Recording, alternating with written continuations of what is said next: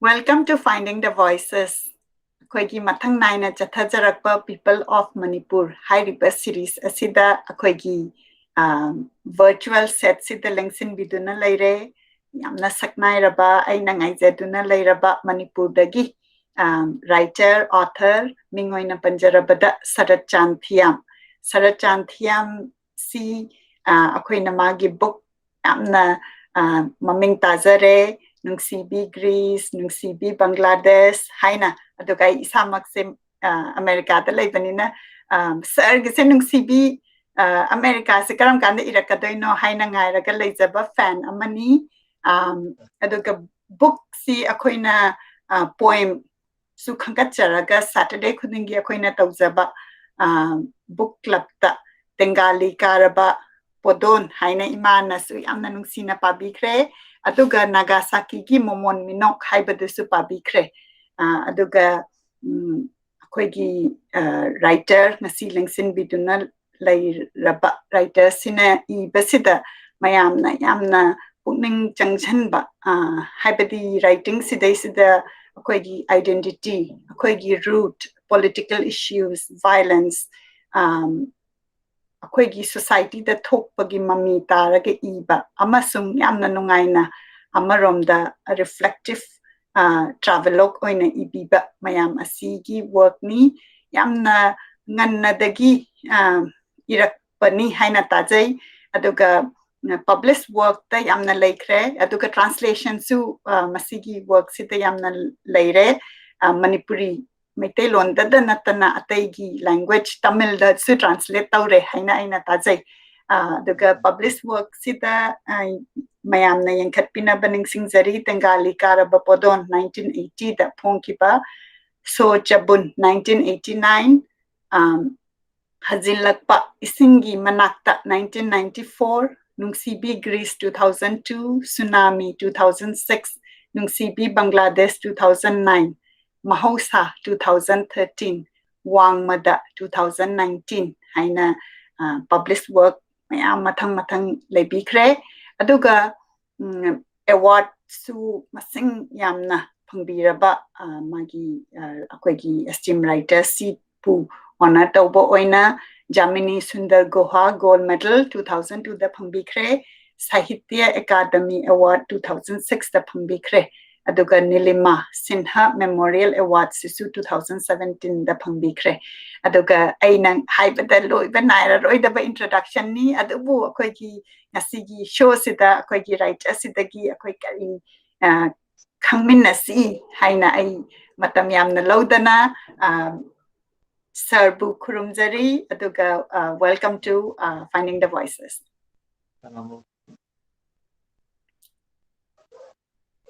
Hirumba, I think the voice ki talk show sida invite to be rectana engasi sarubya pangjabasi AD yamna mai pak pa amasun ngai ba mani adala masibu sinbiriba Monica aduga Monica gi imai ma AD se mai na kaujaba paidagi nungsijaba se ma sarodana lingphamda ngai ba amasun tobimal khamdu cheri aduga se system biriba bini bisu okai litana thauka pungdok seri sumaina yaw phangjabasi aigidi yamna mai pakpa aduga aina karigumba khara tawjabasi miyamda pungdokna bi khudong chaba ma platform ma phangjabase sidani aina yamna nungaijeri se yamna nungai sir gi words mayam se akoina tajarakanda akoina writer masamakka interact tawba phangba adagi akoigi yengbiriba listeners singna su soidana ibirau comment writer sigi work pabi peta karambana pami karina pami aduga hangbinba question leiraga su soidana comment ta ibirau adu ahanba maktada akoina sir gi work sing sidi amna tajare ko the sir gi own memory the haizabatare angang oiringai gi memory imung manunggi kitang share tawbi aisi 1961 gi February kunga tare ning thokaw numi da pokpani ato hujikti ai sahi 1961 oimna 2021 da ai sahi kumpu subagi sangsala bani kumpu gi yaunoba khong thangjilaklabani aisi husi aduna aisi aigi apokpagi mingna iposobi apopi mingna ibe nungsi aduga aigi yang kanna aibu matam punamakta lamjing biramba puning thobo biramba aigi apok le bacha sima lere da akhoi puni sinau taruk poi taruk si manung da aina khwaigi anni nupa mari nupi ani ni aisi mathang mathang akhoi school lekai school mayai kubi adegi private school mathang mathang tamak paduna model higher secondary da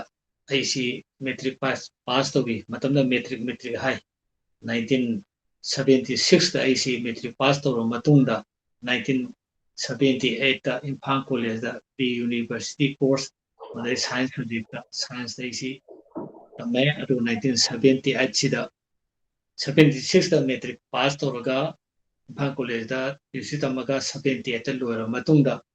government polytechnic Imphal sida diploma engineering aigi baba sina aisi engineer tamasi amna pamba haibatai adana engineer tamu haidana aimonda iba khopigi wari siu leire aduga tambagi kenosidiri baba sina haidana aisi government polytechnic Imphal sida diploma engineer tamme engineering tamakanda adana 1984 da aisi loira matungda 1986 da gidi sarkar gi section officer junior engineer haitara adana to ai thabuk sangki bani sumai to ai gi study tamakpagi wari sima leira matungda ai gi ibagi wari si amuk tentangna thamakanda aisi iba khopasi am pami maramdi kogi class 10 bau sida manipuri subject sida yauriba kogi sereng wareng mayam si tamakan parakanda aisu sum pokpadagi sum iningbagi ithilsum yaupajani aduna idragadi leiba ngamdaba aduna metric phaugi marak sida aisi sei trau hundui surkanda aisi sereng khangde amakda sum khosan iba khosan sum tawi aduga aisi 1976 da metric pass tawraga Imphal de tamkanda Imphal College da aisi koigi magazine secretary oiki matanda koigi hujikti retire tawkhre koigi state central library gi chief librarian oiramba elambam lata kisorsi matam sida maksi magazine secretary board lepi akhoi mayam sangda board thada kanda kare kanda aigi ihan hanba sereng abi wareng si hairiba Imphal College magazine sida phongi mati aingonda nungaiba adum haure adana tawraga government polytechnic ta la kansida government polytechnic la kansida akhoi government polytechnic si kenogi makhada lei koi assam gi manipur technical education gi matam se leitabanina assam gi makhada leiba state council for technical education assam enam lei si makhada akhoi si government polytechnic si affiliate tawbanina parekha 78 tawre 79 first year second mathang changsala kan sidadi 1980 gi matam sida assam da foreigner issue mireba masa tanbagi asauba iho maka hobuda akhoi si affiliate tawrubanina parekha thaba yadabagi adi parekha si sinbagi conduct tawbasi yadabagi maramduna akhoi si sahi mangba tare aduna matam sida 1979 aswai sida aigi maru mapang sing adigi aigi abok sina yakana encourage tawbi adana tawraga aina Tengali Karaba Podon si sereng si saglaga 1980 sida aina sei 18 sure matam sida ihanana ai so sabun aigi ihanana sereng Tengali Karaba Podon haibasi 1980 sida phonge matam dai ngona nungai gi si kari ro aikanda koigi lyric machin sereng mayam ibadu mapum mamoina lyric mapum moina thorpadugi nungai baduni aduna adai tor aina 1980 da aina sei 30 surakan se lyric mapung nungai badugi mathakta koigi miyamna su aisi yamna nahawina sereng iba ma thore khole ka haibagi mayamna nungai ba de aingonda wahi mayam phondo pirakpa adigi aibu yamna nuksina tawbiriba aboknaga nungaijaba adigi abokna kethen chakrakanda nubidang thalaka aina aboksi matamduda laire haiba nate abok matamdugi mini aduna mana paisa asuk ꯌꯣꯜꯂꯛꯏ ꯁꯤꯅ ꯊꯝꯖꯤꯜꯂꯨ ꯍꯌꯦꯡꯒꯤ ꯁꯦꯂꯦꯟꯁꯤ ꯄꯨꯔꯒꯦ ꯍꯥꯏꯕꯅꯆꯤꯡꯕ ꯇꯧꯔꯒ ꯄꯩꯁꯥ ꯊꯤꯕ ꯈꯣꯠꯄ ꯑꯃ ꯇꯧꯕ ꯑꯗꯨꯃꯥꯏꯅ ꯑꯕꯣꯛꯀꯤ ꯃꯇꯦꯡ ꯄꯥꯡꯕ ꯁꯨꯃꯥꯏꯅ ꯇꯧꯗꯅ ꯂꯥꯛꯄ ꯑꯗꯨꯅ ꯑꯗꯨꯃꯥꯏꯅ ꯇꯧꯔꯒ ꯑꯩ ꯑꯉꯥꯡ ꯑꯣꯏꯔꯤꯉꯩꯒꯤ ꯄꯨꯟꯁꯤꯁꯤ ꯑꯗꯨꯃꯥꯏꯅ ꯍꯧꯔꯛꯈꯤ ꯑꯗꯨꯒ ꯑꯕꯣꯛꯀꯤ ꯃꯤꯡꯁꯤꯅ ꯀꯔꯤ ꯀꯧꯕꯤꯕ ꯑꯩꯒꯤ ꯑꯕꯣꯛꯀꯤ ꯃꯃꯤꯡꯁꯤꯅ ꯂꯩꯔꯤꯛ ꯃꯆꯥ ꯂꯩꯔꯤꯛ ꯃꯆꯥ ꯑꯩꯗꯤ ꯑꯕꯣꯛꯀꯤ ꯅꯨꯡꯁꯤꯕ ꯑꯗꯒꯤ ꯃꯥꯒꯤꯗꯨꯅ ꯑꯗꯨꯝ ꯁꯔꯒꯤ ꯔꯥꯏꯇꯤꯡꯗ ꯏꯟꯐ꯭ꯂꯨꯌꯦꯟꯁ ꯇꯧꯈꯤꯕ ꯑꯍꯥꯟꯕꯒꯤ ꯏꯔꯛꯄ ꯍꯧꯔꯛꯄꯗ ꯍꯣꯏ ꯇꯧꯈꯤ ꯑꯗꯨꯃꯥꯏꯅ ꯌꯥꯝ ꯐꯖꯅ ꯇꯧꯏ ꯑꯩꯈꯣꯏ ꯑꯕꯣꯛꯁꯤꯅ ꯀꯩꯅꯣ ꯃꯇꯝ ꯄꯨꯝꯅꯃꯛꯇ ꯀꯩ ꯍꯥꯏꯅꯤ ꯑꯕꯣꯛꯁꯤꯅ ꯃꯁꯨ ꯑꯍꯟꯅꯤ ꯃꯁꯨ ꯑꯍꯟꯁꯤ ꯃꯤ ꯑꯣꯏꯔꯒꯗꯤ ꯃꯥꯒꯤ ꯃꯅꯥꯎ ꯑꯗꯒꯤ ꯂꯥꯏ ꯃꯌꯥꯝꯁꯤ ꯂꯣꯏꯅ ꯃꯤ ꯑꯣꯏꯒꯅꯤ ꯍꯥꯏꯗꯅ ꯑꯀꯟꯕ ꯑꯩꯉꯣꯟꯗ ꯄꯨꯛꯅꯤꯡꯗ ꯊꯧꯅꯥ ꯍꯥꯞꯄꯤ ꯑꯗꯨꯒ ꯂꯣꯏꯅꯅ ꯑꯩꯒꯤ ꯂꯥꯏꯔꯤꯛ ꯂꯩꯕꯤꯕ ꯑꯗꯩ ꯃꯤꯡ ꯆꯟꯕꯒꯤ ꯑꯗꯩ ꯀꯩꯊꯦꯜ ꯆꯠꯂꯨꯀꯥꯟ ꯃꯗꯨ ꯑꯩꯒꯤ ꯕꯕꯥꯁꯨ ꯍꯣꯠꯅꯗꯕ ꯅꯠꯇꯦ ꯕꯕꯥꯁꯨ ꯃꯇꯝ ꯑꯗꯨꯗ ꯐꯨꯔꯤꯠ ꯇꯨꯏ ꯑꯩꯈꯣꯏꯒꯤ ꯇꯦꯂꯔꯗꯤ ꯃꯌꯥꯝꯅ ꯃꯁꯇꯔ ꯏꯕꯣꯆꯧꯕꯤ ꯍꯥꯏꯅ ꯈꯪꯅꯩ ꯃꯥꯅ ꯇꯨꯕ ꯐꯨꯔꯤꯠꯁꯤ ꯑꯗꯨꯛꯀꯤ ꯃꯇꯤꯛ ꯃꯁꯥ ꯅꯥꯟꯕꯅꯤꯅ ꯃꯤ ꯈꯨꯗꯤꯡꯃꯛꯅ ꯃꯥꯅ ꯇꯨꯕ ꯐꯨꯔꯤꯠ ꯑꯣꯏꯔꯁꯨ ꯈꯣꯡꯒ꯭ꯔꯥꯎ ꯑꯣꯏꯔꯁꯨ ꯀꯣꯠ ꯑꯣꯏꯔꯁꯨ ꯑꯩꯒꯤ ꯕꯕꯥꯁꯤꯅ ꯇꯨꯕ ꯐꯨꯔꯤꯠꯁꯤ ꯃꯌꯥꯝꯅ ꯇꯥꯟꯅꯩ ꯑꯗꯨꯒ ꯑꯗꯨꯒꯤ ꯃꯇꯨꯡꯗ ꯀꯣꯟꯅ ꯑꯩꯈꯣꯏ ꯕꯕꯥꯁꯦ ꯑꯩꯈꯣꯏ ꯂꯧ ꯈꯔ ꯂꯩꯕꯗꯒꯤ ꯐꯨꯔꯤꯠ ꯇꯨꯔꯝꯕꯗꯤ ꯀꯣꯟꯅ ꯂꯧꯃꯤ ꯑꯃ ꯑꯣꯟꯊꯔꯛꯈꯤꯕꯅꯤ ꯑꯩꯒꯤ ꯏꯃꯥꯁꯤꯡꯁꯨ ꯀꯩꯊꯦꯜ ꯐꯝꯕꯤ ꯑꯩꯈꯣꯏꯒꯤ ꯑꯕꯣꯛꯁꯤꯅ ꯀꯩꯊꯦꯜ ꯐꯝꯕ ꯉꯝꯃꯛꯇ꯭ꯔꯀꯥꯟꯗ ꯑꯍꯜ ꯑꯣꯏꯁꯜꯂꯀꯥꯟꯗ ꯃꯥꯒꯤ ꯃꯍꯨꯠꯇ ꯑꯩꯒꯤ ꯏꯃꯥꯅ ꯑꯃꯨꯛ ꯁꯤꯜꯂꯒ ꯑꯗꯨꯃꯥꯏꯅ ꯑꯩꯈꯣꯏ ꯏꯃꯥꯁꯤꯅ ꯀꯩꯊꯦꯜ ꯐꯝꯕꯤ ꯑꯃ ꯑꯣꯏꯔꯛꯈꯤ ꯁꯨꯃꯥꯏꯅ ꯑꯩꯒꯤ ꯄꯨꯟꯁꯤ ꯁꯨꯝ ꯀꯩꯅꯣ ꯂꯥꯛꯈꯤꯕꯅꯤ ꯌꯥꯝꯅ ꯅꯨꯡꯁꯤ ꯕꯕꯥꯒꯤꯅ ꯇꯦꯂꯔ ꯑꯣꯏꯔꯒ ꯏꯃꯥꯅ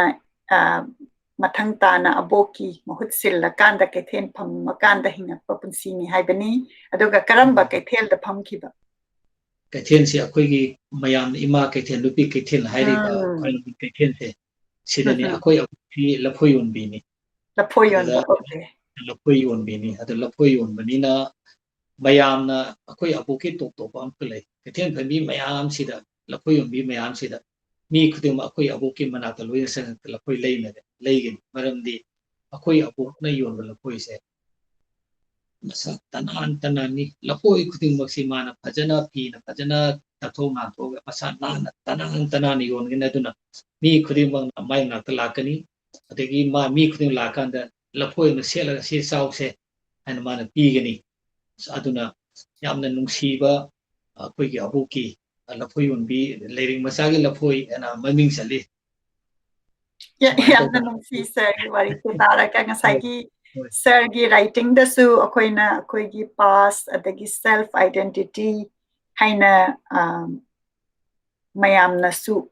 ꯁꯔꯒꯤ ꯋꯥꯔꯛꯇ ꯎꯕꯤ ꯍꯥꯏꯅ ꯏꯕꯤꯕꯁꯤ ꯁꯔꯒꯤ ꯑꯣꯟ ꯋꯥꯔꯗꯁꯇ ꯁꯩꯔꯦꯡ ꯑꯃ ꯅꯠꯇ꯭ꯔꯒꯅ ꯋꯥꯔꯤ ꯏꯔꯛꯄꯁꯤꯗ ꯀꯃꯥꯏꯅ ꯏꯊꯤꯜ ꯄꯤ ꯑꯗꯨꯒꯨꯝꯕꯒꯤ ꯕꯦꯛꯒ꯭ꯔꯥꯎꯟ ꯈꯤꯇꯪ ꯍꯥꯏꯕꯤꯌꯨ ꯑꯩꯅ ꯃꯄꯨꯡ ꯑꯣꯏꯅ ꯏꯕ ꯍꯧꯕꯁꯦ ꯁꯩꯔꯦꯡꯅ ꯏꯕ ꯍꯧꯕꯅꯤ ꯁꯩꯔꯦꯡꯁꯤ ꯑꯩꯉꯣꯟꯗ ꯏꯟꯁꯄꯌꯔ ꯇꯧꯕꯁꯤ ꯃꯇꯝ ꯃꯇꯝꯒꯤ ꯍꯥꯏꯕ ꯇꯥꯏ ꯑꯩꯈꯣꯏꯅ ꯍꯧꯖꯤꯛꯀꯤ ꯑꯣꯏꯔꯤꯕ ꯚꯥꯏꯌꯣꯂꯦꯟꯁꯀꯤ ꯑꯣꯏꯕ ꯌꯥꯏ ꯑꯗꯒꯤ ꯅꯦꯆꯔꯗ ꯑꯩꯈꯣꯏꯅ ꯇꯧꯕꯤꯔꯤꯕ ꯑꯣꯠꯄꯤ ꯅꯩꯕꯤꯔꯤꯕ ꯅꯦꯆꯔꯒ ꯑꯩꯈꯣꯏꯒ ꯂꯩꯃꯤꯟꯅꯒꯗꯕꯅꯤ ꯑꯗꯨꯒ ꯑꯩꯈꯣꯏꯅ ꯅꯦꯆꯔꯁꯤꯗ ꯑꯉꯣꯛꯐꯝꯅ ꯇꯣꯔꯆꯔ ꯇꯧꯕꯤꯔꯒꯗꯤ ꯅꯦꯆꯔꯗꯨ ꯈꯥꯡꯕ ꯉꯝꯗꯦ ꯑꯗꯨꯒ ꯅꯦꯆꯔꯁꯤ ꯃꯔꯣꯟ ꯊꯣꯛꯄ ꯅꯠꯇ꯭ꯔꯒꯁꯨ ꯑꯩꯈꯣꯏꯗ ꯂꯃꯟ ꯈꯨꯝꯕ ꯉꯝꯗ꯭ꯔꯒꯁꯨ ꯑꯩꯈꯣꯏꯅ ꯃꯉꯣꯟꯗ ꯇꯧꯕꯤꯔꯤꯕꯗꯨꯒꯤ ꯃꯍꯩꯗꯨꯗꯤ ꯑꯩꯈꯣꯏ ꯃꯤꯑꯣꯏꯕꯅ ꯐꯪꯗꯕꯗꯤ ꯅꯠꯇꯦ ꯑꯗꯨꯅ ꯁꯤ ꯄꯨꯝꯅꯃꯛꯁꯤ ꯑꯩꯉꯣꯟꯗ ꯌꯥꯝ ꯅꯨꯡꯉꯥꯏꯇꯕ ꯑꯗꯨꯅ ꯅꯦꯆꯔꯗ ꯑꯩꯈꯣꯏꯅ ꯃꯍꯧꯁꯥ ꯈꯨꯠꯁꯦꯝꯒ ꯅꯨꯡꯁꯤꯅ ꯂꯩꯃꯤꯟꯅꯒꯗꯧꯕꯗꯨ ꯃꯍꯧꯁꯥ ꯈꯨꯠꯁꯦꯝꯁꯤꯗ ꯑꯩꯈꯣꯏꯅ ꯑꯉꯛꯄ ꯐꯪꯅ ꯍꯥꯏꯗꯤ ꯑꯩꯈꯣꯏ ꯃꯤꯑꯣꯏꯕꯅ ꯑꯩꯒꯤ ꯅꯨꯡꯉꯥꯏꯅꯕꯗꯪ ꯈꯟꯕ ꯅꯦꯆꯔꯗꯨꯒꯤꯗꯗꯤ ꯑꯩꯈꯣꯏꯅ ꯃꯉꯣꯟꯗꯗꯤ ꯑꯩꯈꯣꯏ ꯑꯦꯟꯖꯣꯏ ꯇꯧꯕ ꯉꯝꯗꯕ ꯑꯗꯨꯅ ꯑꯩꯈꯣꯏ ꯃꯤꯑꯣꯏꯕꯗꯪ ꯈꯜꯂꯛꯄ ꯑꯩꯗꯪ ꯈꯜꯂꯛꯑꯒꯗꯤ ꯑꯔꯣꯏꯕꯗꯗꯤ ꯑꯩꯒꯤ ꯅꯨꯡꯉꯥꯏꯅꯕ ꯑꯩꯗꯪ ꯈꯜꯂꯛꯑ ꯀꯥꯟꯁꯤꯗ ꯑꯗꯨꯅ ꯁꯤꯒꯨꯝꯕ ꯃꯌꯥꯝꯁꯤꯗ ꯄꯦꯟꯗꯕ ꯅꯨꯡꯉꯥꯏꯇꯕ ꯃꯌꯥꯝꯁꯤ ꯑꯩꯉꯣꯟꯗ ꯑꯩꯒꯤ ꯁꯩꯔꯦꯡꯁꯤꯡꯁꯤꯗ ꯑꯗꯨ ꯃꯌꯥꯝꯗꯨꯅ ꯑꯩꯉꯣꯟꯗ ꯏꯊꯤꯜ ꯑꯃ ꯄꯤꯔꯛꯄ ꯏꯟꯐ꯭ꯂꯨꯌꯦꯟꯁ ꯇꯧ ꯑꯩꯁꯤ ꯇꯨꯃꯤꯟꯅ ꯂꯩꯕ ꯉꯝꯗꯕ ꯑꯗꯨꯅ ꯏꯊꯣꯛꯇ꯭ꯔꯗꯤ ꯇꯨꯃꯤꯟꯅ ꯂꯩꯕ ꯉꯝꯗꯕ ꯑꯗꯨꯅ ꯃꯇꯝꯗꯨꯒꯤ ꯊꯦꯡꯅꯔꯤꯕ ꯃꯌꯥꯝꯁꯤꯗ ꯑꯩꯅ ꯑꯗꯨꯝ ꯁꯩꯔꯦꯡꯁꯤ ꯏꯕꯅꯤ ꯑꯗꯨꯒ ꯈꯣꯝꯖꯤꯜꯂꯒ ꯏꯊꯣꯛꯑꯀꯥꯟꯗ ꯇꯁꯦꯡꯅ ꯍꯥꯏꯔꯀꯥꯟꯗ ꯑꯩꯗꯤ ꯏꯗ꯭ꯔꯒꯗꯤ ꯇꯨꯃꯤꯟꯅ ꯂꯩꯕ ꯁꯨꯡꯉꯝ ꯉꯝꯗꯦ ꯑꯩꯒꯤ ꯄꯨꯟꯁꯤꯁꯤ ꯏꯗ꯭ꯔꯒꯗꯤ ꯇꯨꯃꯤꯟꯅ ꯂꯩꯕ ꯁꯨꯡꯉꯝ ꯉꯝꯗꯦ ꯏꯔꯤꯈꯩ ꯅꯨꯡꯉꯥꯏ ꯑꯗꯨꯅ ꯑꯩꯉꯣꯟꯗ ꯂꯩꯔꯤꯕ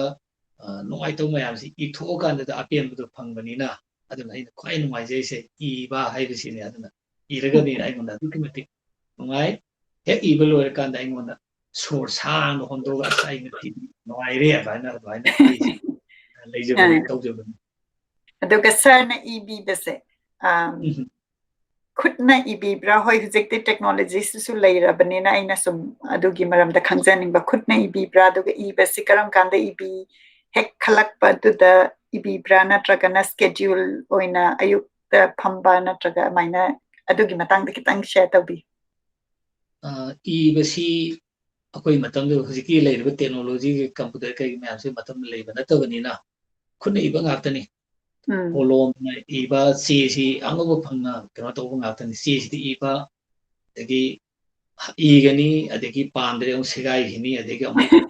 andalandana ai si da igani aduga ibasi aingonda aiko akal no matam leite kai haigani aingonda kai mama sat phauragadi ai barabi haudragadi nongale na kana matham mang hidoini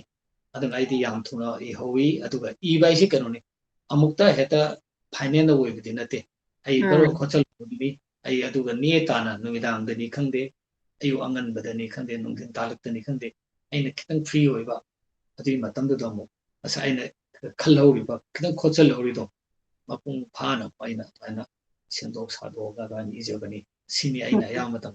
tawje ibadi aina khuni ibadu ngak hujik su technology se leiraga su khutna ibi ri pra kamai tawbiri hujik ki biko ai technology ai tu sinate ji khuna dum iri ada aina khanbam lai technology phanayam da chakhalaga su ai kolom se ai se kolom sim lai suna thade technology dai nong ta ngasi bo ide adana khuna irawa lale na kapthatpa adagi amu aingonda penjaba nungai je khut ka kolom ji pairaga si da su sanajaba se sigi nungai timo aingonda leite yamna tabada nungai jai aduga ahan bagi sir gi work sida aina hangning badi yamna leire do ahan bagi oina Tengali Karaba Podon se koina su tajakre pazakre koi gi finding the voice ta masigi I basi yamna teenage boy amane igiba matam duda haiba tare ko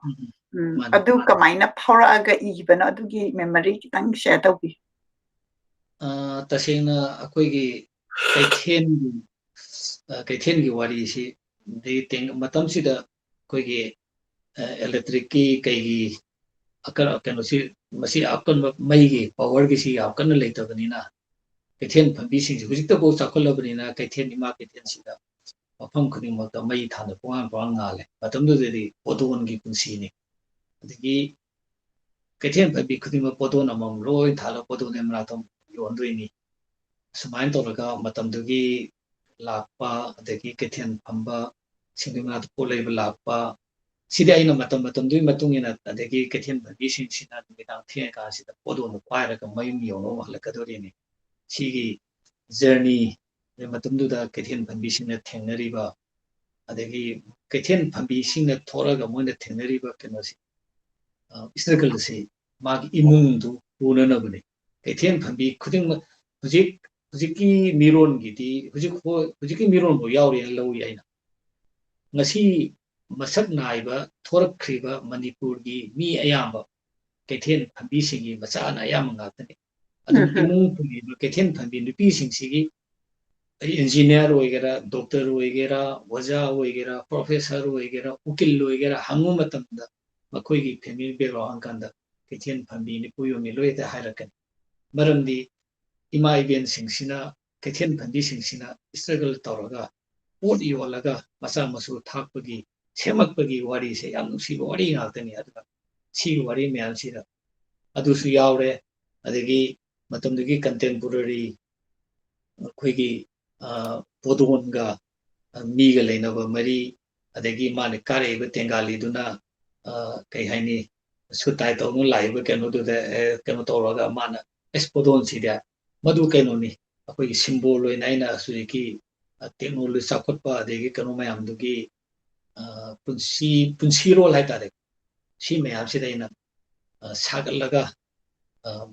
makhal da toraga daina sairing si ijagi beni haiba tare yamna nungai tabata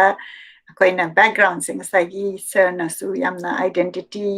dagi akoigi haurakpham masi dasu focus tawrakanda ibasina aina sum thengnajabada akoigi nahoriba angangsingna akoigi identity natraga root se haibada ikaibagumba tawbase aina encourage tawjaning ba haiba tare ko ngasagi sarna pambigi badu akoigi Manipur gi society da ming nairaba thabak tawba mi haiba tare ko moigi background se dum yeng bakanda akoina ima kaithen phambi ama gi macha adumaina oirakpado akoina yamna proudly haiba ngamba duga share tawba ngamba adugumba si ai hakna su yamna pamjaba aduna sir gi work na su yamna reflect tawbadu da ekta sir gi work se pa bakanda ingwanda yamna si benungai ba ma pokche makha tarakpada sir gi publish work se mathang da 1989 da oina publish tawi ko so Chabun do 80 to 89 si da khara gap se lei khre do masigi matang da kitang haibiu aduga ibasi marakta tok ubrana traga iraga phongdaba adu oibibra masi kanone topa ngate ibiti sunle lete marak sai atopa activities mayam ama tawpa aisi saigi writer amoina aiba moina sul leiraga su aisi kai haini sinpham yam hai tare tawning thabakhi yam ba hai tare 1980 da phong matung da ai lairi tam na tawre adiki marak sida aisi kari hai patai 1980 gi lairi phong matung sida Manipur da insurgency kai achauba irang laktana degi army gi kari gi degi operation toba combing operation kai gi masi awana mayam akoi Manipur da thenagi 1980 matam sida swadi gi hawne swadi hawpo matam sida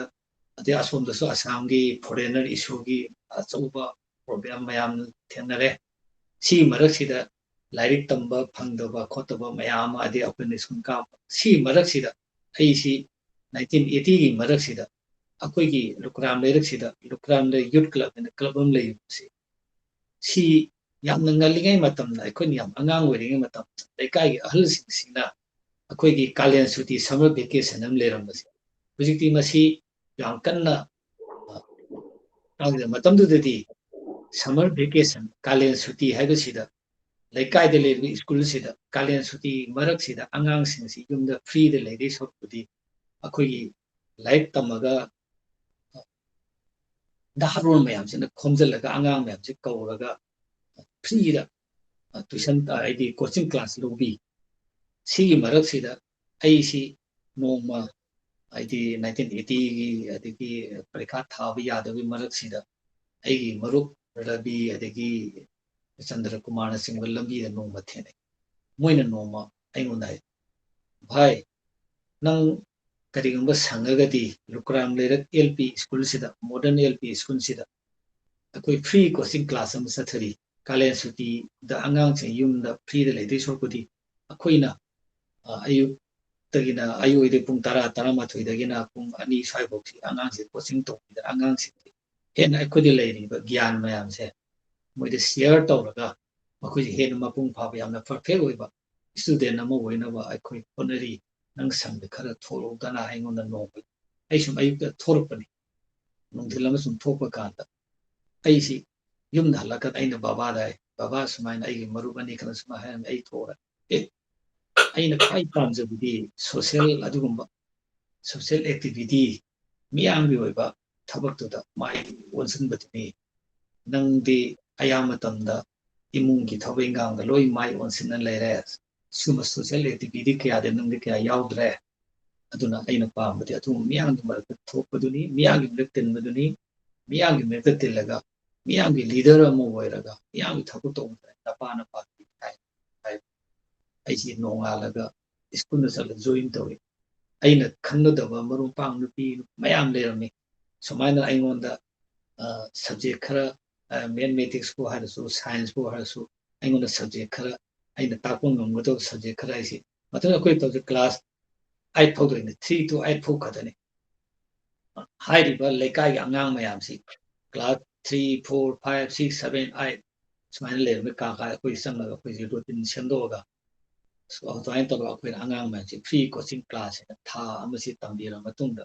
mokoi si kalian city hek loi baga summer big hello moi school sakhidoini tham gi manung sida akhoi na aina khangjo ma angang da share to sumain to raga 1980 advain to raga 80 81 82 sumain da sahi mari nga ma tawi adiga topa sports ke movement sida su khoi gi kari hai tare sagon bal mai kai da lai ba khoi gi sana khonabagi panjaba mayamsi akoi samna yaksang aung lai yaksang sports tokan sida akoi gi masi akoi gi lamyan ba irabot adagi mahakabi hijam angang halloi akoi gi matamda yaksang da akoi na paisa mundana abi taina dana arem da matam manghanna akoi gi punsi si adu ithak irang da akoi punsi mangada na te kaina akoi na tarum mayam do aisu lai to para kanda makoi punsi wari para ai thena gi khange aduda sagon bal apun ban haron SAN mayamna san hai khani san sina sillaga oriental college sida akoi gi yaksang gi numit mangani si matam manghan be mota aikoi yaksang sports meet ama sille masi sei khudingi masirasu ai si yaure yaksang gi yumda yaksanggi paisa ni dana ama tawdana ide angang mayam matamdagi tawjarasu sports ke movement sidasu yaksang sina sports ke movement sida hena sangsalakna baina aisamu oriental college da khoi si numit mangai si yumda hande lek chana leidoini adwain tawdana khoi si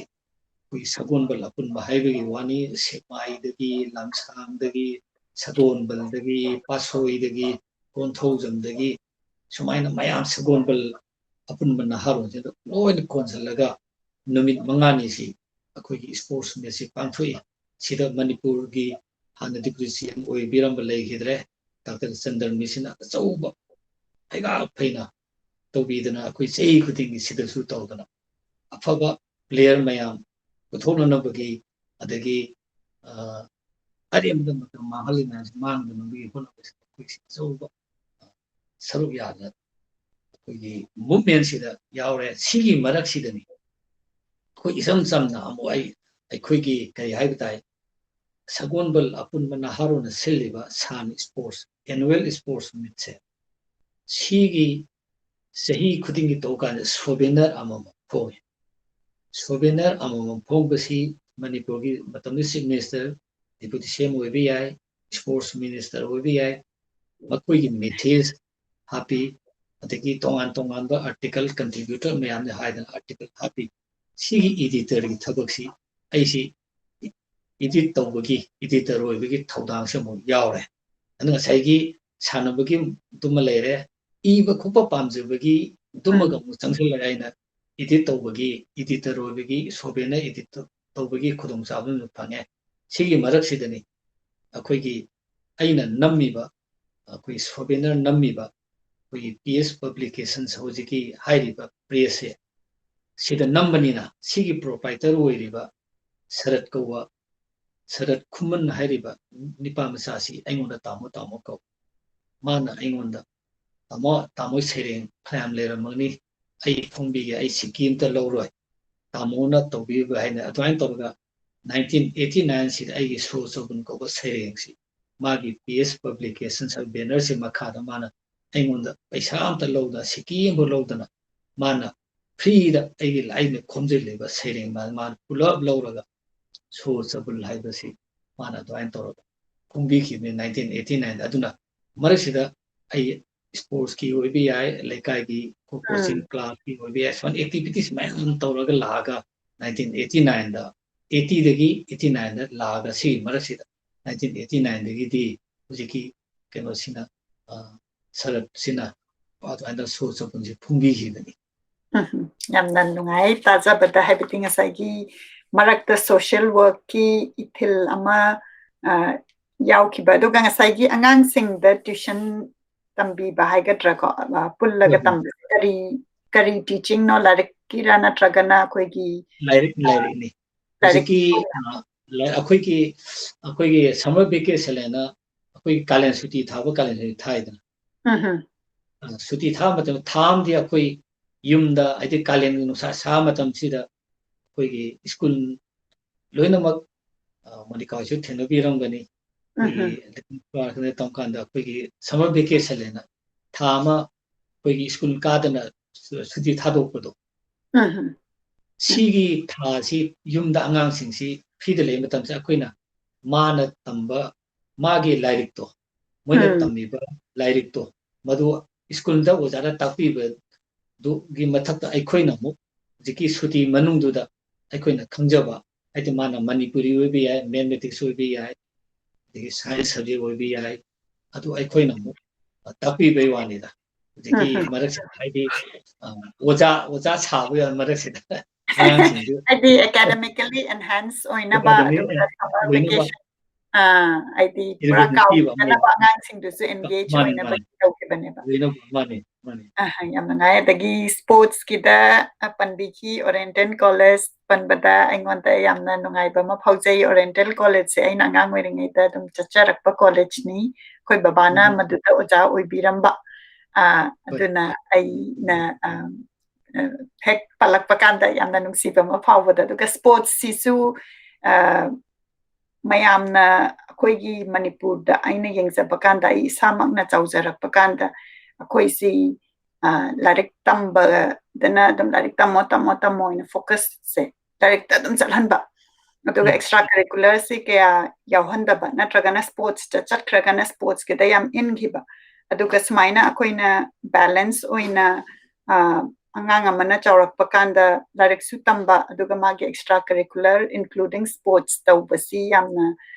ꯍꯧꯖꯤꯛ ꯑꯩꯅ ꯊꯣꯛꯆꯔꯛꯄ ꯀꯥꯟꯗ ꯑꯇꯩ ꯂꯝꯒꯤ ꯃꯐꯝꯗ ꯀꯃꯥꯏꯅ ꯃꯣꯏꯁꯦ educate ꯇꯧꯏ ꯀꯥꯏꯅ ꯌꯦꯡꯕꯗ ꯑꯩꯉꯣꯟꯗ ꯑꯋꯥꯠꯄ ꯍꯥꯏꯕ ꯇꯥꯔꯦꯀꯣ ꯃꯗꯨ ꯅꯤꯡꯁꯤꯡꯍꯜꯂꯤ ꯑꯗꯨꯒ ꯁꯔꯅ ꯍꯧꯖꯤꯛꯀꯤ ꯁ꯭ꯄꯣꯔꯠꯁꯀꯤꯗ ꯐꯣꯀꯁ ꯇꯧꯔꯛꯄꯒꯤ ꯏꯅꯤꯁꯤꯌꯦꯇꯤꯚꯇꯨ ꯇꯥꯕꯗ ꯌꯥꯝꯅ ꯅꯨꯡꯉꯥꯏꯖꯩ ꯁ꯭ꯄꯣꯔꯠꯁꯇ ꯅꯠꯇꯅ ꯑꯩꯈꯣꯏꯒꯤ ꯗꯤꯁꯤꯄ꯭ꯂꯤꯟ ꯃꯤ ꯑꯃꯒꯤ ꯃꯥꯒꯤ ꯄꯔꯁꯣꯅꯦꯂꯤꯇꯤ ꯁꯦꯝꯃꯛꯄꯗ ꯌꯥꯝꯅ ꯏꯝꯄꯣꯔꯇꯦꯟ ꯑꯣꯏ ꯍꯥꯏꯅ ꯑꯩꯅ ꯈꯟꯖꯩ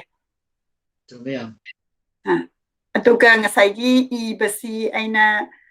ꯑꯟꯗꯔꯁꯇꯦꯟ ꯇꯧꯖꯕꯗ ꯏꯕ ꯂꯦꯞꯄꯗꯤ ꯅꯠꯇꯦ ꯏꯔꯀꯥꯟꯗ ꯊꯝꯃꯀꯥꯟꯗ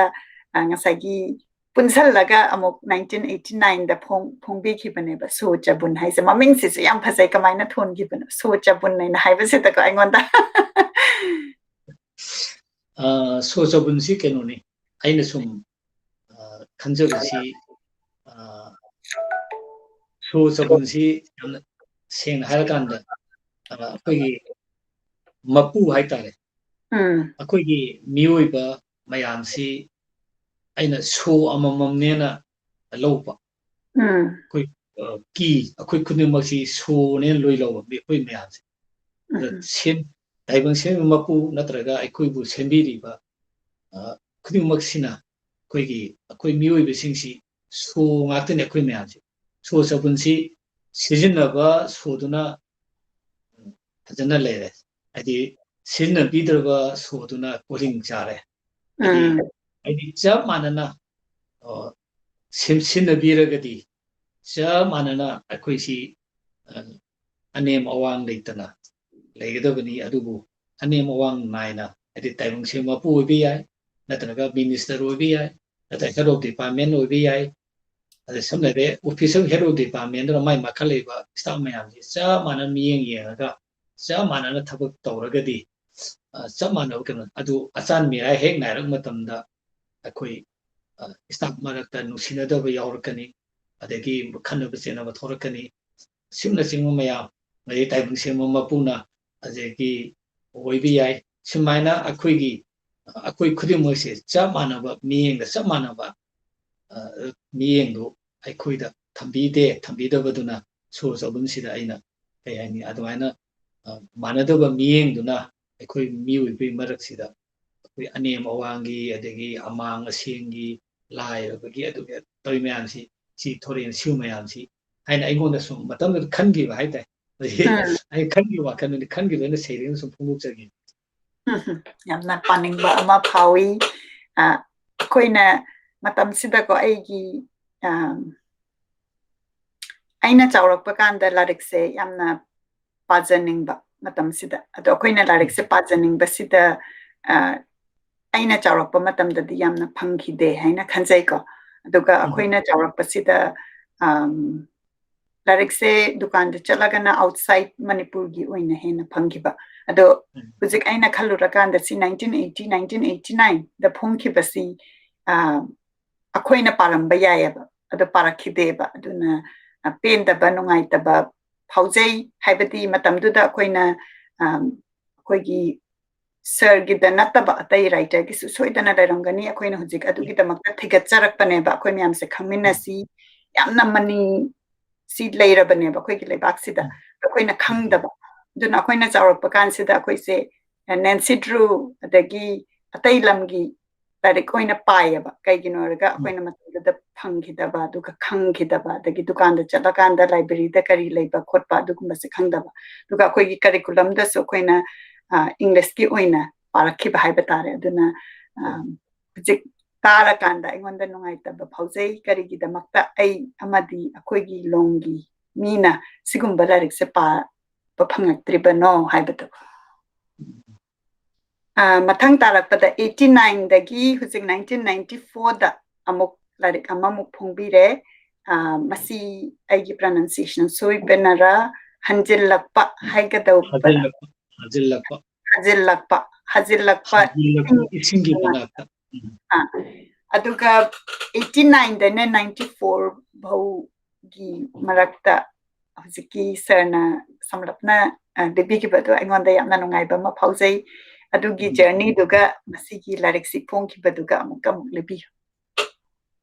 hujiki Hajiklakpa Eshinggi Manakta koi Kerala gi sakoi khungchal amakhan Hajiklakpa akoi backwater se Hajiklakpa Eshinggi backwater ko English the backwater ko Kerala si moina backwater kai ko yes land of backwater aduna akoigi yamna nungsiba wari ma haiba tai Sahitya Akademi na akoigi Delhi da leiri si moina recognize tauba language Sahitya literature si sigi manungda Manipuri literature si su 1972 da recognize tauba Sahitya Akademi sina akoigi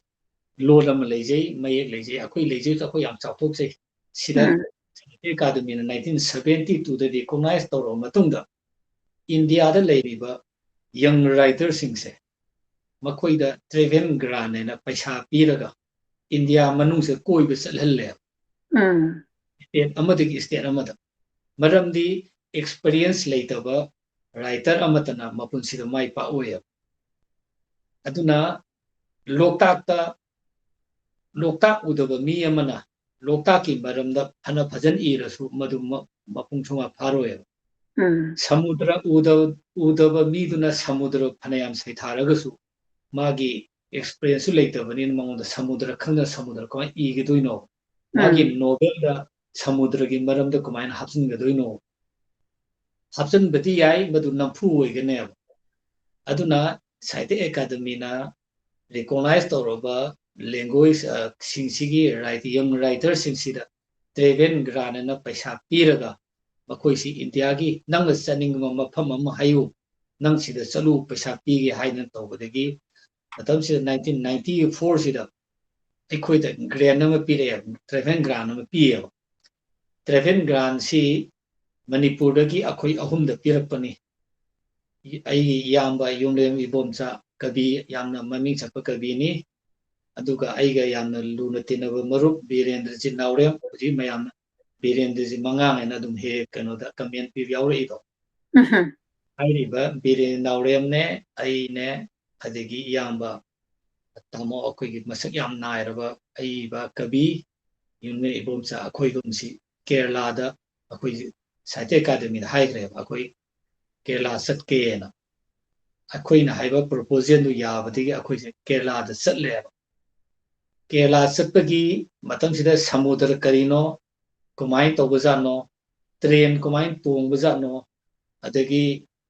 haibna singba mayam adagi Kerala gi people sing adagi makhoi gi punsi mahing adagi makhoi gi writer sing sin iriba khui makhoi gi saireng sina karmai tawi haibasi physically isana chalaga unaraga wari saragadi loina khange mother thengarapa experience mayamdo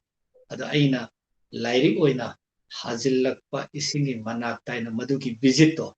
madu chalubagi lamkoi wari aigi punsida ihananba travelogue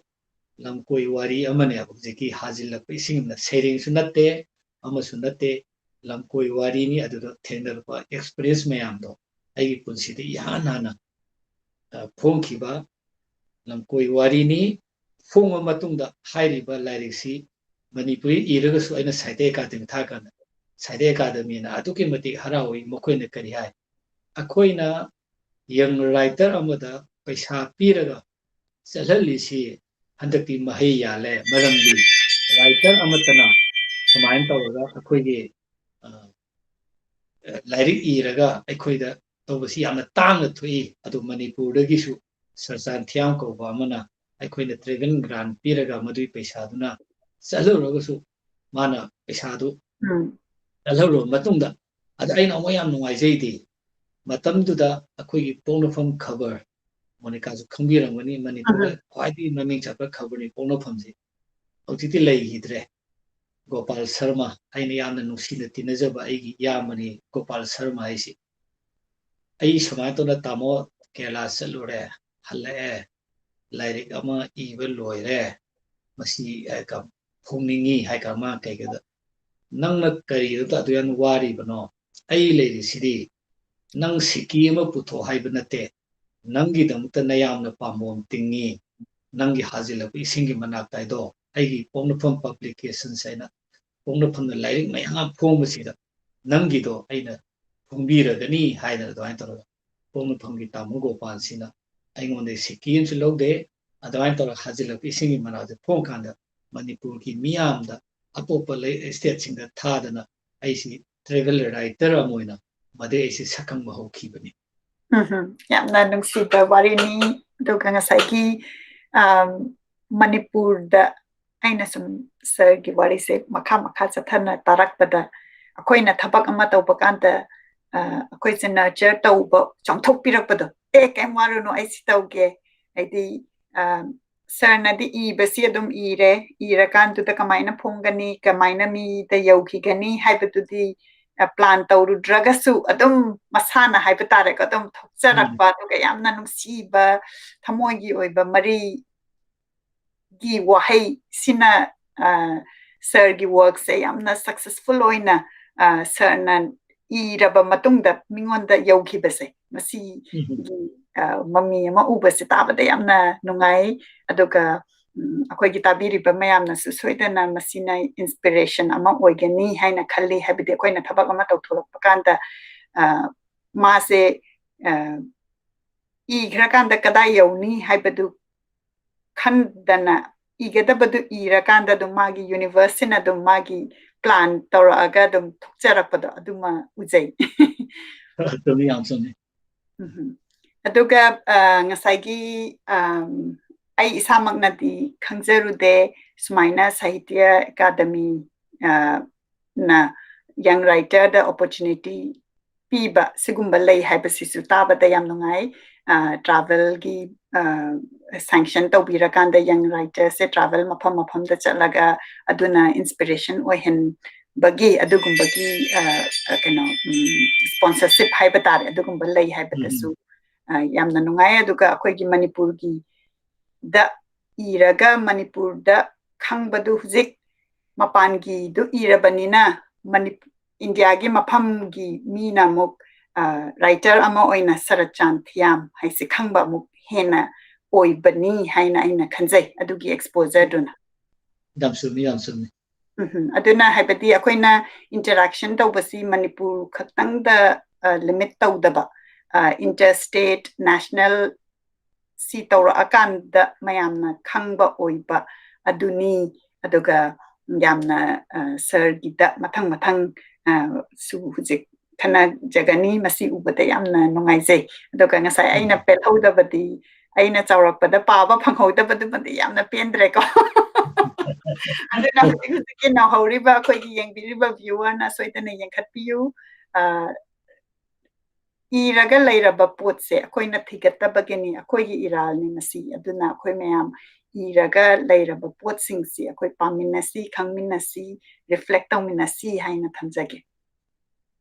Sumya. Makha tarakpada Nungshibi Greece. Amuk 1994 to 2002 gap khara laikre. Masiki matang haibi. Langkoi wari si hojiki Hajiklakpa Eshinggi Manakta igara matungda ai sereng i adubu mafam amada country amada oibe ai natra state amada satpa sidi ai sigi marasidi yam chatle national level pangthokpa tongan ba akoigi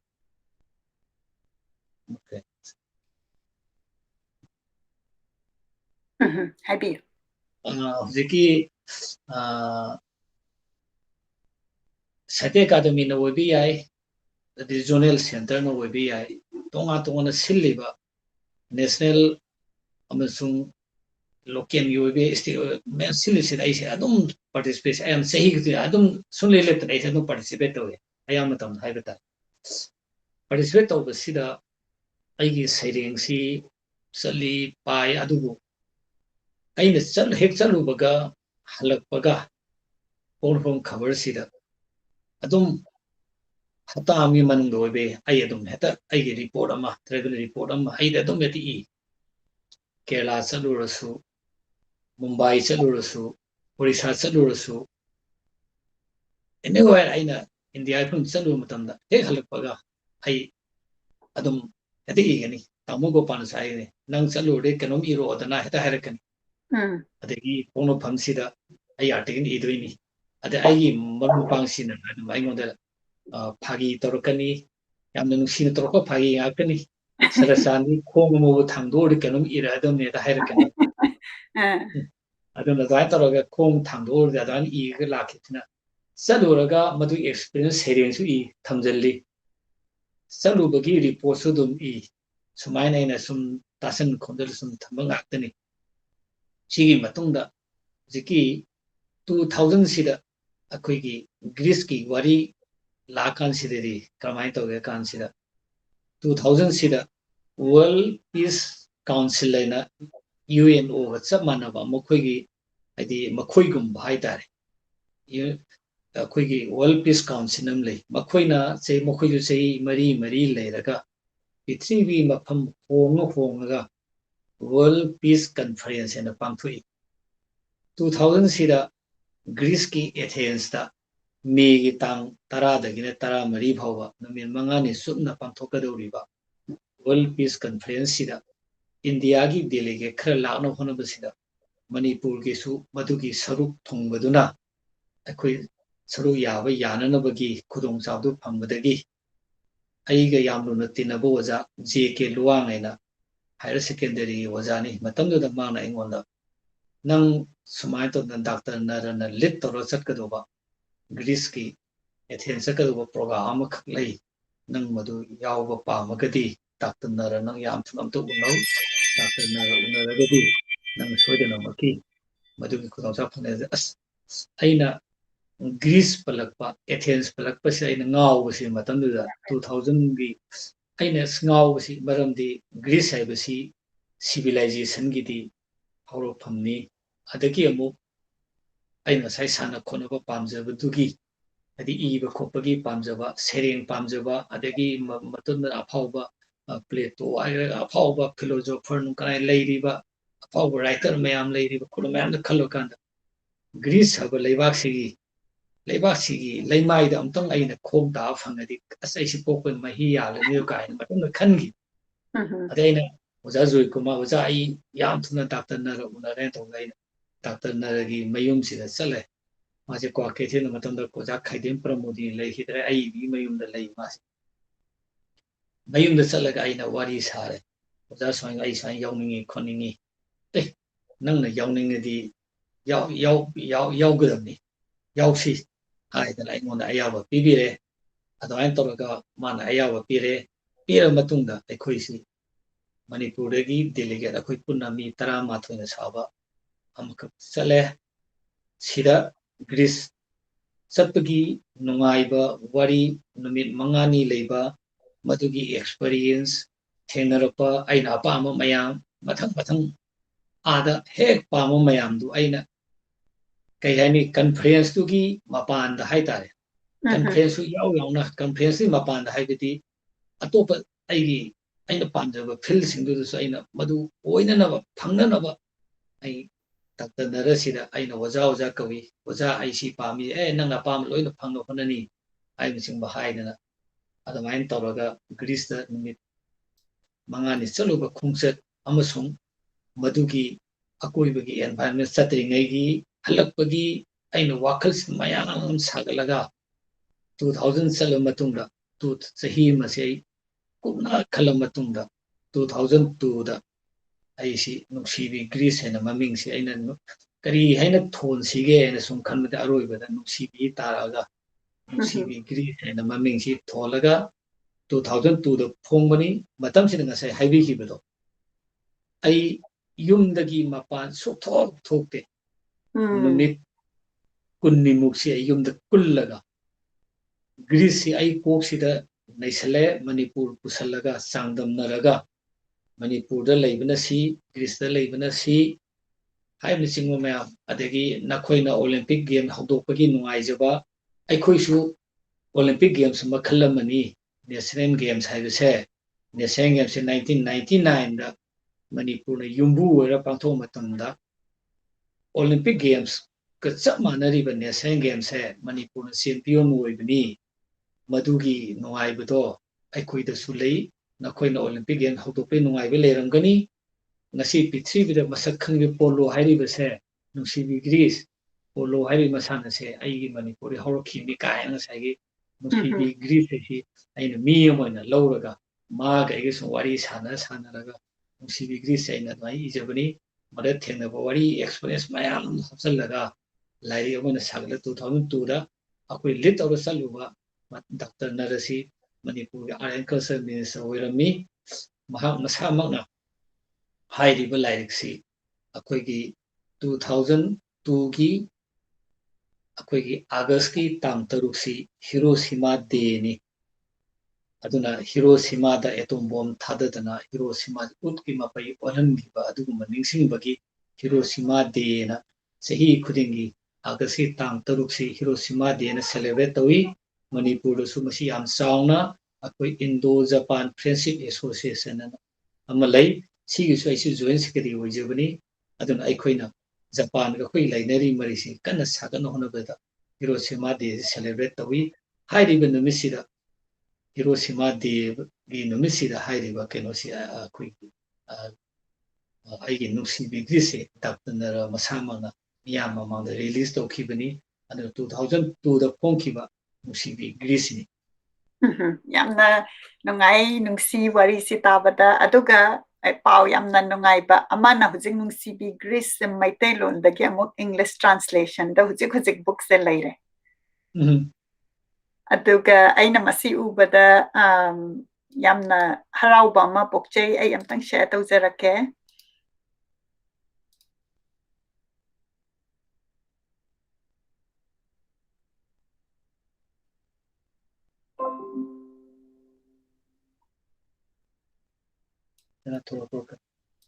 masigi picture si aina Oh Lovely Greece English ki translation maitai lon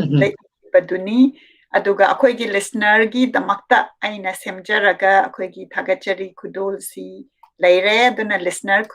na question adagi comment Saratchand Thiyam gi work ta kari pambi karamba larik pabire haibadu soitana ibirau aduga masigi gift singaiduna laire akoigi listener gi damakta ngasai aina haijabadu akoina chawrakpa kanda book se kya phangdaba aduga hujik Oh Lovely Greece Manipur gi bookstore Ukiyo da phange Ukiyo da Imphal da leiba Manipur da leibana dum phangbigani ai samaki copy de ai ngaijari ai phangdri ai yamna paningdana leire aduga akoi sina mo haibada kairabako maitai lon gi potsi pabasi heitabadi nate heiraga so khoina muk kuina paraktabagi fluency se walakpa aduna translated version lakpa se khoidadi yamna harau jaba ma pokchai ko doga Manipur macha nataba ataigi lamgi minasu huzik Manipur gi writer gi work si English ta iraga magi mayam da yauhan giba ngasai gi sir na panbi giba do akoi gi polo si haurak pham si akoi gi Manipur da gi ni Greece da Olympic hauraga su kain haibagi changdam na ba sigum bayam na phasaba point si akoi gi Manipur gi mi khatang na nataba hujikti English ki version si da leirabani na masi Amazon da phang haibadu di ai thiga chadri aduga Amazon si da phangaga di mafam world gi kachin koya si da yauragani aduga Amazon natraga su yukiyo da akoi hujikti technology si am chakalabani na masigi book se thabir o haibada heta phangba ngamme ba yamna nungai ba ma khoida aduna atai gi language ta su translate ta wi haina ta jai aduga translation sigi maram da kitang haibi Zeki Nungshibi Krisi English the all of the English in English the translate tawle masi translate tawriba nupamsa si singkhai ngan ba thangjum kawi matam sida mahaki apukpi mama si promo kawi promo si ziki lairik ta ngaw ba nupi ni aigi di isi ni isi di akhoi gi laikai gi isi gumani duma si lairik sida ngaw ba aduna aigi laisi paraga madi hekta ahing laitu pawa haurubadagi madi ahing de loisalaga madi adom ngaw lai thokra masi ada masi khaidemgi oja pramodi ni mai masalaga oja aigi upanopa sarsan irisi aigi sanopa na english translation to hange sibu ya gadre en to kan mana kai ya de ni sasan hayu yani hain to aingonda nom hai si ipungo sir aigi isanupa singkhai ngan ba si hujuri dem college de tammi yamna mapung mari phamne masi hujing graduate tammi adugo masi english ti phajana di akoi maram don bosco maram gi satrani english ti yam phajana to la horopa ngang ni adu mana khangdom matam do aina hairaga ibani thaminaraga ai translation to nge nang ya ta si ke ya roi do adu anta aina mon ya iraga all of the English at English mana translation tawi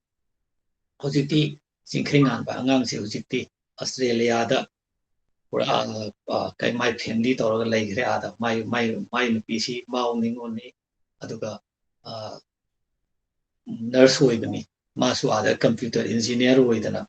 hojiti madi hojiti Australia da lai gre singkringan basi sumai tawra mana English da hando matungda hairiba akoi gi Manipur da koigi talent indubala award aina akoigi londagi atopa londa translation tawbata khwaidagi phajaba lyric ta award ampi naharon sahityani samiti hairiba organization sina translation sibu encourage to boina akoigi talent indubala award aina pi hairiba award si only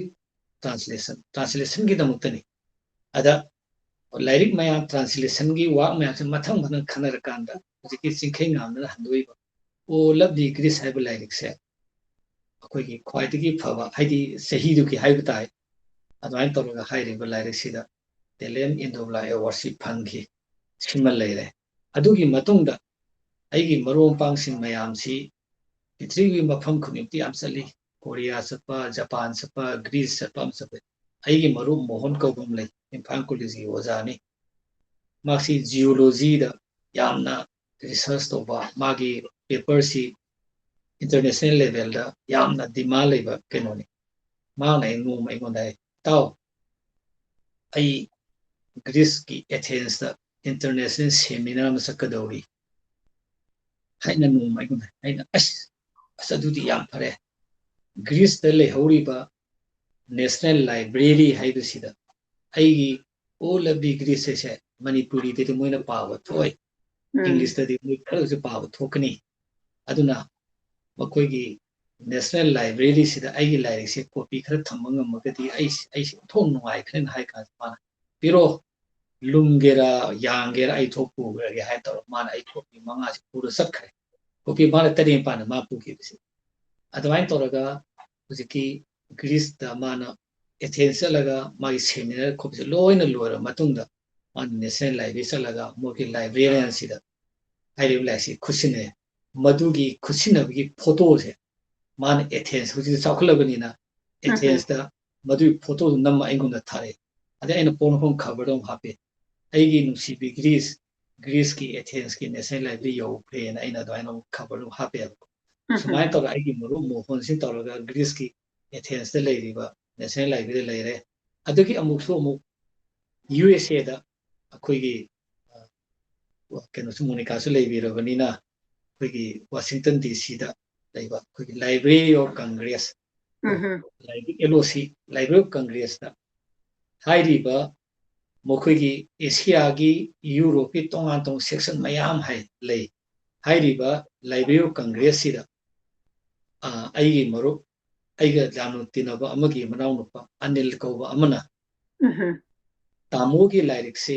सही लिसिंग लिसिंग ले होना library of Congress है बिसे पृथ्वी की हेक फोंगी लाइरिक खुदिमक लोइनमक थंबमनी लाइब्रेरी ऑफ कांग्रेस तबु लेग्रगदी मी खुदिमना रिसर्च तोगेरा पागेरा लोइन यारनी अदुना लाइब्रेरी ऑफ कांग्रेस ता थमंगमगदी माइ पाकपो ओयरनी हाइदना आइंगोंदा हाइरपदगी aina as adu dai lai we am pam hain toroga man ai lai to hujikti thadana america gi library of congress da hairiba ai gi nungsibi gris hai basi thangre hujikti magi number on pire hairi number si LOC haina ai masing dudi ai hindre ai monica thajarake aduga hairiba number si hek dak nong kanda ai gi like nungsibi gris oidoi ne aduan toroga America की library Congress दा हाइरिबा lyric नुसीबी ओले greasy लेग्रे सुमाय तोरगा नुसीबी Greece की वारीसी मथंग मथंग लाकपदुना ममै थंगा अखोइगी मीगी डिमांड सी सुमजुम हेगलपदुना सुमाइना लाइरिक से first edition second third fourth five six seven eight निपान सुबह एडिशन यौरबनी मणिपुर दा कॉपी लिसिंग अमा नंबसी लोइन होनबद यामना वान थोई अयामना लम्मीसी चंगादे लिसिंग अमा बहुमन अयामना नंब गातनी सम अखो याम पॉपुलर ओइद लिसिंग अनि गुम नंबसु याव मयावे अइगिसी लिसिंग नमकपदुना हुजिक्ति निपान सुब एडिशन सी हुजि नमदना हुजि मियामदा फंगिसी निपान सुब एडिशन नि सिसु पंकुई कुइदना 2020 लोरपा स्वाइददि आई खंगा लोइखरन खल्ले अदुना 9 एडिशन अमु लापगी तंजाउं लेरी अदि सिगी नुसीबी ग्रीस की ट्रांसलेशन की मथंग लागान सिदा नुसीबी ग्रीस की वारीसी इफांग फांगजने अदुसु वारीसी नुसीबी ग्रीस लोइसल होननो हाइतारेको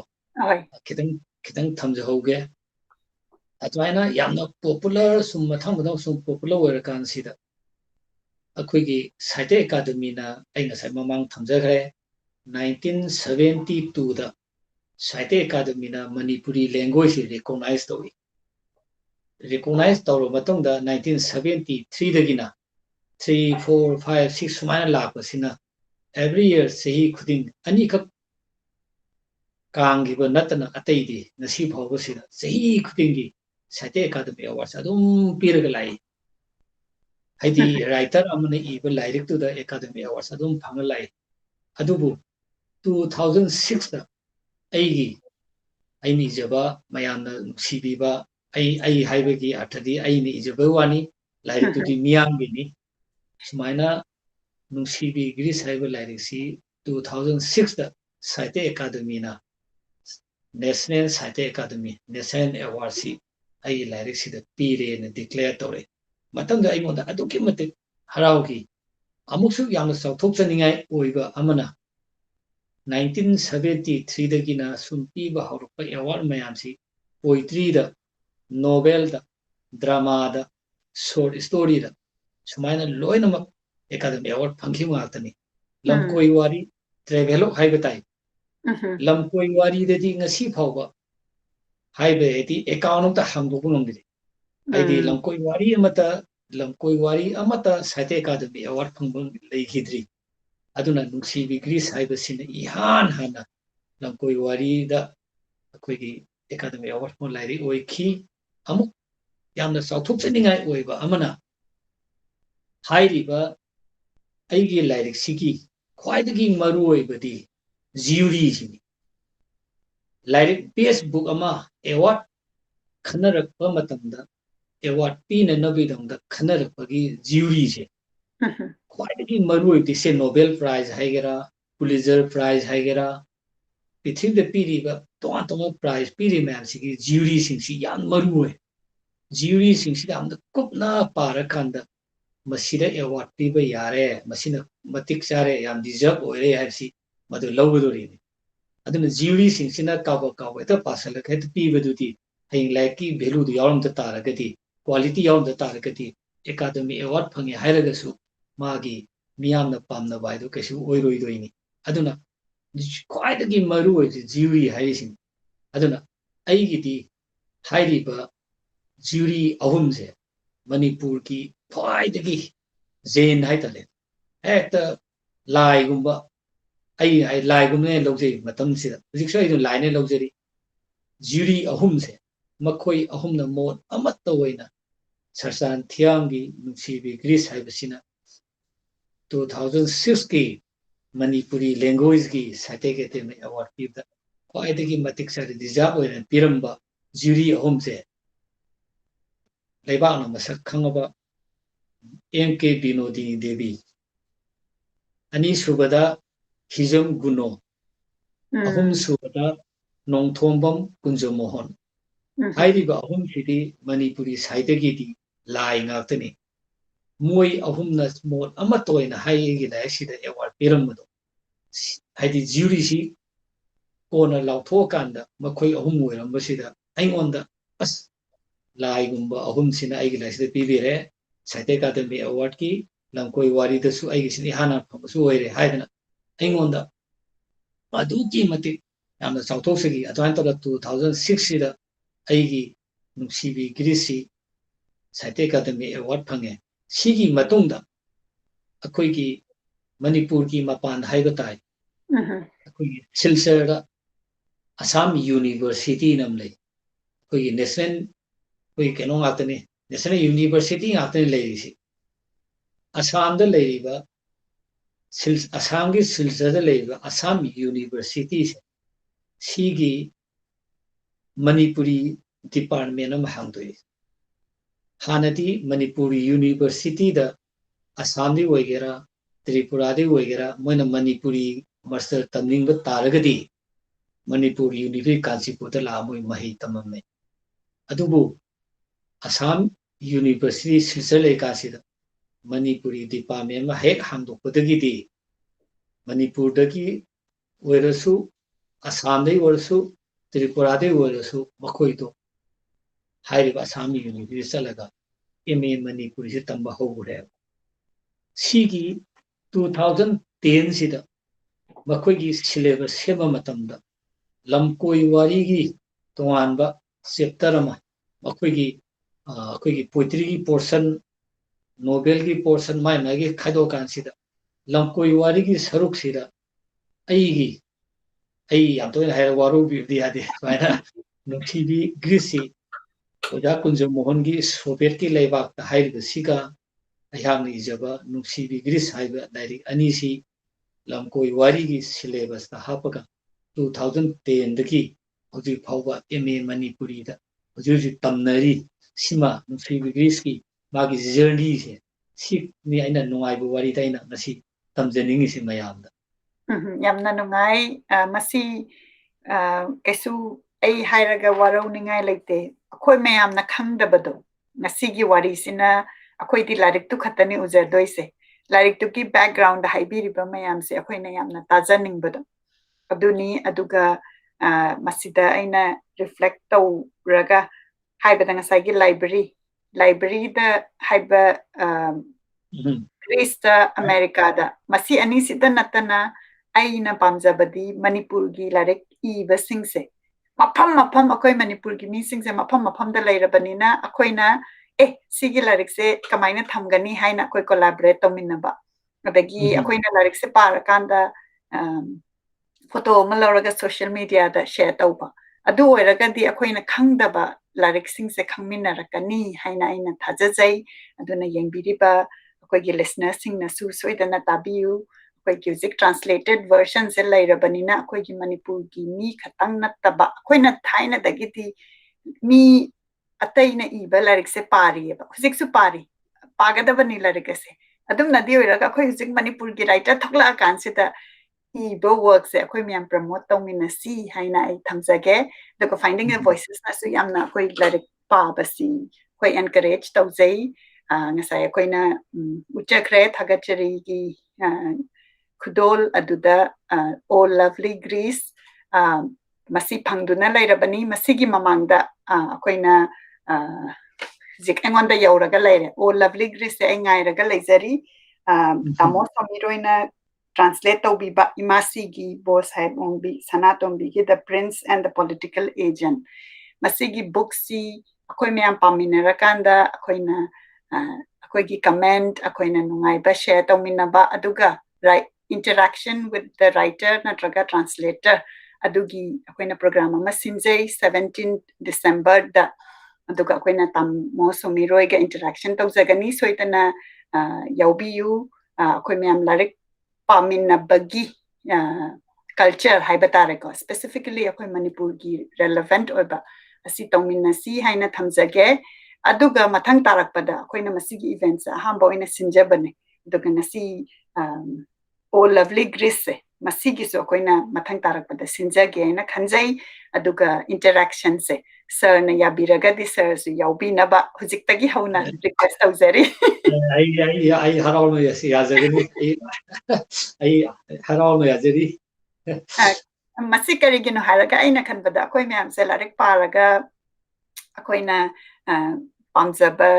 part amadi dum yawidana like ama paba kanda dagi writer si hangningba mana si irise karigi ramino natraga na kaino kaina adugumbagi interaction tawbase aina khara encourage tawjaningi aduga finding the voice sina adugi platform du sagacharaga akoi myam phaja phajara larik myam se paminasi khangminasi aduga writer amaga interact tawba haibasi akoi gi tamakta di fan haijaba tareko akoi gi tamakta di amna nungai ba moment oigani aduna sir na harau harau na yabirakpagi amna nungai jare akoi matam sisu yamna haujan gre adoisu wari di yamna lairi ai loisanba loisaningdri sir na wabit regati wadi adu sagisi ai wadi ai adu wari kananingi finding ma mayam tu leideri ai gi adudi mathang tarakpada akoi gi platform sida Bangladesh ki ichin inausu yamna yaubiri aduna Nungshibi Bangladesh ki wari su leiri aduna ne aina loisan ba yadri hairisi mane ai loisan jagi roi makha tarakpada Tsunami 2006 da ibikre aduga 2002 daina 6 pause masigi matangda amuk akoi wari libi ziki ai si haido maithong yam yamba aduga tongan ba kai hai tare sport ki movement si dasu ai si yamna sengara kanda manipur da sports writer hai tare sports journalist hai sports writer hai ai ki sports ki maram di ibani na ai san sports writer na ai san claim to jai aduna manipur da koi 1990 dagi porfom khabar si da tamogo panna dagi ayamba yune bom sana yam kanna haidana sports ki maramda ibinaba manipur nga sibo kanamta leite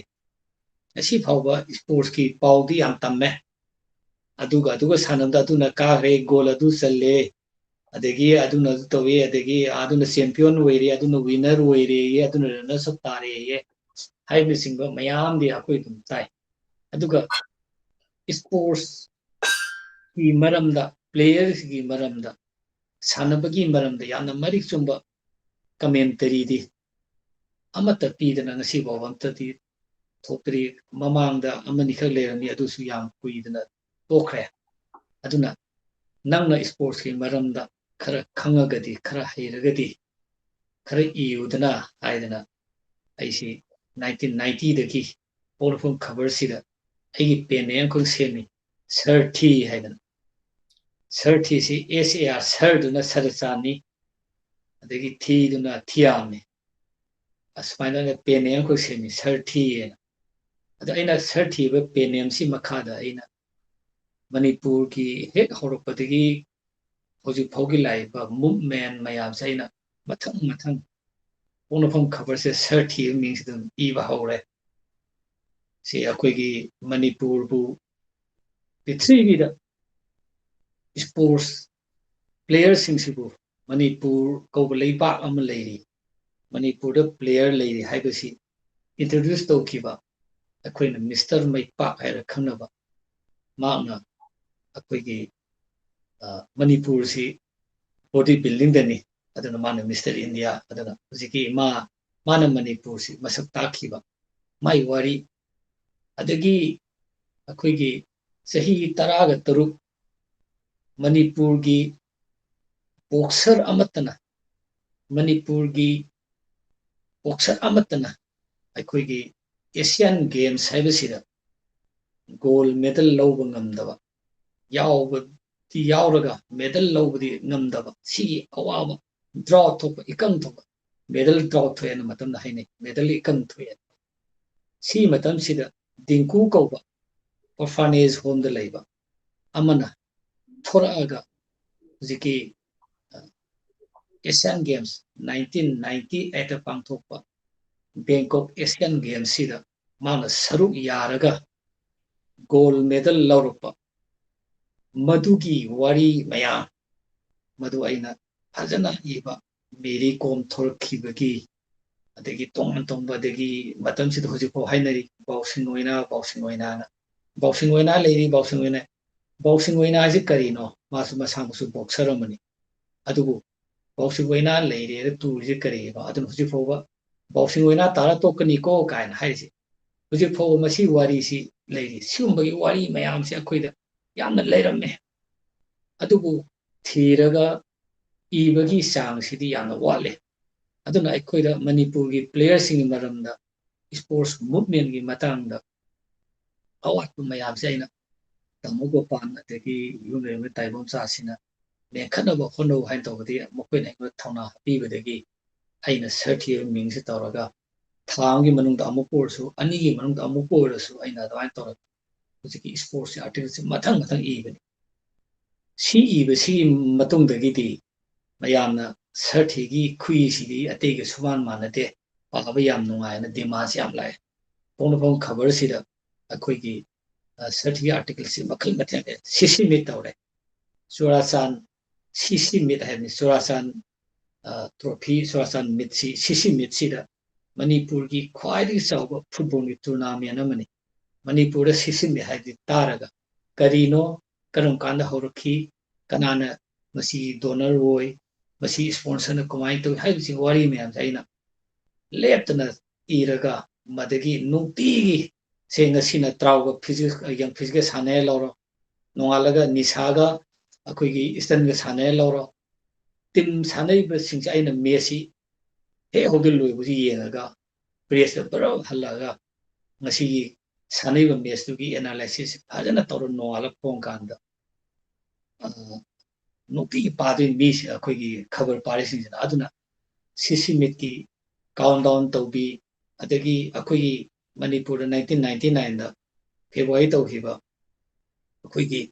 Asian ꯑꯩꯈꯣꯏꯒꯤ national games 5ꯁꯨꯕ national ꯒꯦꯝꯁꯤ ꯃꯅꯤꯄꯨꯔꯅ champion ꯑꯣꯏꯗꯅ ꯔꯥꯖꯥ ꯁꯤꯡ ꯚꯂꯦꯟꯗ꯭ꯔ ꯑꯦꯋꯥꯔꯗꯁꯤ ꯑꯩꯈꯣꯏꯅ ꯐꯪꯉꯤ ꯍꯥꯏꯔꯤꯕ award ꯐꯪꯕꯁꯤ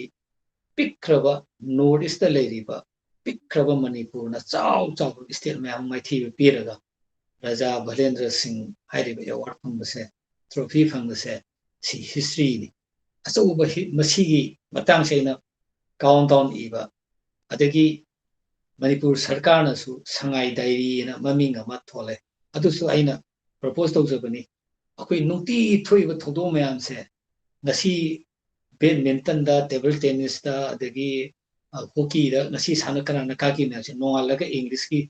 daily ꯐꯣꯡꯐꯣꯡ ꯁꯥꯕ bulletin ꯑꯃ ꯐꯣꯡꯁꯤ ꯃꯗꯨꯒꯤ ꯃꯃꯤꯡꯗꯨ ꯁꯉꯥꯏ ꯗꯥꯏꯔꯤ ꯑꯃ ꯊꯣꯟꯁꯤ ꯃꯔꯝꯗꯤ ꯁꯉꯥꯏꯁꯦ ꯑꯩꯈꯣꯏ ꯀꯩꯅꯣꯅꯤ ꯀꯥ ꯑꯩꯅ ꯄ꯭ꯔꯣꯄꯣꯁ ꯇꯧꯖꯗꯅ ꯌꯥꯗꯅ ꯑꯗꯨꯃꯥꯏꯅ ꯑꯩꯁꯤ ꯁꯉꯥꯏ ꯗꯥꯏꯔꯤꯁꯤꯒꯤ ꯏꯗꯤꯇꯣꯔꯤꯌꯦꯜ ꯕꯣꯔꯗꯀꯤ ꯃꯦꯝꯕꯔ ꯑꯣꯏꯅ ꯈꯟꯕꯤꯗꯅ ꯃꯅꯤꯄꯨꯔ ꯁꯔꯀꯥꯔꯒꯤ ꯑꯩꯈꯣꯏꯒꯤ ꯏꯟꯐꯣꯔꯃꯦꯁꯟ ꯄꯕ꯭ꯂꯤꯛ ꯔꯤꯂꯦꯁꯟꯁꯅ ꯐꯣꯡꯕ ꯆꯦꯐꯣꯡꯁꯤꯗ ꯑꯩꯁꯤ ꯑꯗꯨꯃꯥꯏꯅ ꯇꯧꯔꯒ ꯑꯩꯈꯣꯏꯅ Shanghai Diary sida nungtigi reflect tawi akhoi ga adu sanagre hai machim bagi tawgan sida player sing siga sports lover sing siga sympathizer sing siga field kummiba mayam siga naksana na basi aina aigi articles hona jakan sid aisi adwain tona sehi tari anu mani pal mas aisi kunsi sa dum sports ki movement si sai dum yawi siga loina na akhoi gi marak sida sehi mari mari kanaraga Olympic Games tawi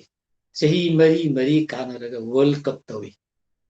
sehi mari gi matungda amuk Olympic Games si ahanba haibadi aina Greece talukan sida 1896 da modern Olympic Games hogibagi aingonda Olympic Games ki kok sida suru lehibadu Manipur masa sing sina handaki Olympic Games tadi Manipur dagi player manga yauduri ka aingonda sauthuk se pikraba Manipur dagi India represent tawraga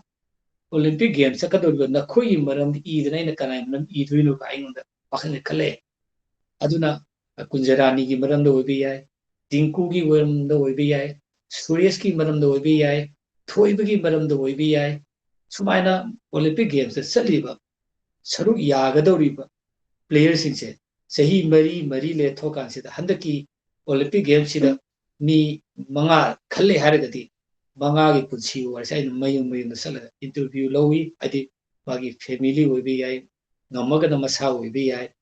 adwaina makhoi gi interview lawraga Olympic Games si aina 100 days countdown tawi haugadoriba numitugi sakhnaga numit sama walingi dagi 100 days da ngaire 99 da ngaire 98 da ngaire 97 da ngaire haina aisum count tawrapaduna ngasidi Olympic Games hauragani sumai tawraga aina 100 days si countdown tawi sumaina porfom khabar sida aina countdown tawkan sida marak sida Nungshibi ba mayam sina khabar lawriba koi subscriber sing pabiriba reader sing sinasu akhoi gi porfom khabar piram da nummitudi mawina akhoi porfom khabar puroktragadi akhoi lawroi atopa khabar mo silamba yaroi kan sumain tawraga porfom khabar gi masingse hana phongama masingdagi masingsi khangen hengaleni hengatpa maramdi hujiki Olympic Games ki maram sida irakaduda sigi marak sidani akhoi chaliba moigi punsi wari hapsal hodoini karam kanda horokhi haphodoini marathon haibasi 1896 da hawkibani hujiki Athens da hawkidoini 1896 da marathon haiba waisi marathon haiba mafam sida Greek ka Persian ka lan sono matamda Greek ki kanguna lan ngama kanda Philippides koba pisina Athens tana singnung mang phawr selaga Athens yawrakanda ꯑꯩꯈꯣꯏꯅ ꯃꯥꯏ ꯄꯥꯛꯑꯦ ꯑꯩꯈꯣꯏꯅ ꯖꯣꯏ ꯑꯣꯏꯔꯦ ꯍꯔꯥꯎꯔꯦ ꯉꯁꯤꯗꯤ ꯅꯨꯡꯉꯥꯏꯔꯦꯅ ꯃꯥꯁꯤ ꯂꯥꯎꯔ ꯂꯥꯛꯑꯀꯥꯟꯁꯤꯗ ꯑꯦꯊꯦꯟꯁꯀꯤ ꯂꯩꯃꯥꯏꯁꯤꯗ ꯍꯦꯛ ꯌꯧꯔꯀꯥꯟꯁꯤꯗ ꯃꯥꯁꯤ ꯂꯥꯎꯔꯝꯃꯒ ꯑꯔꯣꯏꯕ ꯁꯣꯔ ꯍꯣꯟꯅ ꯁꯤꯈꯤ ꯐꯤꯂꯤꯞꯄꯤꯗꯁ ꯍꯥꯏꯕ ꯅꯨꯄꯥꯁꯤ ꯍꯥꯏꯔꯤꯕ ꯃꯥꯔꯥꯊꯣꯟꯗꯒꯤꯅ ꯍꯧꯖꯤꯛꯀꯤ ꯑꯦꯊꯦꯟꯁ ꯌꯧꯕꯁꯤ ꯃꯥꯏꯜ 13 ꯂꯥꯞꯄꯤ ꯁꯤ ꯃꯥꯅ ꯆꯥꯕ ꯊꯛꯄ ꯂꯣꯏꯅ ꯇꯣꯛꯑꯒ ꯃꯥꯅ ꯃꯥꯏ ꯄꯥꯛꯄꯒꯤ ꯅꯨꯡꯉꯥꯏꯕ ꯄꯥꯎꯗꯨ ꯄꯨꯔꯒ ꯂꯥꯛꯄꯅꯦꯕ hujiki Athens haisi si adugi tamgibi paw hujiki 420 BC da thokiba thodokni hairiba thodoksi man adugi paw tambagi wari do marathon deina Athens paw lakhibagi wari do yamna nungsiba adugi lamjel amakhat maming marathon der Athens paw lakpagi lambi maming do hujiki Olympic Games marathon ena maming thola hape hujiksu mayam tabiramgani adu marathon se adudigi hawkibani aduna hujiki hairiba 1896 da pangthokkiba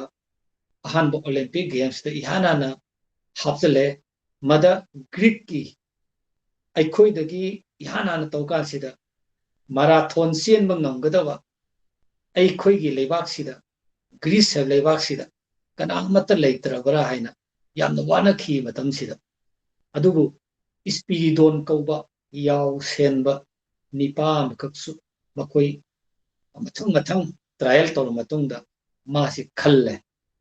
adubu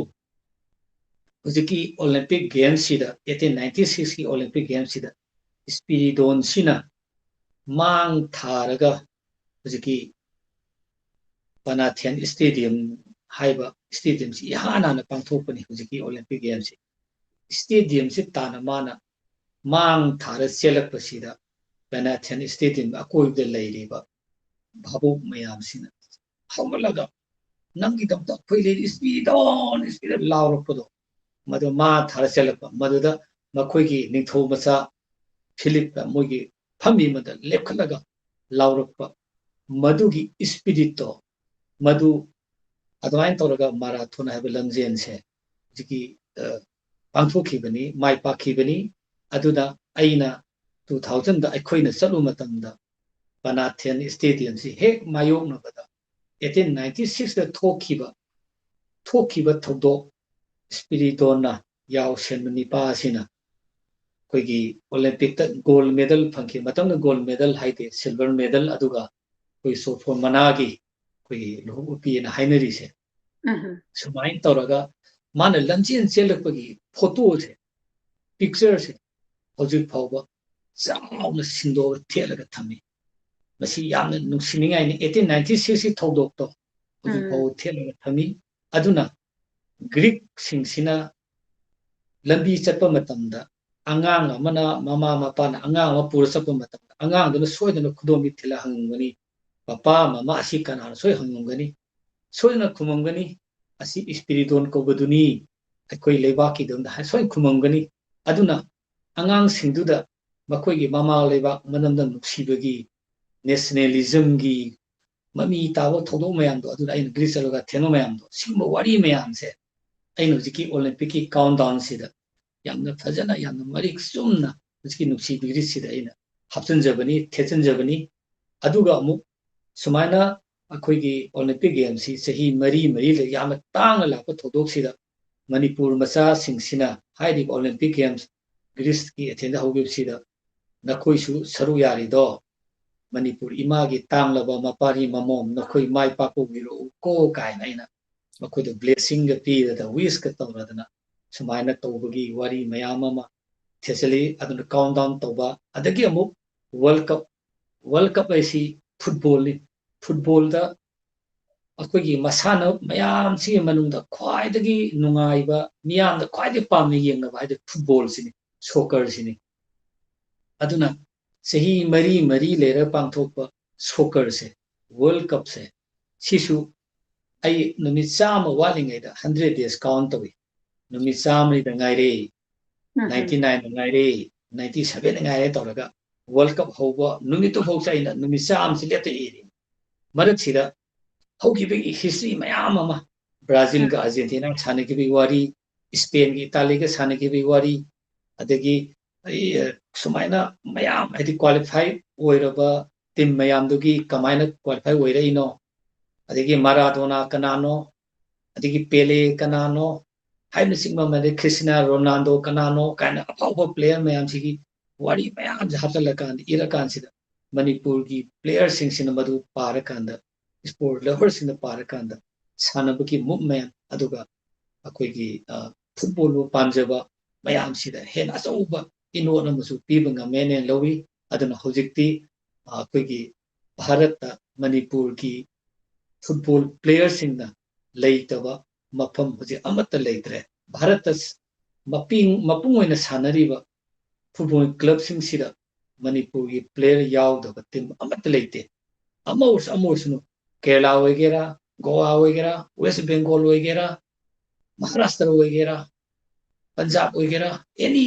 state सिंगसिदा Manipur की football player याउदबा team अमत लेरमो लोइनम अमत अनि लो याउरमनी मसी मणिपुर की लेबाक लेहाउसिगे सानाबा मणिपुर की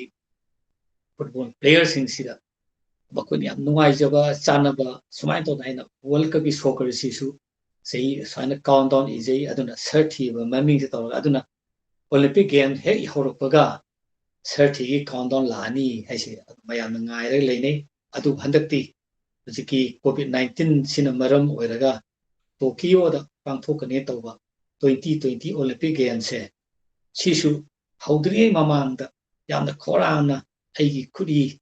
ji Tokyo Games 2020 Olympics khorana ngai do mayam leina ki laiba thibiti COVID-19 na maram oira yethokhi bedagi aisu idre adu yesu yethokre adugo International Olympic Committee na 2021 da Tokyo da soina pangthokani haina asari tawri karigumba tawba taragadi madugi khudi amasu aina de yethokhiba de COVID ki maram de tawraga de akhoi Manipur player nasi phawda Manipur ki player tarami tranga sure Olympian Olympic Games yaw phangisi sigi manungda medal phangisi only Mary Kom khatani 2012 ta London da pangthokhiba nupi gi boxing si nupi no bo boxing thinaba yabrane haibisi pitri acho wahangni adubo nupi chongthore ai su nupa do no boxing thinaba yaina haina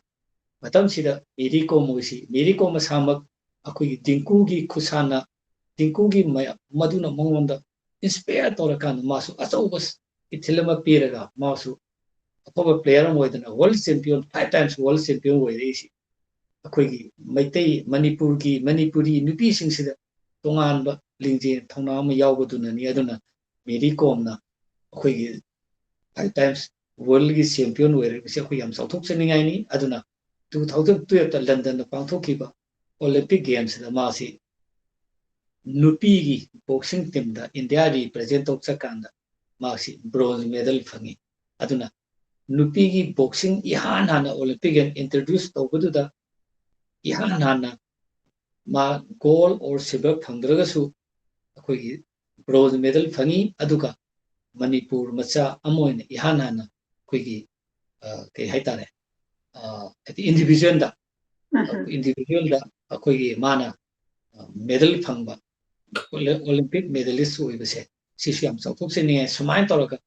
akhoi gi haugi bagi mayam gi wari mayam si swaina semgatpa sagatpa tawbasida aisi serengi badatraga lampoi wari ibudi lepanate adu matam I adu aisi maithong yamba haitare mayamna ji aingonda masi pusuk ni sengju na habsi yawi adu ai no madi pagyaw yaksali madi adu hansi yawi aina hoi aina pamjabadi karasu thingba ngamba natabanina ai apamati aina adum lepa leitana sangsalakpaduna adai toro Olympic Games tawbni adu ngasai Nungshibi Greece ki dusu ai ngasai magana pambi ki bedo chalo matungda ire kansida tamugo panna Nungshibi Greece ibel loyaba natra adusu aina phone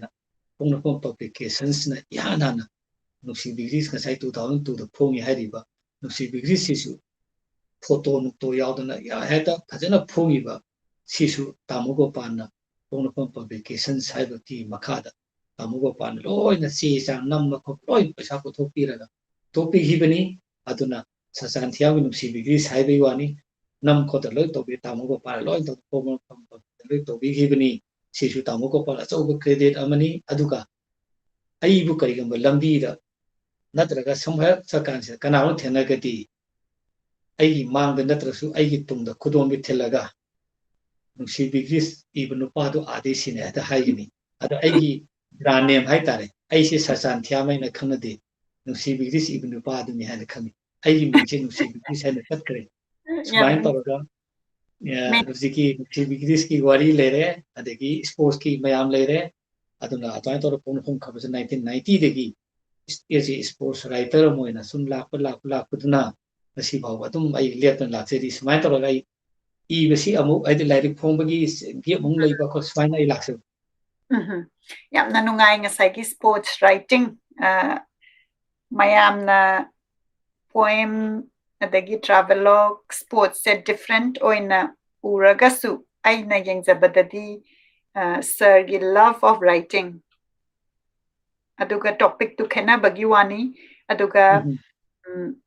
akoina sports ki writing sida yamna nungai na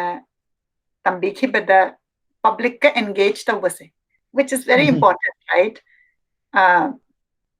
Kabiko. Okay. Aduga public ka akoina engage tawba countdown tawba deki countdown tawba du damuk akoigi historical oiba adugumba wari relevant oibasina young listeners particularly the yamna kana ba potni hainai thamjage yam engaging oina adagi akhoi gi players sing se sigisu ngasai gi players sing se khangkala kanda ngasai en haijabado akhoi ne hujik se amarom da hujik ti khara budi ure adoisu I want to see more akhoi gi Manipur gi players sing se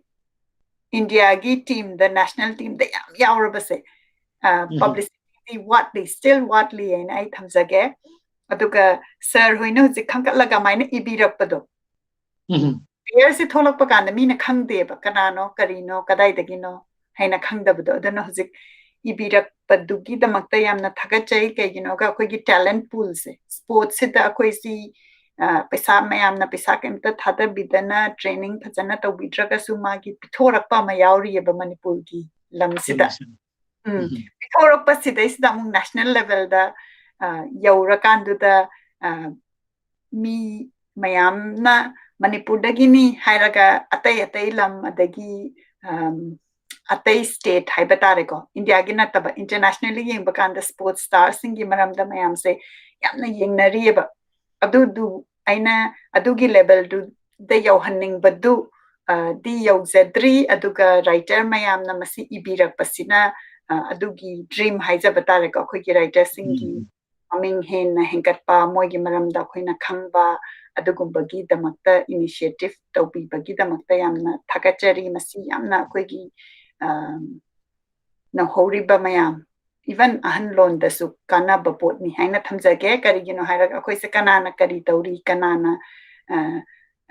magi details se yamna khangba da watpa akhoi gi society ni aduga society si da khoina watli sina Manipur gi su leire aduga khoi ngasai gi conflict haija ki bada 1980s si da hogi basina Manipur da leiba dai Manipur da gi thokiba duna pau se khara chungchanna phangbada wabasu oiba haiba tare aduna sports ki maramda ngasai ibi tabada yamna nungai jai adagi aina maram thasau hojiki ibi matangse ayo tante kano akoi gi ira kanda para kanda mi singsina akoi gi thamoida adagi jar sandokpa laikai oiba gai adagi ama oiba yai mai jaga district ki oiba ya ada khudum macha antang yam nusibam pijage ba akoi gi Santos Trophy si World Cup kun ngasai gi National Games sina akoi gi Olympic Games ni India gi oni ko haijari atuga Santos Trophy haibasina akoi gi World Cup kun mani aidi Bharat ta leiri state sing qualify oiraba state mayam si mayam si sanara kanda madugi winner oibaduni masi akoi gi World Cup ka samani hojiki football haraga na hoji Santos Trophy ase masi sahi akoi gi Manipur na yumbu oiraga Santos Trophy pangthoki matam sida Manipur gi player mayam si mapana sanari mayam si loina kauraga fajana coaching piraga nakoi Manipur gi tongta fajana sanagadabani Manipur mai paktabi yade Santos Trophy si ngasi fawi history da Manipur na winner edu ngasi oiba ngamdri Manipur na handak akoi gi host oibi khudong saba phangi sida noina konagadang haidana akanba listing ami makha torakan sida Manipuri player mayam si loina kauragan best 2024 si khangla kan sida sanare mathang akoi gi yamna maming chakpa bizen adagi renedi ni singba akoi gi maming leber player mayam si loi yaure goalkeeper Ratan haya loi yaure kari akoi gi bahabe stopper Ratan sida yamna nusi wari khole goalkeeper kakching dagini mai maming to amuso haibo mane maki ayambana Manipur gi players sing si lai bi imung de hokhi ngatani ina kera imung am tagi macha masu sing sina football da hockey da ngaw da ko tawis kaya tade leibidi yai adu su sang du ne me haije bai gi wani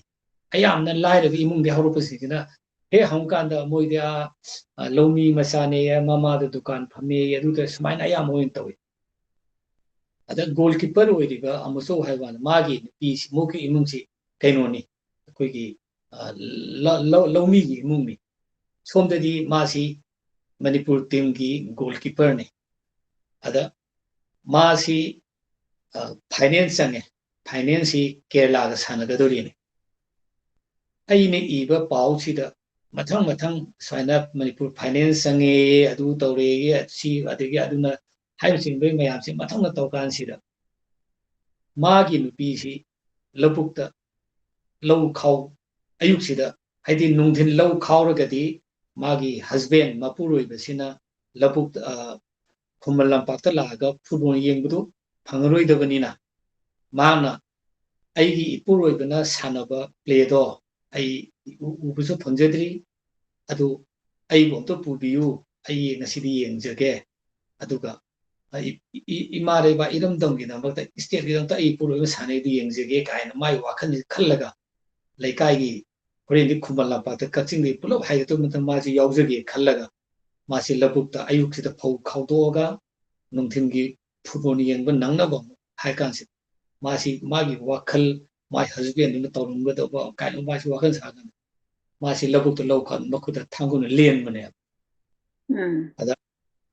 masi thangno lele my wakansi adubu thangun lele adu mana thangun len badu phajana soe laaga phajana hitanga kapkoto toraga phajana mede yella laaga mo masi imphanda laaga kumbala bakta magi finance match तो येंब lucky सिगी हाइदि आइन हाइजबदी football की नुंगसीबगी अदु ngасai पैसा ngасai कंते नुंगसीजबा अदगी सिगी केनोदो अदगी इबगी speak केनोदो अकोइगी कै हाइतारे खबर न media न पीरिबा sports की केनोदो आइन थमदनीगी सिसु अचौबा केनो हाइजबई वा yamna achauba thodang amani aibadi akoina khangdaba adagi akoigi lamsina conflict su oibanina sigumba literature sigumba pau da yaurakpa writing se sisina in a very positive way engaged tawi aduna yamna important oibani na ai thamjage dagi ngasagi aina palhauda ba mana sir na haibi ki beda syllabus ta challe na haibi ki beda madu su ta bada yamna nungai jai ko akoina angang weni da ai huzik ai gi koksida ai kaya ningsangde akoina manipur parakpase aduna huzik smaina manipur gi oiba content si syllabus ta phajana challe na haibasi ai hakna harau jai aduga hena akoi gi wari se puthora kanda chanbasu oisanu haina ina ninjai dagi makha tarakpada sir gi atai gi work ngasai gi tsunami nungshibi bangladesh mahausha asigi matangda share tawbi tsunami sidi akoigi tsunami wari simati mayam hena khambire aina we khando tsunami awaba tsunami thoki gi madu aina maduda puning singsanjaraga tsunami ko sereng mi igibani adu sereng ki title su title of the poem poetry to like to gisu aina tsunami thon ki me aduga ati manung di yauri mayam du aina greece alubagi bangladesh ati du mayam du loin cover tawre tawdubu aina yamna keno tawjobedi akoi ki tsunami eba keno du di hojiki thoki thokdok tu da yumbham oire aina ijeki ba sereng ni aduga अतुगी मतुंग लापा अखोगी नुंगसिबी Bangladesh हाइरिसे Sissu कैनोनी आइना खनखिबसी बांग्लादेश ता अखोई मैतै इचिनाउ मयाम खुंदादुन लेरी मणिपुरी इचिनाउ मयाम लेरी मोसी सही तरे खुंताकपा मतंदो सेनखिबदगी अखोगी हल फजना settle तौर लेग्रो मयामदो अमुक्तंग उनबा फंगजरदी अन आइसी यामना lining ओइरा खनबना लेखि चपेन सुंगा फंगिदे अदुबु इसोरना चांबीदना 2004 दा बांग्लादेश दा लेरिबा बांग्लादेश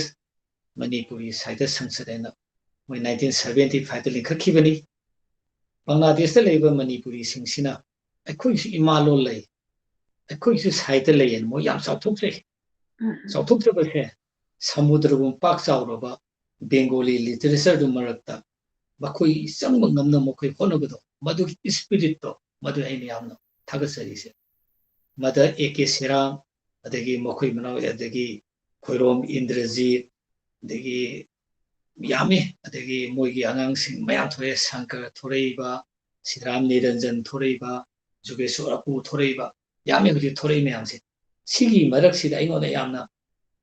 ꯅꯨꯡꯉꯥꯏꯕꯗꯤ 2004ꯗ ꯃꯣꯏꯒꯤ ꯃꯤꯐꯝꯁꯤꯒꯤ ꯏꯟꯚꯥꯏꯠ ꯇꯧꯔꯦ ꯃꯇꯝꯗ ꯃꯣꯏ ꯄ꯭ꯔꯦꯁꯤꯗꯦꯟ ꯁꯦꯔꯥꯝ ꯅꯤꯔꯟꯖꯟ ꯑꯣꯏꯕꯅꯤ ꯏꯟꯚꯥꯏꯠ ꯇꯧꯔꯦ ꯑꯩ ꯆꯠꯂꯦ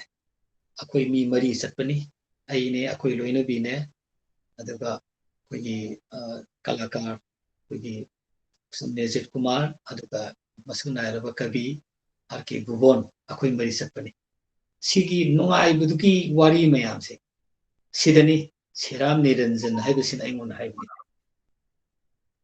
ꯑꯣꯖꯥ ꯒ꯭रीꯁ ꯆꯠꯂꯨꯕꯩꯗꯃꯛꯇꯗꯤ ꯒ꯭रीꯁꯀꯤꯗꯃꯛꯇꯗꯤ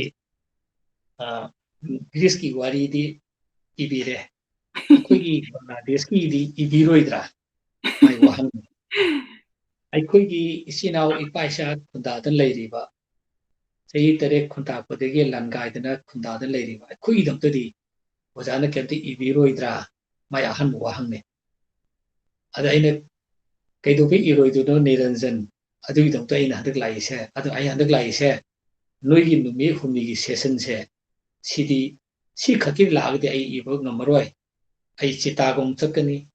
ꯙꯥꯀꯥ ꯆꯠꯀꯅꯤ ꯃꯗꯨꯗꯤ ꯅꯪꯅ ꯄꯩꯁꯥ ꯄꯨꯊꯣꯛꯑꯒ ꯅꯣꯏꯅ ꯄꯩꯁꯥ ꯄꯨꯊꯣꯛꯑꯒ ꯑꯩꯕꯨ ꯀꯣꯏꯄꯨ ꯄꯨꯕ ꯇꯥꯏ ꯍꯣꯜ ꯕꯪꯒ꯭ꯂꯥꯗꯦꯁ ꯑꯩꯕꯨ ꯀꯣꯏꯍꯟꯕ ꯇꯥꯏ ꯑꯗꯨꯒꯤ ꯑꯦꯛꯁꯄꯤꯔꯤꯌꯦꯟꯁꯇꯣ ꯑꯩ ꯌꯨꯝꯗ ꯄꯨꯔꯒ ꯅꯨꯡꯁꯤꯕꯤ ꯕꯪꯒ꯭ꯂꯥꯗꯦꯁ ꯑꯃ ꯏꯒꯅꯤ ꯅꯠꯇ꯭ꯔꯒꯗꯤ ꯑꯩꯅ ꯁꯤꯂꯦꯠꯇ ꯅꯣꯏ ꯁꯦꯁꯟ ꯌꯥꯎꯔꯒ ꯁꯤꯅꯗꯤ ꯑꯩ ꯃꯄꯨꯡ ꯐꯥꯕ ꯕꯪꯒ꯭ꯂꯥꯗꯦꯁ ꯏꯕ ꯉꯝꯃꯣꯏꯗ ꯑꯗꯨꯗ ꯑꯩꯈꯣꯏ ꯂꯣꯏ ꯁꯤꯜꯂꯅꯦ ꯇꯧꯔꯝꯃꯣꯏꯅ ꯑꯩꯁꯦ ꯙꯥꯀꯥꯗ ꯄꯨꯏ ꯆꯤꯇꯥꯒꯣꯡꯗ ꯄꯨꯏ ꯃꯐꯝꯁꯦ ꯑꯍꯤꯡ 2 ꯂꯦꯛꯄ ꯑꯃ ꯂꯦꯛꯄ ꯑꯩꯁꯨ ꯁꯣꯝꯗ ꯑꯣꯐꯤꯁꯀꯤ ꯁꯨꯇꯤꯁꯤ ꯅꯨꯃꯤꯠ 10ꯅꯤꯃꯨꯛꯁꯦ ꯐꯖꯅ ꯂꯧꯊꯣꯛꯑꯦ ꯐꯖꯅ ꯏꯕ ꯌꯥꯅꯅꯕ ꯍꯥꯏꯅ ꯑꯗꯨꯃꯥꯏꯅ ꯇꯧꯔꯒ ꯑꯩꯁꯤ ꯕꯪꯒ꯭ꯂꯥꯗꯦꯁ ꯆꯠꯂꯨꯔ ꯃꯇꯨꯡꯗ 2004ꯗ ꯆꯠꯂꯨꯔꯀꯥꯟꯗ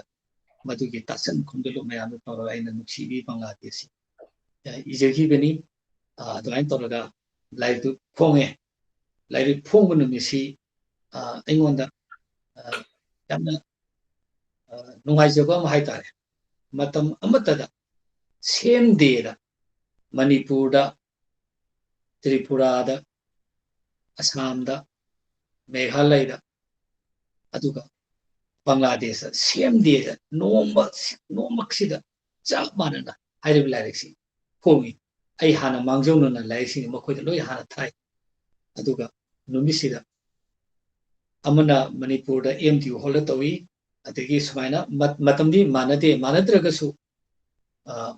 ꯑꯃꯅ ꯑꯩꯈꯣꯏꯅ ꯅꯨꯡꯊꯤꯜ ꯑꯃꯗꯅ ꯅꯨꯃꯤꯗꯥꯡ ꯋꯥꯏꯔꯝ ꯑꯗꯨꯒ ꯕꯪꯒ꯭ꯂꯥꯗꯦꯁꯇꯗꯤ ꯃꯈꯣꯏꯅ ꯁꯟꯙꯤꯌꯥꯒꯤ ꯃꯇꯝ ꯁꯟꯙꯤꯌꯥꯒꯤ ꯀꯥꯡꯁꯤ ꯒꯣꯡ ꯒꯣꯡ ꯈꯤꯡꯉꯛꯄꯁꯤ ꯃꯈꯣꯏꯗꯤ ꯌꯥꯝꯅ ꯁꯦꯡꯕ ꯃꯇꯝꯅꯦꯅ ꯃꯣꯏꯅ ꯂꯧꯏ ꯑꯗꯨꯅ ꯁꯟꯙꯤꯌꯥ ꯔꯥꯇꯤꯒꯤ ꯃꯇꯝꯗ ꯃꯥꯟꯗꯣꯞ ꯑꯃꯗ ꯃꯈꯣꯏ ꯃꯌꯥꯝꯗꯣ ꯔꯤꯂꯤꯖ ꯇꯧꯏ ꯁꯨꯃꯥꯏꯅ ꯁꯦꯝ ꯗꯦꯗ ꯔꯤꯂꯤꯖ ꯇꯧꯈꯤ ꯁꯨꯃꯥꯏꯅ ꯅꯨꯡꯁꯤꯕꯤ ꯕꯪꯒ꯭ꯂꯥꯗꯦꯁ ꯍꯥꯏꯕꯁꯤꯁꯨ ꯊꯣꯛꯈꯤ ꯅꯨꯡꯁꯤꯕꯤ ꯒ꯭रीꯁꯀꯤ ꯃꯇꯨꯡꯗ ꯁꯨꯃꯥꯏꯅ ꯑꯩ ꯂꯥꯏꯔꯤꯛ ꯃꯊꯪ ꯊꯣꯛꯈꯤꯕꯒꯤ ꯋꯥꯔꯤꯗꯤ ꯁꯤꯅꯤ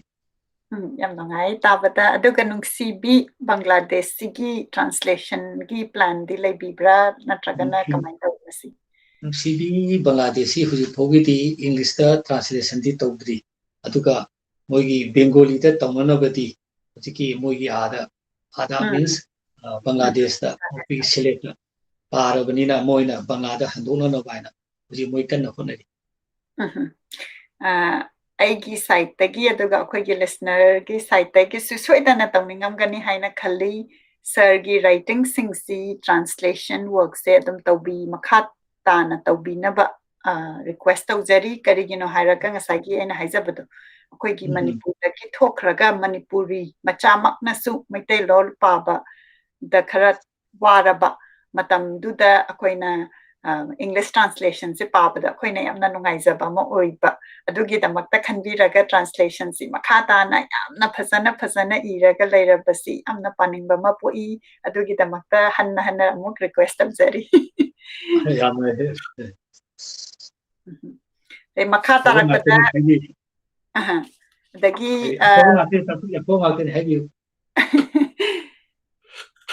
ꯃꯈꯥ ꯇꯥꯔꯛꯄꯗ ꯄꯣꯏꯇ꯭ꯔꯤꯒꯤ ꯂꯥꯏꯔꯤꯛ 2 ꯑꯃꯁꯨ ꯑꯃꯨꯛ ꯐꯣꯡꯈ꯭ꯔꯦ ꯃꯍꯧꯁꯥ ꯑꯗꯨꯒ ꯋꯥꯡꯃꯗ ꯍꯥꯏꯅ ꯑꯗꯨꯒꯤ ꯃꯇꯦꯛ ꯈꯔ ꯑꯃꯨꯛꯇꯪ ꯄꯟꯕꯤꯌꯨ ꯀꯩꯅꯣꯅꯤ ꯃꯍꯧꯁꯥꯁꯤ ꯀꯩꯅꯣꯅꯤ ꯑꯌꯥꯝꯕꯅ ꯍꯧꯖꯤꯛꯀꯤ ꯐꯣꯡꯍꯧꯗꯕ ꯃꯌꯥꯝ ꯐꯣꯡꯅꯤꯡꯕꯗꯤ ꯂꯩꯔꯒ ꯐꯣꯡꯕꯒꯤ ꯃꯇꯝ ꯂꯩꯇꯕ ꯑꯗꯒꯤ ꯑꯗꯨꯒꯨꯝꯕꯒꯤ ꯈꯨꯗꯣꯡꯆꯥꯗꯕ ꯃꯌꯥꯝ ꯂꯩꯕꯗꯨꯅ ꯑꯩꯉꯣꯟꯗ ꯑꯄꯟꯕ ꯁꯨꯝ ꯂꯩꯈꯤꯕꯗꯒꯤ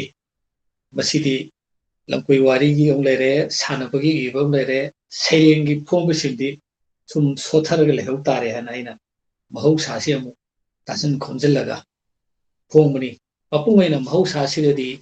ꯀꯩ ꯍꯥꯏꯅꯤ ꯌꯥꯝꯅ ꯅꯨꯡꯁꯤ ꯅꯨꯡꯉꯣꯟꯒꯤ ꯑꯗꯒꯤ ꯑꯩꯅ ꯍꯥꯟꯅ ꯏꯔꯝꯕꯗꯒꯤ ꯈꯤꯇꯪ ꯑꯇꯣꯞꯄ ꯃꯁꯛ ꯈꯔꯁꯨ ꯑꯩ ꯍꯥꯏꯔꯤꯕ ꯁꯩꯔꯦꯡꯁꯤꯗ ꯑꯗꯨꯝ ꯍꯥꯞꯄꯤ ꯑꯗꯨꯒ ꯂꯦꯇꯦꯁ 2019ꯗ ꯐꯣꯡꯉꯤꯕ ꯋꯥꯡꯃꯗ ꯍꯥꯏꯕꯁꯤ ꯁꯤꯗꯅ ꯑꯩꯈꯣꯏꯒꯤ ꯂꯣꯀꯦꯜ ꯀꯂꯔ ꯍꯥꯏꯕ ꯇꯥꯏ ꯑꯩꯈꯣꯏꯒꯤ ꯅꯝꯕꯨꯜ ꯇꯨꯔꯦꯜ ꯍꯥꯏꯒꯦꯔꯥ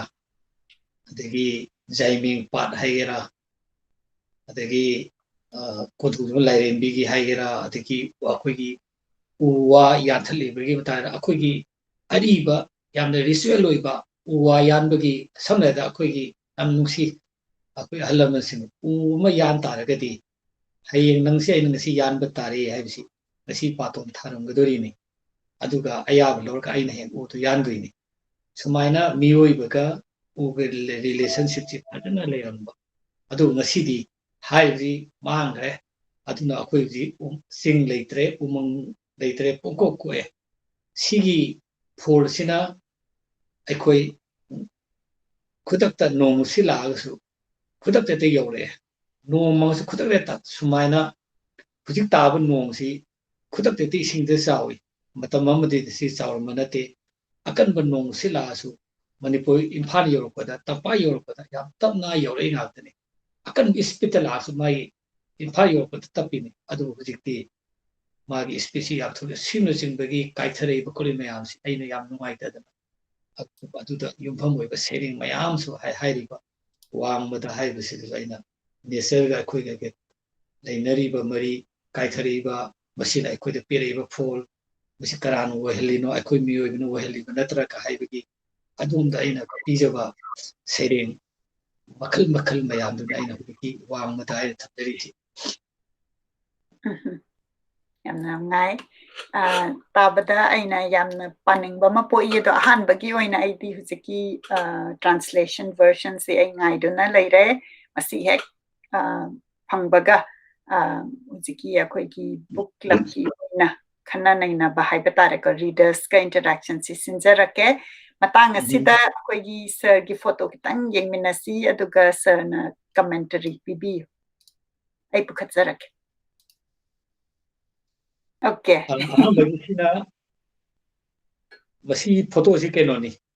ꯑꯩꯈꯣꯏꯒꯤ ꯃꯨꯝꯕꯥꯏꯗ 2004ꯗ ꯄꯥꯡꯊꯣꯛꯈꯤꯕ ꯑꯩꯈꯣꯏꯒꯤ ꯅꯦꯁꯅꯦꯜ ꯄꯣꯏꯇ꯭ꯔꯤ ꯐꯦꯁꯇꯤꯚꯦꯜ ꯑꯩꯈꯣꯏꯒꯤ ꯚꯥꯔꯠꯇ ꯂꯩꯔꯤꯕ ꯀꯕꯤ ꯃꯌꯥꯝ ꯄꯣꯏꯠ ꯃꯌꯥꯝꯁꯤ ꯈꯟꯒꯠꯂꯒ ꯑꯩꯈꯣꯏꯒꯤ ꯃꯨꯝꯕꯥꯏꯗ ꯁꯥꯍꯤꯇ꯭ꯌ ꯑꯦꯀꯥꯗꯦꯃꯤ ꯁꯤꯜꯕ ꯑꯆꯧꯕ ꯁꯩꯔꯦꯡ ꯊꯤꯕ ꯑꯃ ꯄꯥꯡꯊꯣꯛꯈꯤ ꯃꯗ ꯃꯅꯤꯄꯨꯔꯗꯒꯤ ꯊꯥꯡꯖꯝ ꯏꯕꯣꯕꯤꯁꯛꯀ ꯑꯩꯒ ꯏꯟꯚꯥꯏꯠ ꯇꯧꯔꯛꯇꯅ ꯁꯔꯨꯛ ꯌꯥꯔꯨꯕꯅꯤ ꯑꯗꯨꯅ ꯃꯁꯤꯗ ꯑꯩꯈꯣꯏꯒꯤ ꯈ꯭ꯋꯥꯏꯗꯒꯤ ꯅꯨꯡꯉꯥꯏꯕ ꯍꯥꯏꯕ ꯇꯥꯏ ꯍꯥꯏꯕ ꯑꯔꯊꯗꯤ ꯃꯅꯤꯄꯨꯔꯤ ꯄꯣꯏꯇ꯭ꯔꯤꯒꯤ ꯃꯅꯤꯄꯨꯔꯤ ꯂꯦꯡꯒ꯭ꯋꯦꯖꯒꯤ ꯃꯅꯤꯄꯨꯔꯤ ꯂꯤꯇꯔꯦꯆꯔꯒꯤ ꯔꯤꯄ꯭ꯔꯖꯦꯟ ꯇꯧꯔꯒ ꯍꯥꯏꯔꯤꯕ ꯅꯦꯁꯅꯦꯜꯒꯤ ꯑꯆꯧꯕ ꯄꯣꯏꯇ꯭ꯔꯤ ꯐꯦꯁꯇ ꯁꯔꯨꯛ ꯌꯥꯔꯨꯕ ꯑꯗꯨꯒꯨꯝꯕꯒꯤ ꯃꯨꯝꯕꯥꯏꯗ 2004ꯗ ꯄꯥꯡꯊꯣꯛꯄ ꯑꯗꯨꯒꯨꯝꯕ ꯃꯃꯤꯅꯤ ꯁꯤꯅ ꯑꯗꯨꯒꯤ ꯐꯣꯇꯣꯅꯤ ꯑꯗꯒꯤ ꯃꯊꯪꯒꯤꯁꯤꯅ ꯑꯩꯈꯣꯏꯒꯤ 2015ꯗ ꯑꯩꯈꯣꯏ ꯃ꯭ꯌꯥꯟꯃꯥꯔ ꯑꯩꯈꯣꯏꯒꯤ ꯃꯌꯥꯝꯅ ꯕꯔꯃꯥ ꯍꯧꯖꯤꯛꯅ ꯃ꯭ꯌꯥꯟꯃꯥꯔ ꯍꯥꯏꯅ ꯈꯪꯅꯔꯤꯕ ꯃꯐꯝꯁꯤꯗ ꯑꯩꯈꯣꯏ ꯃꯅꯤꯄꯨꯔꯒꯤ ꯉꯁꯥꯏ ꯑꯩꯅ ꯕꯪꯒ꯭ꯂꯥꯗꯦꯁꯇ ꯂꯩ ꯍꯥꯏꯕ ꯑꯗꯨꯃꯥꯏꯅ ꯃ꯭ꯌꯥꯟꯃꯥꯔꯁꯤꯗꯁꯨ ꯃꯅꯤꯄꯨꯔꯤ ꯏꯆꯤꯜ ꯏꯅꯥꯎ ꯃꯌꯥꯝ ꯑꯃ ꯈꯨꯟꯗꯥꯔꯒ ꯂꯩꯔꯤ ꯑꯗꯨꯕꯨ ꯃꯈꯣꯏꯒ ꯍꯛꯊꯦꯡꯅꯅ ꯃꯈꯣꯏꯒꯤ ꯃꯅꯥꯛꯇ ꯆꯠꯂꯒ ꯃꯈꯣꯏꯒꯤ ꯎꯅꯕꯒꯤ ꯈꯨꯗꯣꯡꯆꯥꯕꯗꯨ ꯑꯃꯠꯇ ꯐꯪꯗꯦ ꯆꯠꯅꯤꯡꯕꯗꯤ ꯌꯥꯝꯅ ꯑꯉꯥꯡ ꯑꯣꯏꯔꯤꯉꯩꯗꯒꯤ ꯍꯧꯔꯒ ꯂꯥꯛꯈꯤꯕꯅꯤ ꯑꯗꯨꯅ ꯃꯪꯗꯁꯨ ꯌꯥꯝ ꯇꯣꯏꯅ ꯎꯏ ꯅꯤꯡꯊꯤ ꯇꯨꯔꯦꯜꯒꯁꯤꯗ ꯅꯨꯡꯊꯤ ꯇꯨꯔꯦꯜꯗꯒ ꯂꯦꯞꯄꯝꯕ ꯅꯤꯡꯊꯤ ꯇꯨꯔꯦꯜꯗꯒ ꯂꯦꯞꯄ ꯍꯥꯏꯕꯁꯤ ꯋꯥꯈꯜ ꯃꯌꯥꯝ ꯑꯩꯉꯣꯟꯗ ꯃꯪꯗꯒꯤ ꯑꯗꯨꯕꯨ 2015ꯗꯗꯤ ꯏꯁꯣꯔꯅ ꯆꯥꯟꯕꯤꯗꯅ ꯑꯩꯈꯣꯏ ꯂꯥꯏꯕꯛ ꯐꯗꯅ ꯃ꯭ꯌꯥꯟꯃꯥꯔꯗ ꯆꯠꯂꯨꯏ ꯃꯗꯨꯗ ꯍꯥꯏꯔꯤꯕ ꯑꯩꯅ ꯐꯝꯃꯤꯁꯤ ꯑꯩꯈꯣꯏꯒꯤ ꯅꯤꯡꯊꯤ ꯇꯨꯔꯦꯜ ꯇꯣꯔꯕꯥꯟꯗꯅꯤ ꯑꯗꯨꯅ ꯅꯤꯡꯊꯤ ꯇꯨꯔꯦꯜ ꯎꯕ ꯐꯪꯖꯕꯒꯤ ꯑꯩꯉꯣꯟꯗ ꯌꯥꯝꯅ ꯅꯨꯡꯉꯥꯏꯕ ꯑꯗꯨꯒ ꯃꯁꯤ ꯎꯔꯀꯥꯟꯗ ꯑꯩꯉꯣꯟꯗ ꯐꯥꯎꯕ ꯑꯗꯨꯅ ꯑꯩꯈꯣꯏꯒꯤ ꯅꯨꯡꯁꯤꯕꯤ ꯕꯪꯒ꯭ꯂꯥꯗꯦꯁ ꯏꯈ꯭ꯔꯦ ꯒ꯭ꯔꯤꯁ ꯏꯈ꯭ꯔꯦ ꯑꯗꯨꯅ ꯅꯨꯡꯁꯤꯕꯤ ꯃ꯭ꯌꯥꯟꯃꯥꯔ ꯏꯕꯒꯤ ꯋꯥꯈꯜ ꯁꯥꯒꯠꯂꯤꯅꯤ ꯃꯗꯨ ꯐꯣꯇꯣꯁꯤꯅ ꯌꯥꯝ ꯅꯨꯡꯁꯤ ꯑꯩꯈꯣꯏꯅ ꯅꯤꯡꯊꯤ ꯇꯨꯔꯦꯜ ꯍꯥꯏꯁꯤ ꯄꯥꯕꯗ ꯑꯗꯒꯤ ꯃꯤꯅ ꯋꯥꯔꯤ ꯁꯥꯕꯗ ꯇꯥꯔꯦ ꯑꯗꯣ ꯉꯁꯤ ꯁꯔꯒꯤ ꯐꯣꯇꯣꯁꯤ ꯎꯔꯀꯥꯟꯗ ꯑꯃꯨꯛꯀ ꯍꯦꯟꯅ ꯅꯨꯡꯁꯤꯕ ꯅꯨꯡꯉꯥꯏꯕ ꯄꯣꯛꯍꯜꯂꯦ ꯃꯈꯥ ꯇꯥꯅ ꯑꯩꯈꯣꯏꯒꯤ ꯍꯟꯗꯛꯀꯤ ꯆꯍꯤꯁꯤꯅꯤ 2020 ꯁꯤꯒꯤ ꯐꯦꯕ꯭ꯔꯨꯋꯥꯔꯤ 1 ꯇꯥꯡ 1 9 ꯐꯥꯎꯕꯁꯤ ꯑꯩꯈꯣꯏ ꯑꯥꯏꯔꯤꯁ ꯄ꯭ꯔꯣꯒ꯭ꯔꯥꯝ ꯍꯥꯏꯗꯅ ꯖꯄꯥꯟ ꯒꯣꯃꯦꯟꯅ ꯁꯤꯟꯕ ꯄ꯭ꯔꯣꯒ꯭ꯔꯥꯝ ꯑꯃ ꯂꯩ ꯍꯥꯏꯔꯤꯕ ꯄ꯭ꯔꯣꯒ꯭ꯔꯥꯝꯁꯤ ꯀꯔꯤꯅꯣ ꯍꯥꯏꯔꯀꯥꯟꯗ ꯏꯟꯗꯤꯌꯥꯒꯤ ꯃꯄꯨꯡ ꯑꯣꯏꯅ ꯅꯣꯔꯠ ꯏꯁꯀꯤ ꯌꯥꯝꯅ ꯄꯣꯇꯦꯟꯁꯤꯌꯦꯜ ꯂꯩꯕ ꯃꯍꯩꯔꯣꯏꯁꯤꯡ ꯃꯤꯑꯣꯏꯁꯤꯡꯁꯤ ꯖꯄꯥꯟꯒꯤ ꯆꯥꯎꯈꯠꯄꯁꯤ ꯎꯔꯒ ꯖꯄꯥꯟꯗ ꯂꯥꯛꯍꯟꯅꯤꯡꯅꯕ ꯖꯄꯥꯟꯗ ꯊꯕꯛ ꯇꯧꯍꯟꯅꯤꯡꯅꯕ ꯖꯄꯥꯟꯒꯤꯗꯃꯛꯇ ꯀꯔꯤꯒꯨꯝꯕ ꯈꯔ ꯊꯕꯛ ꯇꯧꯅꯅꯕꯒꯤꯗꯃꯛꯇ ꯑꯩꯈꯣꯏ ꯒꯣꯔꯃꯦꯟꯅ ꯀꯔꯤꯒꯨꯝꯕ ꯈꯔ ꯊꯕꯛ ꯊꯧꯔꯥꯡ ꯈꯔ ꯂꯧꯈꯠꯂꯤ ꯁꯤꯒꯤ ꯅꯨꯃꯤꯠ 9ꯅꯤꯒꯤ ꯄ꯭ꯔꯣꯒ꯭ꯔꯥꯝꯁꯤꯗ ꯃꯈꯣꯏꯅ ꯄ꯭ꯔꯣꯒ꯭ꯔꯥꯝꯁꯤ ꯇꯥꯡ ꯑꯗꯨꯗꯅ ꯇꯥꯡ ꯑꯗꯨꯗ ꯃꯣꯏ ꯂꯣꯏ ꯂꯦꯞꯄꯤ ꯑꯗ ꯅꯥꯒꯥ ꯁꯥꯀꯤ ꯆꯠꯄꯒꯤ ꯄ꯭ꯔꯣꯒ꯭ꯔꯥꯝ ꯑꯃꯈꯛ ꯍꯥꯏꯔꯤꯕ ꯅꯨꯃꯤꯠ 9ꯅꯤ ꯄ꯭ꯔꯣꯒ꯭ꯔꯥꯝꯁꯤ ꯌꯥꯎꯔꯝꯃꯤ ꯁꯤꯗ ꯑꯩꯅ ꯌꯥꯝꯅ ꯅꯨꯡꯉꯥꯏꯈꯤꯕꯗꯤ 1945ꯀꯤ ꯑꯣꯒꯁꯀꯤ ꯇꯥꯡ 9ꯗ ꯍꯥꯏꯔꯤꯕ ꯅꯥꯒꯥꯁꯥꯀꯤꯁꯤꯗ ꯕꯣꯝ ꯊꯥꯗꯕꯗꯒꯤ ꯅꯥꯒꯥꯁꯥꯀꯤ ꯍꯥꯏꯕꯁꯤꯁꯨ ꯎꯠꯂꯣꯜꯂꯨꯔꯕ ꯃꯐꯝ ꯑꯃꯅꯤ ꯍꯥꯏꯔꯤꯕ ꯃꯐꯝ ꯑꯁꯤꯗ ꯑꯩ ꯏꯁꯥꯃꯛ ꯆꯠꯄ ꯐꯪꯒꯗꯧꯔꯦꯀꯣ ꯈꯟꯕꯗ ꯑꯩ ꯑꯗꯨꯛꯀꯤ ꯃꯇꯤꯛ ꯅꯨꯡꯉꯥꯏ ꯑꯗꯨꯒꯤ ꯃꯊꯛꯇ ꯑꯃꯨꯛ 1945ꯀꯤ ꯍꯥꯏꯔꯤꯕ ꯑꯥꯒꯁꯀꯤ ꯇꯥꯡ 9ꯁꯤꯗ ꯕꯣꯝ ꯊꯥꯗꯕ ꯃꯇꯝꯗ ꯃꯤꯑꯣꯏ ꯃꯌꯥꯝ ꯊꯥꯎꯖꯟ ꯁꯤꯈ꯭ꯔꯀꯥꯟꯁꯤꯗ ꯍꯤꯡꯍꯧꯕ ꯃꯌꯥꯝꯁꯨ ꯂꯩ ꯀꯌꯥ ꯑꯃꯅ ꯁꯣꯏꯅꯥꯏꯈꯤ ꯀꯌꯥ ꯑꯃꯅ ꯇꯞꯅ ꯁꯤꯈꯤ ꯀꯌꯥ ꯑꯃꯅ ꯈꯨꯗꯛꯇ ꯁꯤꯈꯤ ꯁꯤꯒꯤ ꯃꯔꯛꯇ ꯍꯤꯡꯍꯧꯕ ꯁꯔꯚꯥꯏꯚꯔ ꯅꯥꯒꯥꯁꯥꯀꯤ ꯁꯔꯚꯥꯏꯚꯔ ꯑꯃ ꯎꯅꯕ ꯐꯪꯒꯗꯧꯔꯤ ꯃꯥꯒꯤ ꯃꯃꯤꯡ ꯌꯥꯃꯥꯁꯥꯀꯤ ꯀꯧꯏ ꯍꯥꯏꯔꯤꯕ ꯁꯔꯚꯥꯏꯚꯔꯁꯦ ꯃꯥꯒ ꯎꯅꯕ ꯐꯪꯒꯗꯧꯔꯤ ꯍꯥꯏꯕꯁꯦ ꯑꯩꯉꯣꯟꯗ ꯑꯗꯨꯛꯀꯤ ꯃꯇꯤꯛ ꯅꯨꯡꯉꯥꯏ ꯃꯣꯏꯒꯤ ꯄ꯭ꯔꯣꯒ꯭ꯔꯥꯝꯗ ꯌꯥꯎꯏ ꯅꯥꯒꯥꯁꯥꯀꯤ ꯁꯔꯚꯥꯏꯚꯔ ꯑꯃꯒ ꯅꯈꯣꯏꯒ ꯎꯅꯍꯟꯒꯅꯤ ꯍꯥꯏꯅ ꯃꯗꯨꯒꯤ ꯄ꯭ꯔꯣꯒ꯭ꯔꯥꯝꯗꯨꯗ ꯍꯥꯏꯔꯤꯕ ꯁꯔꯚꯥꯏꯚꯔꯗꯨꯗꯤ ꯑꯩꯅ ꯃꯉꯣꯟꯗ ꯃꯅꯤꯄꯨꯔꯒꯤ ꯂꯦꯡꯌꯥꯟ ꯐꯤ ꯑꯃ ꯃꯉꯣꯟꯗ ꯌꯥꯟꯒꯦꯅ ꯃꯥꯅ ꯃꯪ ꯅꯣꯟꯊꯔꯒ ꯇꯔꯥꯝꯅ ꯑꯩꯕꯨ ꯑꯣꯛꯑꯒ ꯃꯥꯅ ꯂꯩꯔꯤꯁꯤꯅꯤ ꯑꯗꯨꯅ ꯉꯁꯥꯏ ꯑꯩꯈꯣꯏꯒꯤ ꯐꯥꯏꯅꯤꯡ ꯚꯣꯏꯁꯇ ꯌꯥꯎꯈꯤꯕ ꯅꯥꯒꯥꯁꯥꯀꯤꯒꯤ ꯃꯣꯃꯣꯟ ꯃꯤꯅꯣꯛꯇꯨꯗ ꯌꯥꯎꯔꯤꯕ ꯑꯩꯈꯣꯏꯒꯤ ꯃꯤꯑꯣꯏꯗꯣ ꯑꯁꯤꯒꯤ ꯑꯍꯟꯁꯤꯅꯤ ꯃꯍꯥꯛꯁꯤ ꯍꯧꯖꯤꯛ ꯀꯦꯟꯁꯔ ꯄꯦꯁꯦꯟꯅꯤ ꯃꯍꯥꯛꯅ ꯍꯥꯏ ꯑꯩꯅ ꯑꯉꯥꯡ ꯑꯣꯏꯔꯤꯉꯩ ꯃꯇꯝꯗ ꯃꯤꯑꯣꯏ ꯀꯌꯥ ꯁꯤꯈꯤ ꯑꯩꯒꯤ ꯏꯃꯥ ꯏꯄꯥ ꯃꯊꯪ ꯁꯤꯈꯤ ꯕꯣꯝꯅ ꯃꯔꯝ ꯑꯣꯏꯔꯒ ꯑꯩꯗꯤ ꯍꯤꯡꯍꯧꯏ ꯍꯥꯏꯅ ꯉꯁꯥꯏꯒꯤ ꯃꯥꯅ ꯃꯄꯥ ꯊꯤꯀꯥꯟꯗ ꯃꯄꯥꯗꯨ ꯗꯦꯠ ꯕꯣꯗꯤ ꯑꯣꯏꯅ ꯂꯩꯔꯝꯕ ꯃꯥꯅ ꯅꯨꯡꯉꯥꯏꯇꯕ ꯋꯥꯔꯤ ꯃꯌꯥꯝꯗꯣ ꯑꯩꯈꯣꯏꯗ ꯂꯤ ꯁꯨꯃꯥꯏꯅ ꯑꯗꯨꯒꯤ ꯊꯧꯗꯣꯛꯇꯨꯗ ꯁꯔꯚꯥꯏꯚꯔꯁꯤꯒ ꯎꯅꯕ ꯐꯪꯕꯒꯤ ꯌꯥꯝꯅ ꯅꯨꯡꯁꯤꯕ ꯅꯨꯡꯉꯥꯏꯕ ꯑꯗꯨꯒꯤ ꯃꯤꯀꯨꯞꯇꯨꯅꯤ ꯑꯗꯨꯅ ꯑꯩꯅ ꯃꯉꯣꯟꯗ ꯃꯅꯤꯄꯨꯔꯅ ꯁꯥꯕ ꯑꯩꯈꯣꯏꯒꯤ ꯃꯅꯤꯄꯨꯔꯒꯤ ꯂꯦꯡꯌꯥꯟ ꯐꯤꯁꯤ ꯃꯉꯣꯟꯗ ꯀꯨꯞꯄꯒ ꯅꯍꯥꯛ ꯀꯦꯟꯁꯔ ꯄꯦꯁꯦꯟ ꯑꯣꯏꯔꯁꯨ ꯀꯨꯏꯅ ꯏꯁꯣꯔꯅ ꯊꯧꯖꯥꯝ ꯍꯤꯡꯉꯣꯀꯣ ꯍꯥꯏꯅ ꯑꯩꯅ ꯃꯉꯣꯟꯗ ꯑꯗꯨꯃꯥꯏꯅ ꯌꯥꯝ ꯅꯨꯡꯁꯤꯅ ꯂꯦꯡꯌꯥꯟ ꯑꯃ ꯌꯥꯟꯕꯒꯤ ꯇꯥꯟꯖꯥꯗꯨꯅꯤ ꯍꯧꯖꯤꯛꯀꯤ ꯐꯣꯇꯣꯁꯤ ꯌꯥꯝꯅ ꯅꯨꯡꯁꯤ ꯑꯗꯨꯒ ꯁꯔꯅ ꯑꯩꯈꯣꯏꯒꯤ ꯑꯣꯏꯕ ꯄꯣꯠꯁꯤ ꯄꯨꯔꯀꯥꯟꯗ ꯑꯃꯨꯛ ꯈꯨꯗꯣꯜ ꯇꯧꯕꯤꯔꯝꯕꯗꯣ ꯂꯝꯗꯨꯒꯤ ꯌꯥꯝꯅ ꯅꯨꯡꯁꯤꯕ ꯃꯣꯃꯦꯟꯠꯅꯤ ꯍꯥꯏꯅ ꯑꯗꯒꯤ ꯄꯥꯎꯗꯝꯕꯤꯕꯗꯨꯅ ꯑꯃꯨꯛꯀ ꯍꯦꯟꯅ ꯅꯨꯡꯁꯤꯕ ꯄꯣꯛꯍꯜꯂꯦ ꯃꯥꯒꯤ ꯕꯦꯛꯒ꯭ꯔꯥꯎꯟꯗꯣ ꯍꯣꯏ ꯃꯈꯥ ꯇꯥꯔꯛꯄꯗ ꯂꯧꯈꯠꯆꯔꯤ ꯃꯊꯪꯒꯤ ꯄꯤꯛꯆꯔ ꯃꯊꯪꯒꯤ ꯄꯤꯛꯆꯔꯁꯤꯅ ꯑꯩꯅ ꯏꯈꯤꯕ ꯁꯩꯔꯦꯡꯒꯤ ꯂꯥꯏꯔꯤꯛꯁꯤꯡꯒꯤ ꯃꯔꯛꯇ ꯑꯃ ꯌꯥꯎꯔꯝꯒꯅꯤ ꯌꯨꯝꯅꯤꯡꯗꯕꯁꯤꯡꯒꯤ ꯌꯨꯝ ꯍꯥꯏꯅ ꯂꯥꯏꯔꯤꯛ ꯑꯃꯈꯛ ꯌꯥꯎꯔꯝꯒꯅꯤ ꯍꯥꯏꯔꯤꯕ ꯂꯥꯏꯔꯤꯛ ꯑꯁꯤ ꯑꯩꯈꯣꯏꯒꯤ ꯃꯅꯤꯄꯨꯔꯗ ꯑꯣꯜꯗꯦꯁ ꯈ꯭ꯋꯥꯏꯗꯒꯤ ꯂꯤꯔꯕ ꯂꯤꯇꯔꯦꯔꯤ ꯑꯣꯔꯒꯅꯥꯏꯖꯦꯁꯟ ꯑꯃ ꯂꯩ ꯃꯃꯤꯡꯅ ꯃꯅꯤꯄꯨꯔꯤ ꯁꯥꯍꯤꯇ꯭ꯌ ꯄꯔꯤꯁꯠ ꯀꯧꯏ ꯍꯥꯏꯔꯤꯕ ꯁꯥꯍꯤꯇ꯭ꯌ ꯄꯔꯤꯁꯠꯁꯤ 1960ꯗꯒꯤ ꯆꯍꯤ ꯑꯍꯨꯝ ꯀꯥꯟꯅꯔꯒ ꯑꯦꯋꯥꯔꯗ ꯑꯃ ꯄꯤ ꯍꯥꯏꯔꯤꯕ ꯑꯦꯋꯥꯔꯗꯁꯤ ꯃꯃꯤꯡ ꯖꯥꯃꯤꯅꯤ ꯁꯨꯟꯗꯔ ꯒꯨꯍꯥ ꯒꯣꯜꯗ ꯃꯦꯗꯜ ꯀꯧꯏ हाइरिबा एवार्डसी ख्वाइदि ओल्डेस्ट ख्वाइदि लीरबा अमसुंग ख्वाइदि इज्जत लेबा one of the most कोगी prestigious award ni हाइरिबा एवार्डसी फंगबसी यामना लेबाउना इकाई खुमनै अदुना लाइबक फबदगी मतमदुगी ज्यूरी सिंगना 2002 दा हाइरिबा आइगी यूनिंग दब सिंगी युम हाइरिबा सिदा हाइरिबा जामिनी सुंदर गुहा गोल्ड मेडल फंगबगी कोगी अवार्ड सेरेमनी दुनी अदुना आइना अवार्ड नो थोरम दुनी मा होजी फोटो सि यावरिसी yamna nungsiba moment ni aduga masi yamna 2002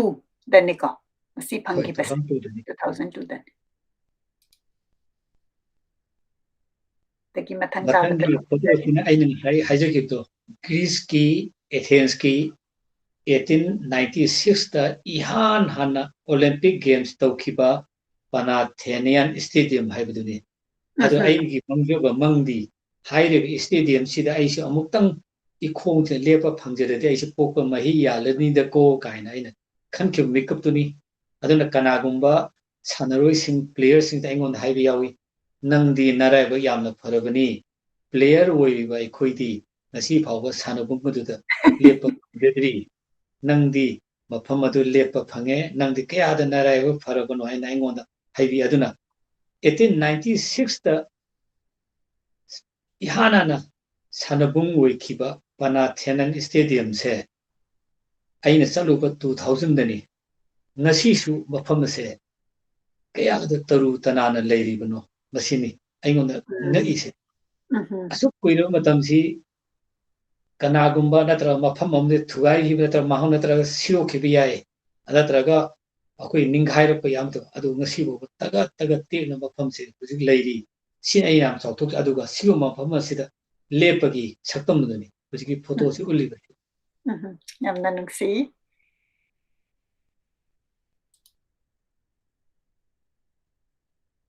Sini ngasai ngasa Bangladesh da 2004 da ngasai aina thamjagibedo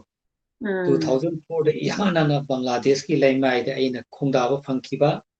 maduda aina nungaiba phongdoktun aina maduda wangang khibaki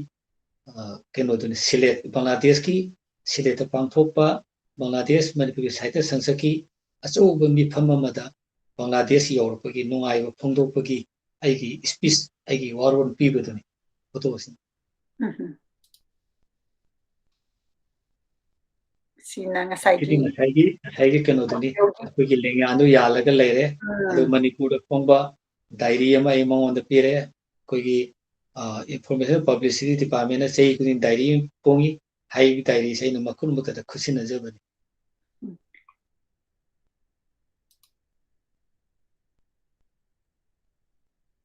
sina aigi jiki COVID-19 lakpa aduga sigi marak sida aikoi si online da webinar da website da adagi tongan ba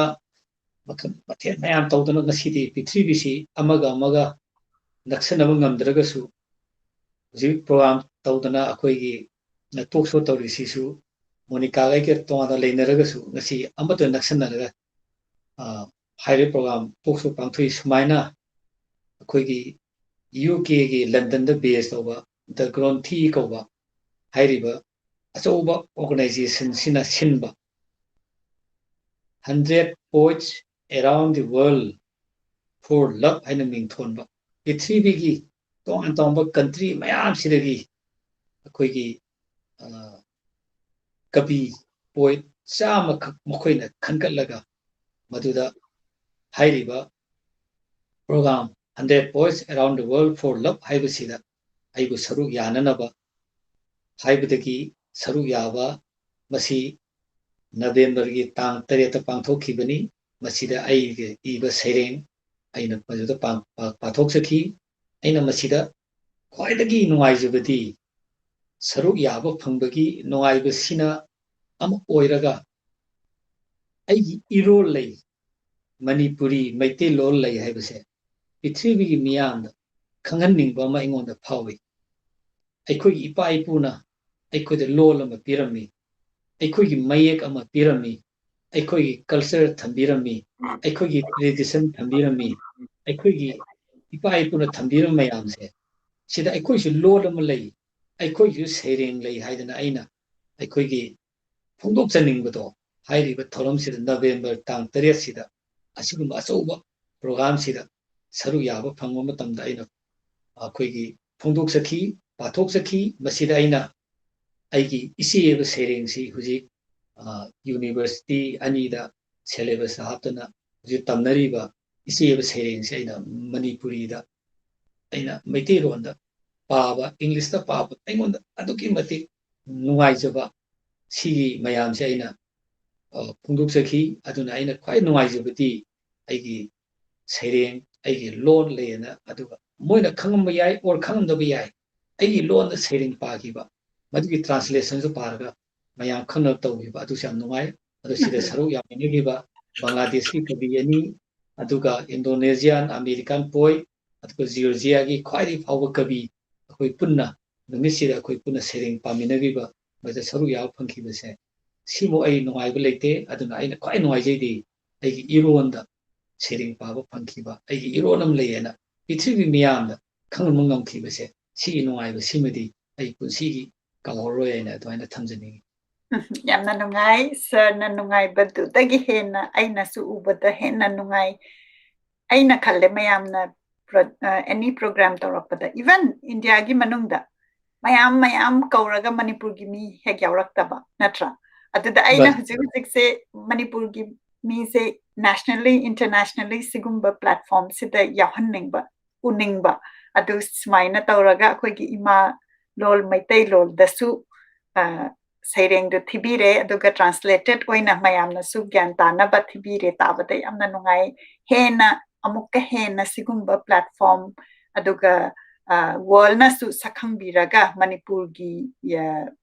ꯃꯤ ꯑꯃ ꯌꯥꯎꯗ꯭ꯔꯒꯗꯤ ꯑꯩꯈꯣꯏꯒꯤ ꯊꯧꯔꯝꯁꯦ ꯃꯄꯨꯡ ꯐꯥꯔꯣꯏꯅ ꯈꯜꯂꯒ ꯊꯤꯕꯤꯔꯛꯄ ꯑꯣꯏꯁꯅꯨ ꯍꯥꯏꯅ ꯑꯩ ꯂꯥꯏꯗ ꯈꯣꯏꯔꯝꯖꯔꯤ ꯌꯥꯝꯅ ꯅꯨꯡꯉꯥꯏ ꯃꯁꯤ ꯇꯥꯕꯗ ꯑꯩꯈꯣꯏꯅ ꯐꯣꯇꯣꯁꯤ ꯁꯦꯌꯔ ꯇꯧꯔꯤꯉꯩꯗ ꯑꯩꯍꯥꯛꯅ ꯇꯧꯖꯕ ꯊꯥꯒꯠꯆꯔꯤ ꯍꯥꯏꯅ ꯇꯧꯖꯕ ꯄ꯭ꯔꯣꯒ꯭ꯔꯥꯝ ꯁꯤꯒꯤ ꯃꯈꯥ ꯇꯥꯖꯔꯒꯦ ꯊꯥꯒꯠꯆꯔꯤꯁꯤꯗ ꯑꯩꯍꯥꯛꯅ ꯇꯧꯖꯔꯤꯁꯤ ꯑꯩꯈꯣꯏꯅ ꯃꯅꯤꯄꯨꯔꯒꯤ ꯃꯔꯝꯗ ꯃꯤ ꯑꯃ ꯔꯤꯀꯛꯅꯥꯏꯖ ꯇꯧꯕꯁꯤ ꯐꯣꯔꯃꯦꯜꯂꯤ ꯅꯠꯇꯕ ꯏꯟꯐꯣꯔꯃꯦꯜꯂꯤ ꯑꯣꯏꯅꯁꯨ ꯈꯔ ꯑꯦꯟꯀꯔꯦꯖ ꯇꯧꯖꯅꯤꯡꯕ ꯑꯩꯅ ꯑꯗꯨꯅ ꯃꯗꯨꯗ ꯍꯧꯖꯈꯤꯕꯅꯤ 2001 ꯊꯥꯒꯠꯆꯔꯤ ꯍꯥꯏꯕꯁꯤ ꯑꯩꯈꯣꯏ ꯃꯌꯥꯝꯁꯤ ꯑꯩꯈꯣꯏꯒꯤ ꯄꯔꯁꯅꯦꯜ ꯁꯔꯀꯜꯗ ꯂꯩꯕ ꯃꯤꯁꯨ ꯊꯥꯒꯠꯄ ꯃꯅꯤꯄꯨꯔꯒꯤ ꯑꯣꯏꯅ ꯀꯅꯥꯅ ꯀꯔꯤ ꯇꯧꯔꯤ ꯍꯥꯏꯕꯗꯨꯁꯨ ꯊꯥꯒꯠꯄ ꯑꯗꯨꯒ ꯋꯥꯔꯜꯒꯤ ꯑꯣꯏꯅꯁꯨ ꯊꯥꯒꯠꯄ ꯑꯗꯨꯒ ꯑꯩꯈꯣꯏ ꯃꯌꯥꯝꯁꯦ ꯏꯟꯁꯄꯤꯔꯦꯁꯟꯁꯤꯅ ꯊꯜꯂꯀꯥꯟꯗ ꯋꯥꯈꯜ ꯅꯨꯡꯉꯥꯏꯕ ꯑꯗꯨꯃꯥꯏꯅ ꯄꯨꯔꯛꯅꯕꯒꯤꯗꯃꯛꯇ ꯍꯧꯖꯈꯤꯕꯅꯤ ꯃꯁꯤꯒꯤ ꯗ ꯁꯔꯒꯤ ꯑꯣꯏꯅ ꯅꯣꯃꯤꯅꯦꯁꯟ ꯁꯦꯌꯔ ꯇꯧꯕꯤꯌꯨ ꯑꯩꯅ ꯑꯍꯨꯝꯈꯛ ꯑꯩꯈꯣꯏꯒꯤ ꯃꯅꯤꯄꯨꯔ ꯁ꯭ꯇꯦꯠꯇꯒꯤ ꯑꯃ ꯅꯦꯁꯅꯦꯜ ꯂꯦꯚꯦꯜꯗꯒꯤ ꯑꯃ इंटरनेशनल लेवल दे अमा आइन अहुमखक नॉमिनेट तौजगी अहानबदा अखोगी ओजा जामिनी अखोगी नुपी अमा यावरिसी ओजा जामिनी नि अखोगी ओजा जामिनी सी आइना ओजाबु आई अपोपी इमा दौना आइबु सेंबिरकपा ओजा गुरु दौना आइना लौजै मरमदी ओजा जामिनी डॉक्टर जामिनी सी आइना कावबु गमरोइदबा आइबु खुद पाइरगा सिगी लंबीसिदा पुसनबिखिबसिंग मनुंगदा अमने लौजै आइना ओजाबु यामना थागसरी मरमदी 1986 तगिना 1986 से 1990 फाउबा सही मंगासी लई लांगबा कौब जर्नल अमा पुथोखी था अहुम अहुमगी जर्नल ने वजा जामिनी ने एडिटर होय अइना असिस्टेंट एडिटर होयरगा थपसी तौमिनबनी अइगी मरुप नंद किशोर कौबा अमा लई मा वजा जामिनी ना नंग खंग चानब मरु मपांग लेरदि पुसलौ सुमाइना जर्नल अमा तौमिनसी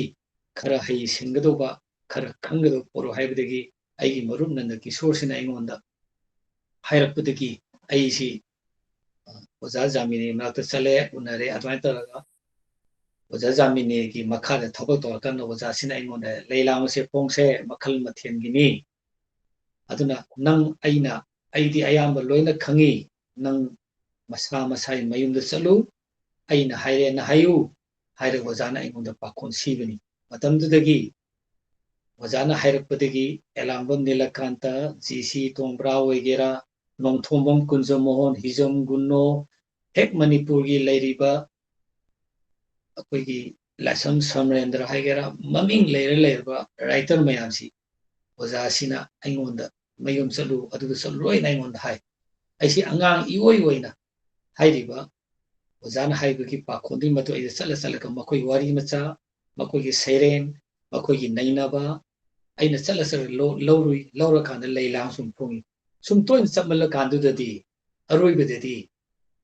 wajana pakhon thariba gc tongpara oigera nilakanta oigera mayamsi aiga loina khangnare makoi gi machado ai bulu na tobire adamai tora wajasina aibu tobudagi mathang masak nairaba manipurgi laigumba mayamsiga aiga khangnuba phangjaki makoiga khangnuba phangbadagi adaidi manipurgi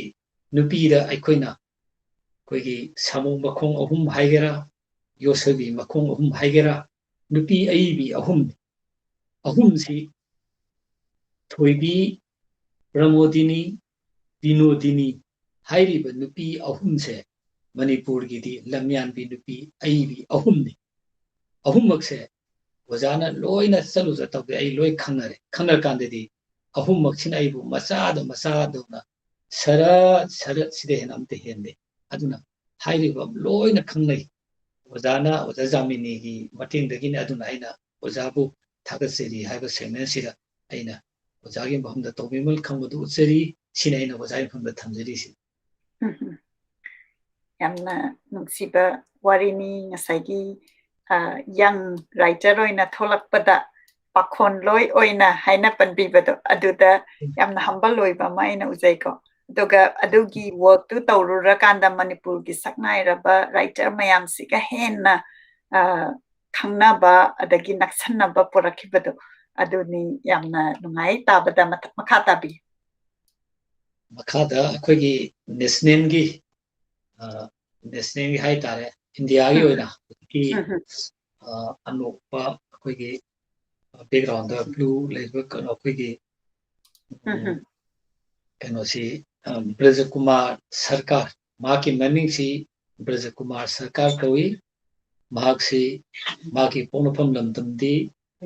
Tripurani ataki mahak hojina West Bengal ki Durgapura yum honga ka leire mahakna Ranjita kauba maitei nupi ama Tripurada pokpa maitei nupi ama mahakna lawi magi wife wai mabani si yum kai palakanda machanupa ani phange Durgapura leirakanda Brajakumar sina magi loinabi my wife Ranjita Sarkar sai Ranjita nang Manipuri nupi ni maitei nupi ni nahakna Manipur ki sereng mayam iri wari macha mayam iri makhoi mayam si nang Bengali fajana khangba nupi amani nangna Bengali londa handoga Manipuri sereng mayam sibu miyam da khanganbada nangna kaidobagi achobo thodang loroidoino madugi lairik phongnabagi daita aina loina logani madugi lairik to Bharat ki manungda Bharat ki mapanda tongan tongba Bengali readers singi makuta yohalaga Manipuri sereng se sumai tobore ase thona magul leigraba se khangani haibagi wakhallol aduda mang hairakanda Ranjita si o aigi husband haini sumine haidana Ranjita sina wakhandu thadaraga hujiki Nilakanta nung kanai samarendra nung mayam odi akoi bogi mayam samana loina lokhalaga sereng ani ni ahum tawraga mana adunik Manipuri kavita haina tawraga mana maming thole hujiki Brajakumar sina aduga Brajakumar na aingonda haire sarat hairiba lairik sigi editor se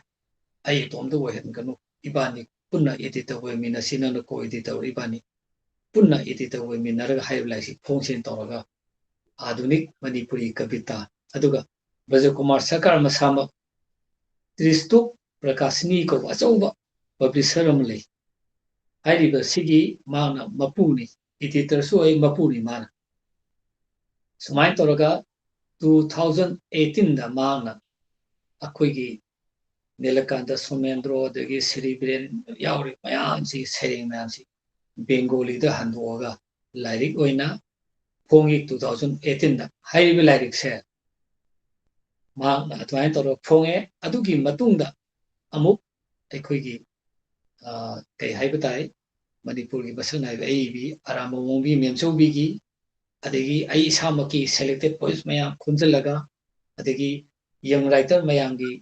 ꯁꯩꯔꯦꯡ ꯈꯣꯝꯖꯤꯜꯂꯒ ꯃꯥꯅ ꯂꯥꯏꯔꯤꯛꯁꯤ ꯃꯊꯪ ꯃꯊꯪ ꯐꯣꯡꯕ ꯍꯧꯋꯤ ꯁꯨꯃꯥꯏꯅ ꯇꯧꯔꯒ ꯃꯅꯤꯄꯨꯔꯤ ꯁꯩꯔꯦꯡꯁꯤ ꯉꯁꯤꯗꯤ ꯕꯦꯡꯒꯣꯂꯤ ꯔꯤꯗꯔꯁꯤꯡꯁꯤꯅ ꯕꯪꯒ꯭ꯂꯥꯗꯦꯁ ꯌꯧꯔꯦ ꯑꯃ ꯌꯧꯔꯦ ꯑꯗꯨꯅ ꯍꯧꯖꯤꯛ the whole West Bengal leiriba Bengali readers sidadi Manipuri Serengi Magun Maki Taste Maki Mahau loina khangan mamse mana so thodam lodana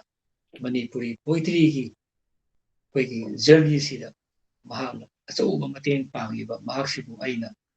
nungsijaba ama samai mafanda kathokchaba loinana aina hujiki thagat siri sida aina hujiki national gi sida Braja Kumar Sarkar ko ai nungsiraba marup मा 1960 दा पोकनी अइंगोंदे सही अम खतनी हनबा माके मफम दा इन थागत सिरिसे national level दा इन swine माबु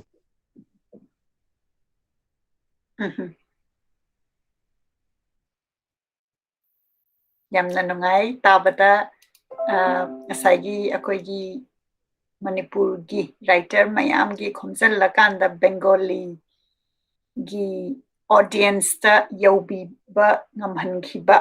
Braja Kumar Sarkar mingoina panjarabada masi thagat pibani amaromda sarna share tawringai da ina khanjai ko khoigi Manipuri gi script se Bengali gi script na marakta oihan khibana Bengali script te I khibadu project na mo khoigi Manipuri gi loan se Bengali gi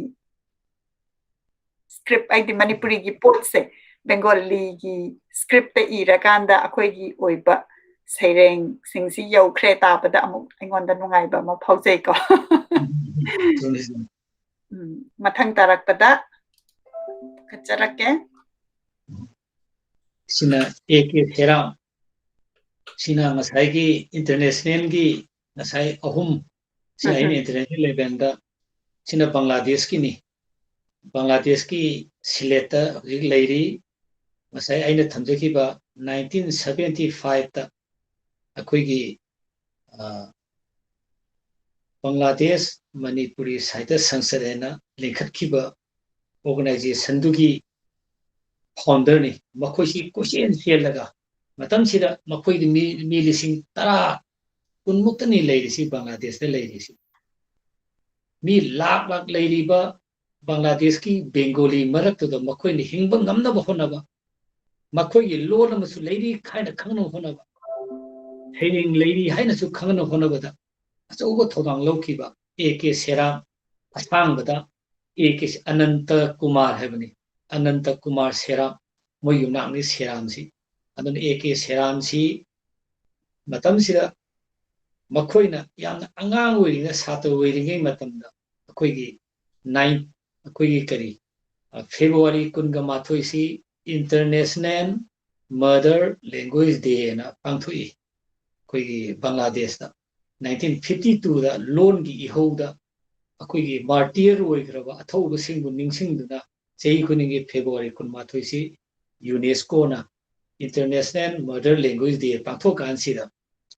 Bangladesh da leiriba Bengali mayam sina February 18 Europada makoigi sahid mayam martyr mayam duda lei katpa makoigi mafanda sardanjali katpadu urakanda makoina khalli akoigi di Canada lay kalugani kaina mukoi akoi loan akoi side du akoi na kaido kain mosi mamita mapi tai makoi na hala kanda akoi su akoi loan lay masi akoi side lay habse Bangladesh ki miyam khangan bam thui haidana makoi su achau bi hom hor 19 75 ꯇ ꯌꯧ ꯍꯧꯔꯦ ꯑꯗꯩꯗꯤ ꯆꯦꯐꯣꯡ ꯐꯣꯡꯉꯦ ꯗꯤꯄꯥꯅꯤꯇꯥ ꯀꯧꯏ ꯆꯦꯐꯣꯡꯗꯨ ꯍꯧꯖꯤꯛꯇꯤ ꯑꯩꯒꯤ ꯏꯔꯣꯟꯗ ꯃꯃꯤꯡ ꯊꯣꯟꯒꯗꯕꯅꯤ ꯍꯥꯏꯗꯅ ꯃꯩꯔꯥꯅ ꯃꯃꯤꯡ ꯑꯣꯟꯊꯣꯛꯑꯦ ꯁꯨꯃꯥꯏꯅ ꯇꯧꯔ ꯃꯗꯨꯒꯤ ꯍꯧꯔꯛꯂꯤꯕ ꯍꯧꯖꯤꯛ ꯍꯧꯖꯤꯛꯅ ꯍꯥꯏꯔꯤꯕ ꯑꯦ ꯀꯦ ꯁꯦꯔꯥꯝꯁꯤ ꯍꯧꯖꯤꯛ ꯍꯧꯖꯤꯛ ꯃꯥ ꯄ꯭ꯔꯁꯤꯗꯦꯟ ꯑꯣꯏꯔꯤ ꯑꯗꯨꯅ ꯁꯤꯗ ꯏꯍꯧ ꯍꯧꯔꯤꯕ ꯑꯗꯨꯒ ꯏꯁꯥꯒꯤ ꯂꯣꯟ ꯂꯩ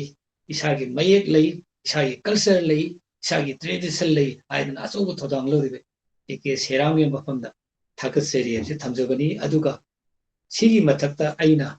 ꯑꯦ ꯀꯦ ꯁꯦꯔꯥꯝꯒꯤ ꯃꯐꯝꯗ ꯊꯝꯖꯅꯤꯡꯕꯗꯤ ꯉꯁꯥꯏ ꯐꯣꯇꯣꯗꯨ ꯎꯠꯈꯤꯕ UKꯒꯤ ꯂꯟꯗꯟꯗ ꯕꯦꯁ ꯇꯧꯕ ꯗ ꯒ꯭ꯔꯣꯟꯊꯤ ꯃꯈꯣꯏꯅ ꯁꯤꯟꯕ 100 Poets Around the World for Love ꯍꯥꯏꯕꯗꯨꯗ ꯍꯧꯖꯤꯛꯀꯤ ꯃꯗꯨꯒꯤ ꯑꯁꯤꯜ ꯑꯔꯥꯡꯇꯧꯁꯦ ꯑꯌꯥꯝꯕꯅ ꯕꯪꯒ꯭ꯂꯥꯗꯦꯁꯀꯤ ꯕꯦꯡꯒꯣꯂꯤꯁꯤꯡꯅꯤ ꯃꯈꯣꯏꯁꯤ ꯑꯌꯥꯝꯕꯅ ꯑꯦ ꯀꯦ ꯁꯦꯔꯥꯝꯒꯤ ꯃꯔꯨꯞ ꯃꯄꯥꯡꯁꯤꯡꯅ ꯑꯌꯥꯝꯕ ꯑꯣꯏ ꯍꯧꯖꯤꯛꯀꯤ 100 Poets Around the World ꯇꯧꯀꯥꯟꯁꯤꯗ ꯃꯍꯥꯛꯁꯤꯅ ꯈꯜꯂꯤ ꯁꯤꯜ ꯂꯥꯡꯁꯤ ꯑꯩꯒꯤ ꯃꯔꯨꯞ ꯃꯄꯥꯡ ꯉꯥꯛꯇꯅꯤ ꯑꯩꯒꯤ ꯂꯣꯟꯁꯨ ꯃꯅꯤꯄꯨꯔꯤꯅꯤ ꯄꯤꯛꯈ꯭ꯔꯕ ꯃꯅꯤꯄꯨꯔꯗꯒꯤ ꯃꯅꯤꯄꯨꯔꯤ ꯍꯥꯏꯕ ꯖꯥꯇꯤ ꯑꯃ ꯂꯩꯔꯤ ꯃꯅꯤꯄꯨꯔꯤ ꯂꯣꯟ ꯂꯩ ꯍꯥꯏꯕꯁꯦ ꯈꯪꯍꯟꯐꯝ ꯊꯣꯛꯏ ꯃꯗꯨꯅ ꯃꯅꯤꯄꯨꯔꯤꯕꯨ ꯔꯤꯄ꯭ꯔꯖꯦꯟ ꯇꯧꯕ ꯌꯥꯕ ꯀꯕꯤ ꯑꯩꯈꯣꯏꯒꯤꯁꯨ ꯂꯩ ꯍꯥꯏꯗꯅ ꯃꯥꯅ ꯆꯥꯎꯊꯣꯛꯆꯕ ꯑꯃꯒ ꯂꯣꯏꯅꯅ ꯃꯍꯥꯛꯅ ꯍꯧꯖꯤꯛꯀꯤ ꯒ꯭ꯔꯣꯟꯊꯤꯒꯤ ꯍꯧꯖꯤꯛꯀꯤ ꯁꯥꯃꯤꯟ ꯍꯥꯏꯁꯤꯗ ꯃꯈꯣꯏ ꯏꯗꯤꯇꯔ ꯑꯣꯏꯔꯤꯕꯁꯤꯗ ꯃꯥꯅ ꯄꯥꯎꯁꯤ ꯌꯧꯍꯟꯈꯤꯕꯅꯤ ꯑꯗ ꯃꯈꯣꯏ ꯀꯥꯡꯕꯨꯅ ꯀꯨꯞꯅ ꯈꯟꯅꯔꯀꯥꯟꯗ ꯐꯔꯦ ꯍꯥꯏꯔꯤꯕꯁꯤ ꯀꯌꯥꯝ ꯃꯇꯤꯛ ꯆꯥꯕꯅꯣ ꯈꯣꯠꯄꯅꯣ ꯍꯥꯏꯕꯅꯆꯤꯡꯕ ꯃꯣꯏꯁꯨ ꯌꯥꯝ ꯀꯨꯞꯅ ꯑꯣꯕꯖꯥꯔꯕ ꯇꯧꯔꯕ ꯃꯇꯨꯡꯗ ꯑꯣꯖꯥ ꯑꯦ ꯀꯦ ꯁꯦꯔꯥꯝꯁꯤꯅ ꯑꯩꯒꯤ ꯃꯤꯡꯁꯤ ꯔꯤꯀꯃꯦꯟ ꯇꯧꯕꯤꯈ꯭ꯔꯦ ꯍꯧꯖꯤꯛꯀꯤ ꯒ꯭ꯔꯣꯟꯊꯤꯁꯤꯗ ꯒ꯭ꯔꯣꯟꯊꯤꯅ ꯌꯥꯝ ꯀꯨꯞꯅ ꯑꯣꯕꯖꯥꯔꯕ ꯇꯧꯔꯕ ꯃꯇꯨꯡꯗ ꯑꯣꯖꯥ ꯑꯦ ꯀꯦ ꯁꯦꯔꯥꯝꯗ ꯍꯥꯏꯔꯦ ꯌꯥꯔꯦ ꯌꯥꯝꯅ ꯃꯅꯤꯄꯨꯔꯤ ꯄꯣꯏꯇ꯭ꯔꯤꯒꯤ ꯌꯥꯝꯅ ꯃꯇꯤꯛ ꯆꯥꯕ ꯍꯥꯏꯗꯤ ꯔꯤꯀꯃꯦꯟ ꯇꯧꯕꯤꯔꯤꯁꯤ ꯑꯩꯈꯣꯏꯅ ꯑꯗꯨꯝ ꯌꯥꯔꯦ ꯍꯥꯏꯗꯅ ꯄꯥꯎ ꯐꯥꯎꯅꯕꯗꯒꯤ ꯀꯩꯅꯣꯁꯤꯗ ꯑꯦ ꯀꯦ ꯁꯦꯔꯥꯝ ꯍꯥꯏꯔꯀꯥꯟꯗ ꯑꯦ ꯀꯦ ꯁꯦꯔꯥꯝꯁꯦ ꯑꯩꯉꯣꯟꯗ ꯐꯣꯟ ꯇꯧꯔꯛꯑꯦ ꯑꯣꯖꯥꯒꯤ ꯃꯤꯡꯁꯦ ꯍꯧꯖꯤꯛꯀꯤ 100 Poets Around the Worldꯁꯤꯗ ꯑꯣꯖꯥꯒꯤ ꯃꯤꯡ ꯌꯥꯎꯕꯁꯤꯗ ꯑꯩꯈꯣꯏ ꯀꯩꯁꯨ ꯆꯣꯞꯅꯤꯡꯉꯥꯏ ꯑꯣꯏꯗꯦ ꯑꯩ ꯑꯣꯖꯥꯒꯤ ꯃꯤꯡꯁꯦ ꯔꯤꯀꯃꯦꯟ ꯇꯧꯈ꯭ꯔꯕꯅꯤ ꯑꯣꯖꯥꯒꯤ ꯃꯤꯡꯁꯤ ꯍꯥꯏꯈ꯭ꯔꯕꯅꯤ ꯑꯣꯖꯥꯗ ꯁꯣꯏꯗꯅꯃꯛꯀꯤ ꯐꯣꯟ ꯇꯧꯔꯛꯀꯅꯤ ꯑꯗꯨꯒ ꯃꯣꯏꯅ ꯋꯥꯍꯩ ꯑꯃꯈꯛ ꯍꯥꯏꯔꯛꯏ ꯃꯤ ꯑꯃꯈꯛ ꯇꯧꯕꯗꯤ ꯅꯨꯡꯉꯥꯏꯇꯦ ꯅꯨꯄꯤ ꯑꯃꯒ ꯌꯥꯔꯗꯤ ꯌꯥꯎꯍꯜꯂꯕꯗꯤ ꯌꯥꯝ ꯅꯨꯡꯉꯥꯏꯒꯅꯤ ꯑꯗꯨꯅ ꯅꯨꯄꯤ ꯑꯃꯈꯛꯀ ꯌꯥꯎꯍꯜꯂꯒꯗꯤ ꯌꯥꯝ ꯅꯨꯡꯉꯥꯏꯒꯅꯤ ꯑꯗꯨ ꯈꯔ ꯃꯇꯤꯛ ꯆꯥꯕ ꯅꯨꯄꯤ ꯑꯃꯈꯛꯀꯤ ꯃꯃꯤꯡꯒ ꯔꯤꯀꯃꯦꯟ ꯇꯧꯕꯤꯌꯨ ꯍꯥꯏꯔꯛꯏ ꯑꯗꯨꯅ ꯑꯣꯖꯥꯅ ꯈꯜꯂꯒ ꯅꯨꯄꯤ ꯑꯃꯈꯛꯀꯤ ꯃꯃꯤꯡꯒ ꯍꯥꯏꯔꯛꯑꯣꯅ ꯍꯥꯏꯔꯛꯏ ꯑꯗꯨ ꯑꯣꯖꯥꯅ ꯌꯥꯝ ꯀꯨꯞꯅ ꯈꯜꯂꯀꯥꯟꯗ ꯅꯨꯄꯤ ꯑꯃꯈꯛꯀꯤ ꯃꯃꯤꯡ ꯍꯥꯏꯕꯤꯔꯛꯎ ꯍꯥꯏꯅ ꯑꯩꯉꯣꯟꯗ ꯑꯣꯖꯥ ꯁꯦꯔꯥꯝꯅ ꯑꯩꯉꯣꯟꯗ ꯍꯥꯏꯔꯛꯄꯗ ꯑꯩꯁꯤ ꯌꯥꯝ ꯀꯨꯞꯅ ꯈꯜꯂꯀꯥꯟꯗ ꯑꯦꯋꯥꯔꯗ ꯃꯌꯥꯝꯁꯨ ꯐꯪꯉꯕ ꯑꯗꯨꯒ ꯂꯥꯏꯔꯤꯛꯁꯨ ꯐꯖꯅ ꯐꯣꯡꯉꯕ ꯃꯅꯤꯄꯨꯔꯤ ꯁꯥꯍꯤꯇ꯭ꯌꯗꯁꯨ ꯃꯥꯒꯤ ꯃꯐꯝ ꯐꯖꯅ ꯀꯜꯂꯕ ꯑꯗꯨꯅ ꯀꯨꯞꯅ ꯈꯜꯂꯀꯥꯟꯗ ꯃꯣꯏꯔꯥꯡꯊꯦꯝ ꯕꯣꯔ ꯀꯩꯅꯥ ꯀꯧꯕ ꯀꯕꯤ ꯑꯃꯈꯛ ꯑꯩꯅ ꯑꯣꯖꯥ ꯁꯦꯔꯥꯝꯗ ꯍꯥꯏꯔꯀꯥꯟꯗ ꯑꯣꯖꯥ ꯁꯦꯔꯥꯝꯅ ꯑꯥꯗ ꯔꯤꯀꯃꯦꯟ ꯇꯧꯔꯦ ꯃꯥꯏ ꯕꯥꯏꯑꯣꯗꯥꯇꯥ ꯊꯥꯔꯣ ꯍꯥꯏꯅ ꯊꯥꯔꯀꯥꯟꯗ ꯃꯥꯁꯤ ꯑꯦꯄ꯭ꯔꯨቭ ꯇꯧꯔꯀꯥꯟꯗ ꯍꯧꯖꯤꯛꯀꯤ ꯒ꯭ꯔꯣꯟꯊꯤꯁꯤꯅ ꯍꯧꯖꯤꯛꯀꯤ ꯕꯣꯔ ꯀꯩꯅꯥꯁꯤ ꯏꯟꯚꯥꯏꯠ ꯇꯧꯗꯨꯅ ꯍꯧꯖꯤꯛꯀꯤ ꯅꯨꯄꯤ ꯃꯔꯛꯇꯒꯤ ꯃꯍꯥꯛꯁꯨ ꯍꯧꯖꯤꯛꯀꯤ ꯍꯥꯏꯔꯤꯕ 100 Poets Around the Worldꯁꯤꯗ ꯃꯍꯥꯛꯁꯨ ꯁꯔꯨꯛ ꯌꯥꯈꯤ ꯑꯗꯨꯒ ꯑꯩꯍꯥꯛꯁꯨ ꯍꯧꯖꯤꯛꯀꯤ ꯑꯣꯖꯥ ꯑꯦ ꯀꯦ ꯁꯦꯔꯥꯝꯁꯤꯅ ꯔꯤꯀꯃꯦꯟ ꯇꯧꯕꯤꯗꯅ ꯑꯩꯁꯤ ꯁꯔꯨꯛ ꯌꯥꯕ ꯐꯪꯖꯕꯅꯤ ꯑꯗꯨꯅ ꯑꯣꯖꯥ ꯁꯦꯔꯥꯝꯕꯨ ꯑꯩꯅ ꯉꯝꯈꯩ ꯂꯩꯇꯅ ꯊꯥꯒꯠꯄ ꯐꯣꯡꯗꯣꯛꯆꯔꯤꯁꯤ ꯁꯤꯗꯅꯤ ꯑꯗꯨꯅ ꯑꯣꯖꯥꯅ ꯔꯤꯀꯃꯦꯟ ꯇꯧꯕꯤꯔꯝꯗ꯭ꯔꯕ ꯑꯗꯨ ꯑꯣꯏꯔꯗꯤ ꯍꯧꯖꯤꯛꯀꯤ ꯒ꯭ꯔꯣꯟꯊꯤꯁꯤꯗ ꯑꯩ ꯄ꯭ꯔꯣꯒ꯭ꯔꯥꯝ ꯁꯔꯨꯛ ꯌꯥꯕ ꯑꯃꯒꯤ ꯈꯨꯗꯣꯡꯆꯥꯕꯁꯨ ꯂꯩꯔꯣꯏ ꯑꯗꯨꯅ ꯑꯣꯖꯥꯒꯤ ꯃꯐꯝꯗ ꯊꯥꯒꯠꯆꯔꯤ ꯍꯥꯏꯕꯁꯤꯗ ꯍꯥꯞꯆꯤꯟꯖꯕꯅꯤ ꯌꯥꯝꯅ ꯅꯨꯡꯉꯥꯏ ꯇꯥꯕꯗ ꯑꯩꯈꯣꯏꯒꯤ ꯉꯁꯥꯏꯒꯤ ꯁꯦꯌꯔꯤꯡ ꯃꯌꯥꯝꯁꯤ ꯎꯖꯕꯗ ꯄꯥꯋꯔ ꯑꯣꯐ ꯀꯣꯂꯥꯕꯣꯔꯦꯁꯟ ꯍꯥꯏꯖꯕ ꯇꯥꯔꯦꯀꯣ ꯑꯩꯈꯣꯏꯅ ꯊꯕꯛꯁꯦ ꯇꯧꯕꯗ ꯀꯣꯂꯥꯕꯣꯔꯦꯠ ꯇꯧꯃꯤꯟꯅꯔꯒꯗꯤ ꯑꯩꯈꯣꯏꯅ ꯋꯥꯔꯜꯒꯤ ꯏꯟꯇꯔꯅꯦꯁꯅꯦꯜ ꯂꯦꯚꯦꯜꯗ ꯂꯥꯛꯄꯗ ꯑꯩꯈꯣꯏ ꯃꯌꯥꯝꯁꯦ ꯃꯐꯝ ꯃꯐꯝꯗ ꯂꯩꯅꯕꯗ ꯑꯩꯈꯣꯏ ꯁꯧꯒꯠꯃꯤꯟꯅꯔꯒ ꯀꯣꯂꯥꯕꯣꯔꯦꯠ ꯇꯧꯃꯤꯟꯅꯔꯒꯗꯤ ꯀꯔꯤꯒꯤ ꯌꯧꯕ ꯉꯝꯂꯣꯏ ꯄ꯭ꯔꯤꯊꯤꯕꯤꯒꯤ ꯑꯆꯧ ꯑꯆꯧꯔꯕ ꯂꯥꯏꯕ꯭ꯔꯦꯔꯤ ꯑꯗꯒꯤ ꯁꯤꯂꯦꯕꯁꯇ ꯆꯠꯂꯛꯏꯕ ꯑꯗꯒꯤ ꯃꯌꯥꯝꯒꯤ ꯇꯣꯛ ꯁꯣ ꯇꯧꯕ ꯏꯟꯇꯔꯅꯦꯁꯅꯦꯜꯒꯤ ꯑꯦꯅꯤ ꯏꯚꯦꯟ ꯇꯧꯕ ꯀꯥꯟꯗ ꯃꯅꯤꯄꯨꯔꯒꯤ ꯑꯣꯏꯕ ꯁꯔꯨꯛ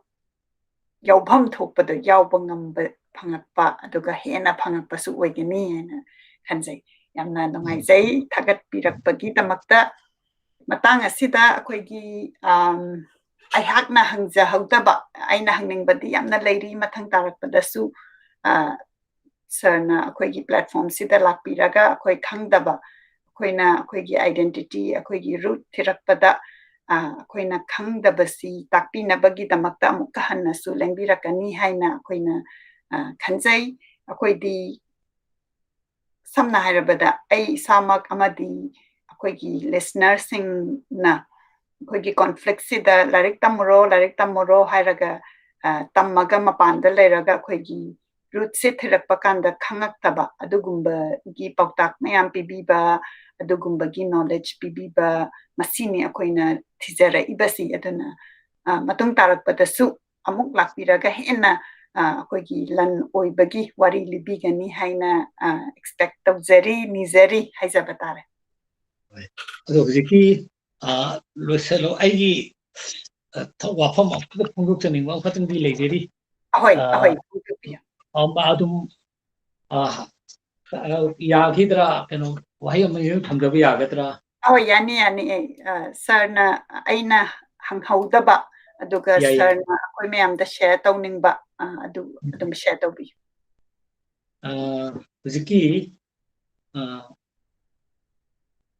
ngसाइगी सेरिंग हुजिकी लंकोई वारीगी लम मयाम चलुबगी यदि जापान चलुबगी म्यांमार चलुबा बांग्लादेश चलु मयाम लेरे सिगी मथक्ता आइना पोइट्री की वर्ल्ड सिदा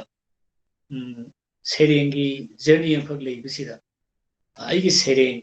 अनिखक साइगी नुंगसिबी ग्रीसिदी कोइगी आसाम यूनिवर्सिटी 2010 की सिलेबस यावगी कोइ तमनरी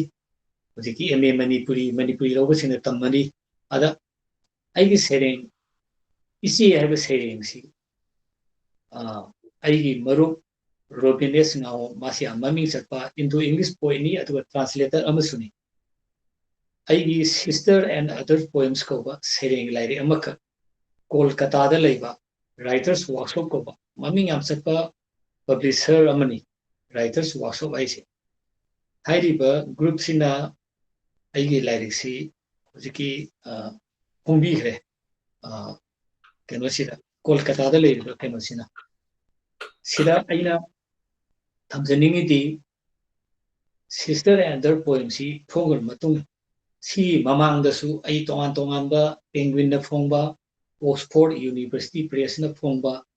सेरेंग एंथोलॉजी मयामदसु आई सेरेंग मयाम अदुम फोंगरे थमजनिंगिदी आई सेरेंग इसी हैबसी 2004 दा अखोई नागालैंड दा लेबा नागालैंड यूनिवर्सिटी की एमए इंग्लिश दा अखोई सिलेबस दा यावनो बायना मखोई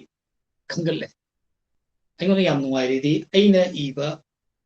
इसी कौब सेरेंग सी रोबिन एस नामोमना सिस्टर रेना इंग्लिश दा ट्रांसलेट तौरबा मतुंगदा नागालैंड यूनिवर्सिटी की एमए इंग्लिश दा तमनब सिलेबस यावरे हाइबगा मतमदुदा कोहिमादा एमए इंग्लिश दा इहानाना तमगदोइबा छात्र छात्री मोई निफु यांखै सिना मखोई ओजादा हाइरे हुजुजी लिविंग पोइट सरचांद थियांगी सेरेंग अखोई तमगदोरे मार्क्सी कोहिमादा अमतंग कौबिरओ अखोईगा मागा फमिनरगा इंटरेक्शन तमजगे लिविंग पोइट अमगी सेरेंग तंबा हाइसे लिविंग पोइट उगा अखोईगा वारी सानबा मथौ ताई हाइदना नागालैंड यूनिवर्सिटी की छात्र सिंह हाइबदगी मोइकोगी डिपार्टमेंट ऑफ इंग्लिश की हेड ऑफ डिपार्टमेंट ओइसिना अदुगा आइगी तखोई तिनबा मोनोपांगसे मयाम ओजा ओइबा डिपार्टमेंट ओजा ओइरिबा कांगबुसिना हाइरक्तना आई मणिपुरदगी ट्रांसलेटर ओइबा तायजम बिजु कुमार कौबा अमगा आइगा अदि असोमदगी नेहुदगी कोई रोबिनेस नाम लातना अखोइसी इंटरेक्शन अमा तौकी 2004 दा केनोदा नेहु अखोइगी नागालैंड यूनिवर्सिटी दा अदाइना थमजनिंगिदी इसी हाइब सेरेंग से नागालैंड यूनिवर्सिटी दा आई मरुप रोबिनेस नामोमना इंग्लिश दा हंदुवा तौबदगी हुजिक्सी सिलेबस दा तमनरी सिगी पाउसिमा आइना नसी खुरोंग चाबसे लौरगा थमजनिंगी अतोपा अमना हुजिकी सिस्टर हाइब सिमक रोबिन हंदुई सिगा श्राउट हाइना ꯑꯩꯅ ꯃꯩꯇꯩꯔꯣꯟꯗꯗꯤ ꯀꯥꯏꯈꯨꯝ ꯐꯤ ꯍꯥꯏ ꯑꯩꯈꯣꯏꯒꯤ ꯁꯤꯒꯤ ꯁꯩꯔꯦꯡꯁꯤ ꯑꯩꯈꯣꯏꯒꯤ ꯇꯥꯌꯦꯟꯖꯝ ꯕꯤꯖꯣꯏ ꯀꯨꯃꯥꯔꯅ ꯏꯪꯂꯤꯁꯇ ꯍꯟꯗꯣꯛꯄꯁꯤ ꯍꯥꯏꯔꯤꯕ ꯁꯩꯔꯦꯡ ꯑꯅꯤꯁꯦ ꯁꯤꯅ 2016 ꯇ꯭ꯔꯤꯄꯨꯔꯥ ꯌꯨꯅꯤꯚꯔꯁꯤꯇꯤꯗ ꯏꯪꯂꯤꯁꯀꯤ ꯃꯥꯁꯇꯔ ꯑꯩꯈꯣꯏꯒꯤ ꯄꯣꯁ ꯒ꯭ꯔꯦꯖꯨꯑꯦꯠ ꯑꯩꯈꯣꯏꯒꯤ ꯁꯤꯗ ꯗꯤꯄꯥꯔꯠꯃꯦꯟ ꯑꯣꯐ ꯏꯪꯂꯤꯁꯀꯤ ꯄꯣꯁ ꯒ꯭ꯔꯦꯖꯨꯑꯦꯠꯇ ꯁꯤꯂꯦꯕꯁꯇ ꯍꯥꯞꯄꯒ ꯍꯧꯖꯤꯛ ꯍꯧꯖꯤꯛ ꯑꯩꯈꯣꯏ 2016 ꯁꯤꯁꯇꯔꯅꯦ ꯁ꯭ꯔꯥꯎꯠꯅꯦ ꯍꯥꯏꯔꯤꯕ ꯁꯩꯔꯦꯡ ꯑꯅꯤꯁꯦ ꯇ꯭ꯔꯤꯄꯨꯔꯥ ꯌꯨꯅꯤꯚꯔꯁꯤꯇꯤꯗ ꯍꯧꯖꯤꯛ ꯍꯧꯖꯤꯛ ꯇꯝꯅꯔꯤ ꯑꯩꯈꯣꯏꯒꯤ ꯁꯤꯒꯤ ꯄꯥꯎꯁꯤꯝꯇꯪꯒ ꯑꯩ ꯉꯁꯤ ꯁꯤꯒꯨꯝꯕ ꯊꯧꯔꯝꯁꯤꯗ ꯍꯥꯏꯗꯤ ꯁꯩꯔꯦꯡꯒꯤ ꯖꯔꯅꯤꯁꯤꯗ ꯑꯩꯒꯤ ꯁꯩꯔꯦꯡꯁꯤꯁꯨ ꯑꯇꯣꯞꯄ ꯌꯨꯅꯤꯚꯔꯁꯤꯇꯤꯁꯤꯗ ꯁꯤꯂꯦꯕꯁꯇ ꯍꯥꯞꯄꯒ ꯇꯝꯅꯔꯤ ꯍꯥꯏꯕꯁꯤ ꯄꯥꯎꯁꯤꯝꯇꯪꯒ ꯇꯝꯖꯍꯧꯒꯦ ꯇꯧꯕꯅꯤ ꯑꯗꯨꯒ ꯍꯧꯖꯤꯛꯀꯤ ꯀꯩꯅꯣꯁꯨ ꯃꯣꯅꯤꯀꯥꯗꯁꯨ ꯑꯩꯅ ꯍꯥꯏꯗꯤ ꯇꯥꯕꯤꯔꯤꯕ ꯃꯌꯥꯝꯗꯁꯨ ꯑꯩꯈꯣꯏ ꯂꯤꯚꯤꯡ ꯄꯣꯏꯠ ꯃꯁꯥꯅ ꯏꯕꯅꯤ ꯃꯥꯅ ꯄꯥꯕꯗꯨ ꯐꯖꯕ ꯌꯥꯏ ꯑꯣꯔ ꯐꯖꯗꯕ ꯌꯥꯏ ꯑꯗꯨ ꯏꯆꯦꯕ ꯁꯩꯔꯦꯡꯁꯦ ꯑꯩ ꯑꯝꯇꯪ ꯄꯥꯖꯒꯦ ꯑꯩꯈꯣꯏꯒꯤ ꯇꯥꯖꯥ ꯐꯪꯗ꯭ꯔꯦ ꯄꯥꯖꯕ ꯌꯥꯔꯗꯤ ꯑꯗꯨ ꯄꯥꯖꯒꯦ ꯇꯧꯕꯅꯤ ꯑꯩꯅ ꯍꯪꯖꯒꯦ ꯇꯧꯕꯗ ꯑꯩꯅ ꯃꯇꯝꯁꯦ ꯌꯥꯝ ꯂꯧꯕꯗꯨꯗ ꯑꯩꯁꯦ ꯍꯪꯕ ꯉꯝꯗꯗꯅ ꯇꯧꯕꯅꯦ ꯂꯥꯏꯅ ꯍꯦꯛꯇ ꯄꯤꯔꯛꯑꯕꯅꯦꯅ ꯈꯟꯖꯒꯦ ꯌꯥꯝꯅ ꯂꯥꯏꯕꯛ ꯐꯕꯅꯤ ꯑꯩꯈꯣꯏꯒꯤꯗꯃꯛꯇ ꯄꯥꯎ ꯇꯥꯕꯗꯁꯨ ꯌꯥꯝ ꯅꯨꯡꯉꯥꯏ ꯃꯅꯤꯄꯨꯔꯒꯤꯗ ꯁꯤꯂꯦꯕꯁꯇ ꯆꯟꯕꯗ ꯅꯠꯇꯅ ꯍꯧꯖꯤꯛꯇꯤ ꯁꯔꯒꯤ ꯋꯥꯔꯛꯁꯤ ꯑꯇꯩ ꯁ꯭ꯇꯦꯠꯇ ꯆꯜꯂꯦ ꯇꯥꯕꯗ ꯌꯥꯝ ꯅꯨꯡꯉꯥꯏ ꯈꯧꯔꯥꯡꯅ ꯉꯥꯏꯖꯔꯤ ꯍꯧꯕꯤꯌꯨ ꯁꯩꯔꯦꯡꯒꯤ ꯃꯃꯤꯡ ꯏꯆꯦ ꯅꯣꯡ ꯑꯁꯤ ꯂꯦꯞꯇ꯭ꯔꯤ ꯊꯣꯛꯈꯤꯒꯅꯨ ꯏꯆꯦ ꯃꯄꯥꯟꯗ ꯅꯨꯡꯊꯤꯜ ꯑꯣꯏꯖꯕꯇꯅꯤ ꯑꯍꯤꯡꯗ ꯌꯥꯋꯣꯡ ꯏꯟꯈꯤꯉꯩꯗꯒꯤ ꯑꯩꯈꯣꯏꯒꯤ ꯅꯨꯡꯊꯤꯜꯗꯨꯗꯤ ꯑꯣꯏꯗ꯭ꯔꯕꯅꯤ ꯀꯥꯟꯅꯔꯣꯏ ꯏꯆꯦ ꯅꯪꯒꯤ ꯁꯥꯇꯤꯟꯗꯨꯅ ꯉꯝꯂꯣꯏ ꯈꯟꯕ ꯅꯁꯥꯗꯨꯕꯨ ꯅꯣꯡꯂꯤꯛꯇꯒꯤ ꯇꯥꯔꯕ ꯅꯠꯇ꯭ꯔ ꯈꯣꯟꯖꯦꯜꯁꯦ ꯊꯣꯡꯒꯥꯜ ꯈꯨꯗꯤꯡꯗ ꯅꯤꯜꯂꯤꯕ ꯃꯔꯣꯜ ꯁꯨꯗ꯭ꯔꯤꯕ ꯅꯋꯥꯁꯤꯡꯒꯤ ꯏꯆꯦ ꯅꯪ ꯆꯠꯈꯤꯅꯨ ꯅꯣꯡ ꯑꯁꯤ ꯍꯦꯟꯅ ꯀꯟꯈꯠꯂꯛꯂꯤ ꯏꯆꯦ ꯅꯪ ꯆꯠꯈꯤꯅꯨ ꯏꯆꯦ ꯅꯪ ꯆꯠꯈꯤꯅꯨ ꯌꯦꯡꯉꯨ ꯏꯆꯦ ꯁꯨꯃꯥꯡ ꯈꯨꯗꯤꯡꯁꯦ ꯑꯣꯜꯂꯦ ꯃꯉꯥꯔꯛ ꯀꯥꯟꯕꯤ ꯏꯆꯦ ꯅꯪ ꯆꯠꯈꯤꯕ ꯌꯥꯔꯣꯏ ꯂꯝꯕꯤ ꯈꯨꯗꯤꯡꯁꯦ ꯅꯤꯜꯂꯛꯂꯦ ꯍꯧꯔꯕ ꯕꯨꯠꯀꯤ ꯈꯣꯟꯖꯦꯜꯅ ꯏꯆꯦ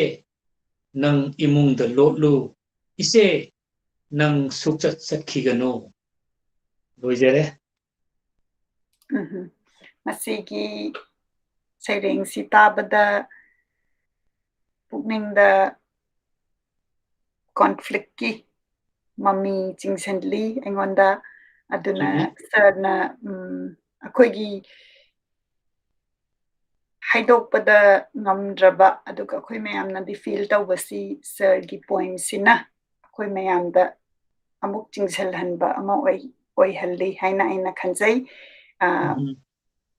ꯑꯗꯨ ꯁꯔꯅ ꯃꯁꯤ ꯏꯈꯤꯕꯒꯤ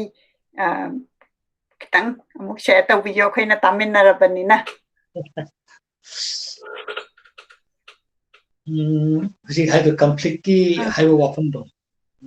अदुम लेरे मणिपुर दा तंदु लेतादो मसी अखोइ मणिपुर खकी नते पृथ्वी ओइबा ओबा केनोमी हाइदि मणिपुर की वा नते पृथ्वी फंक्ति थोइबा दि थोइबा थोदो वाथो मयाम सी मयाम सिदा अखोइ की थोइबा थोदो मयाम सिदा अखोइ सी कई हाइनी तंदु लेतादरो मतम सिदा इसे मीन्स नुपी सिना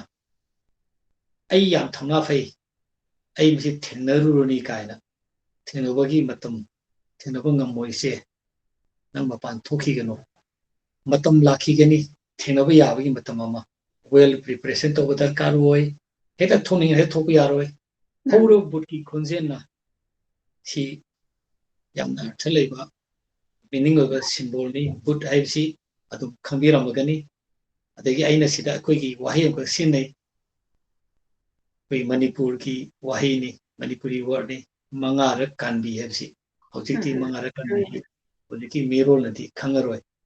मंगारक कानबी हेबसी ꯑꯩꯈꯣꯏꯒꯤ unnatural ꯑꯩꯈꯣꯏꯒꯤ unnatural death ꯍꯥꯏꯇꯥꯔꯦ ꯃꯥꯅꯦ natural death ꯑꯩꯈꯣꯏꯒꯤ ꯃꯍꯧꯁꯥ ꯅꯥꯔꯒ ꯁꯤꯕ ꯈꯣꯠꯄ ꯁꯤ natural death ꯑꯃ ꯂꯩꯔꯦ ꯑꯩꯈꯣꯏꯒꯤ ꯊꯧꯔꯤ ꯌꯥꯜꯂꯒ ꯁꯤꯕ ꯃꯉꯥꯜꯂꯒ ꯁꯤꯕ ꯑꯣꯏꯕ ꯌꯥꯏ ꯅꯣꯡꯃꯩꯗ ꯄꯥꯜꯂ ꯁꯤꯕ ꯑꯣꯏꯕ ꯌꯥꯏ ꯒꯥꯔꯤ ꯑꯦꯛꯁꯤꯗꯦꯟ ꯑꯣꯏꯕ ꯌꯥꯏ ꯁꯨꯃꯥꯏꯅ ꯑꯩꯈꯣꯏꯒꯤ ꯁꯤꯒꯨꯝꯕ ꯃꯌꯥꯝꯁꯤꯒꯤ ꯍꯨꯟꯗꯣꯛꯐꯝ ꯃꯐꯝ ꯑꯃ ꯃꯅꯤꯄꯨꯔꯗ ꯂꯩ ꯑꯩꯈꯣꯏ ꯂꯥꯡꯒꯣꯜ ꯆꯤꯡꯒꯤꯁꯤꯗ ꯃꯉꯥꯔꯛ ꯀꯥꯟꯕꯤꯅ ꯃꯐꯝ ꯑꯃꯈꯛ ꯂꯩ ꯍꯥꯏꯔꯤꯕ ꯃꯐꯝꯗ ꯅꯤꯡꯊꯧ ꯍꯥꯛꯇꯛꯇꯒꯤ ꯃꯈꯣꯏꯁꯨ ꯄꯣꯠꯂꯣꯏꯕꯁꯨ ꯌꯥꯗꯦ ꯁꯣꯔꯥ ꯁꯣꯟꯕꯁꯨ ꯌꯥꯗꯦ ꯃꯈꯣꯏꯗ ꯃꯊꯧ ꯀꯔꯃ ꯀꯔꯤꯝꯇ ꯇꯧꯕ ꯌꯥꯗꯦ ꯑꯗꯨꯅ ꯀꯔꯤꯒꯨꯝꯕ ꯅꯣꯡꯃꯩꯅ ꯄꯥꯜꯂꯒ ꯅꯠꯇ꯭ꯔꯒ ꯍꯥꯟꯅ ꯁꯨꯅꯕꯗ ꯁꯤ ꯇꯥꯔꯒꯗꯤ ꯍꯥꯏꯔꯤꯕ ꯃꯍꯥꯛ ꯑꯗꯨ ꯄꯣꯠꯂꯣꯏꯕ ꯌꯥꯗꯦ ꯑꯗꯨꯒ ꯁꯨꯃꯥꯡ ꯈꯨꯗꯤꯡꯁꯤ ꯃꯉꯥꯔꯛ ꯀꯥꯟꯕꯤ ꯑꯣꯜꯂꯦ ꯍꯥꯏꯇꯥꯔꯒꯗꯤ ꯍꯥꯏꯗꯤ ꯑꯗꯨꯒꯨꯝꯕ unnatural death body ꯃꯌꯥꯝꯁꯤꯅ ꯑꯗꯨꯝ ꯑꯣꯜꯂꯦ ꯍꯥꯏꯔꯛꯄꯅꯤ ꯑꯗꯨꯅ ꯑꯩꯈꯣꯏꯁꯤ ꯌꯥꯝꯅ ꯇꯪꯗꯨ ꯂꯩꯇꯥꯗ꯭ꯔꯕ ꯃꯇꯝꯁꯤꯗ ꯑꯩꯈꯣꯏꯁꯤ ꯏꯆꯦ ꯅꯪꯅ ꯐꯅ ꯌꯥꯝꯅ ꯍꯥꯏꯗꯤ ꯃꯥꯅ ꯄꯥꯏꯔꯤꯕ ꯁꯥꯇꯤꯟ ꯃꯤꯟꯁ ꯃꯉꯣꯟꯗ ꯌꯥꯎꯔꯤꯕ ꯀꯔꯦꯖ ꯊꯧꯅꯥꯗꯣ ꯑꯗꯨꯅꯁꯨ ꯑꯣꯏꯕ ꯉꯝꯃꯣꯏ ꯅꯣꯡꯂꯤꯛꯇꯨ ꯍꯧꯖꯤꯛꯀꯤ ꯂꯥꯛꯏꯕ ꯀꯩꯅꯣ ꯃꯌꯥꯝꯗꯨꯅꯤ ꯐꯠꯇꯕ ꯀꯌꯥ ꯍꯧꯖꯤꯛ ꯑꯣꯏꯔꯤꯕ ꯉꯁꯥꯏ ꯀꯟꯐ꯭ꯂꯤꯛ ꯁꯤꯆꯨꯋꯦꯁꯟ ꯃꯌꯥꯝ ꯁꯤ ꯃꯌꯥꯝꯗꯨꯅꯤ ꯑꯗꯨꯅ ꯁꯤ ꯃꯌꯥꯝꯁꯤꯗ ꯑꯩꯈꯣꯏꯅ ꯍꯦꯛꯇ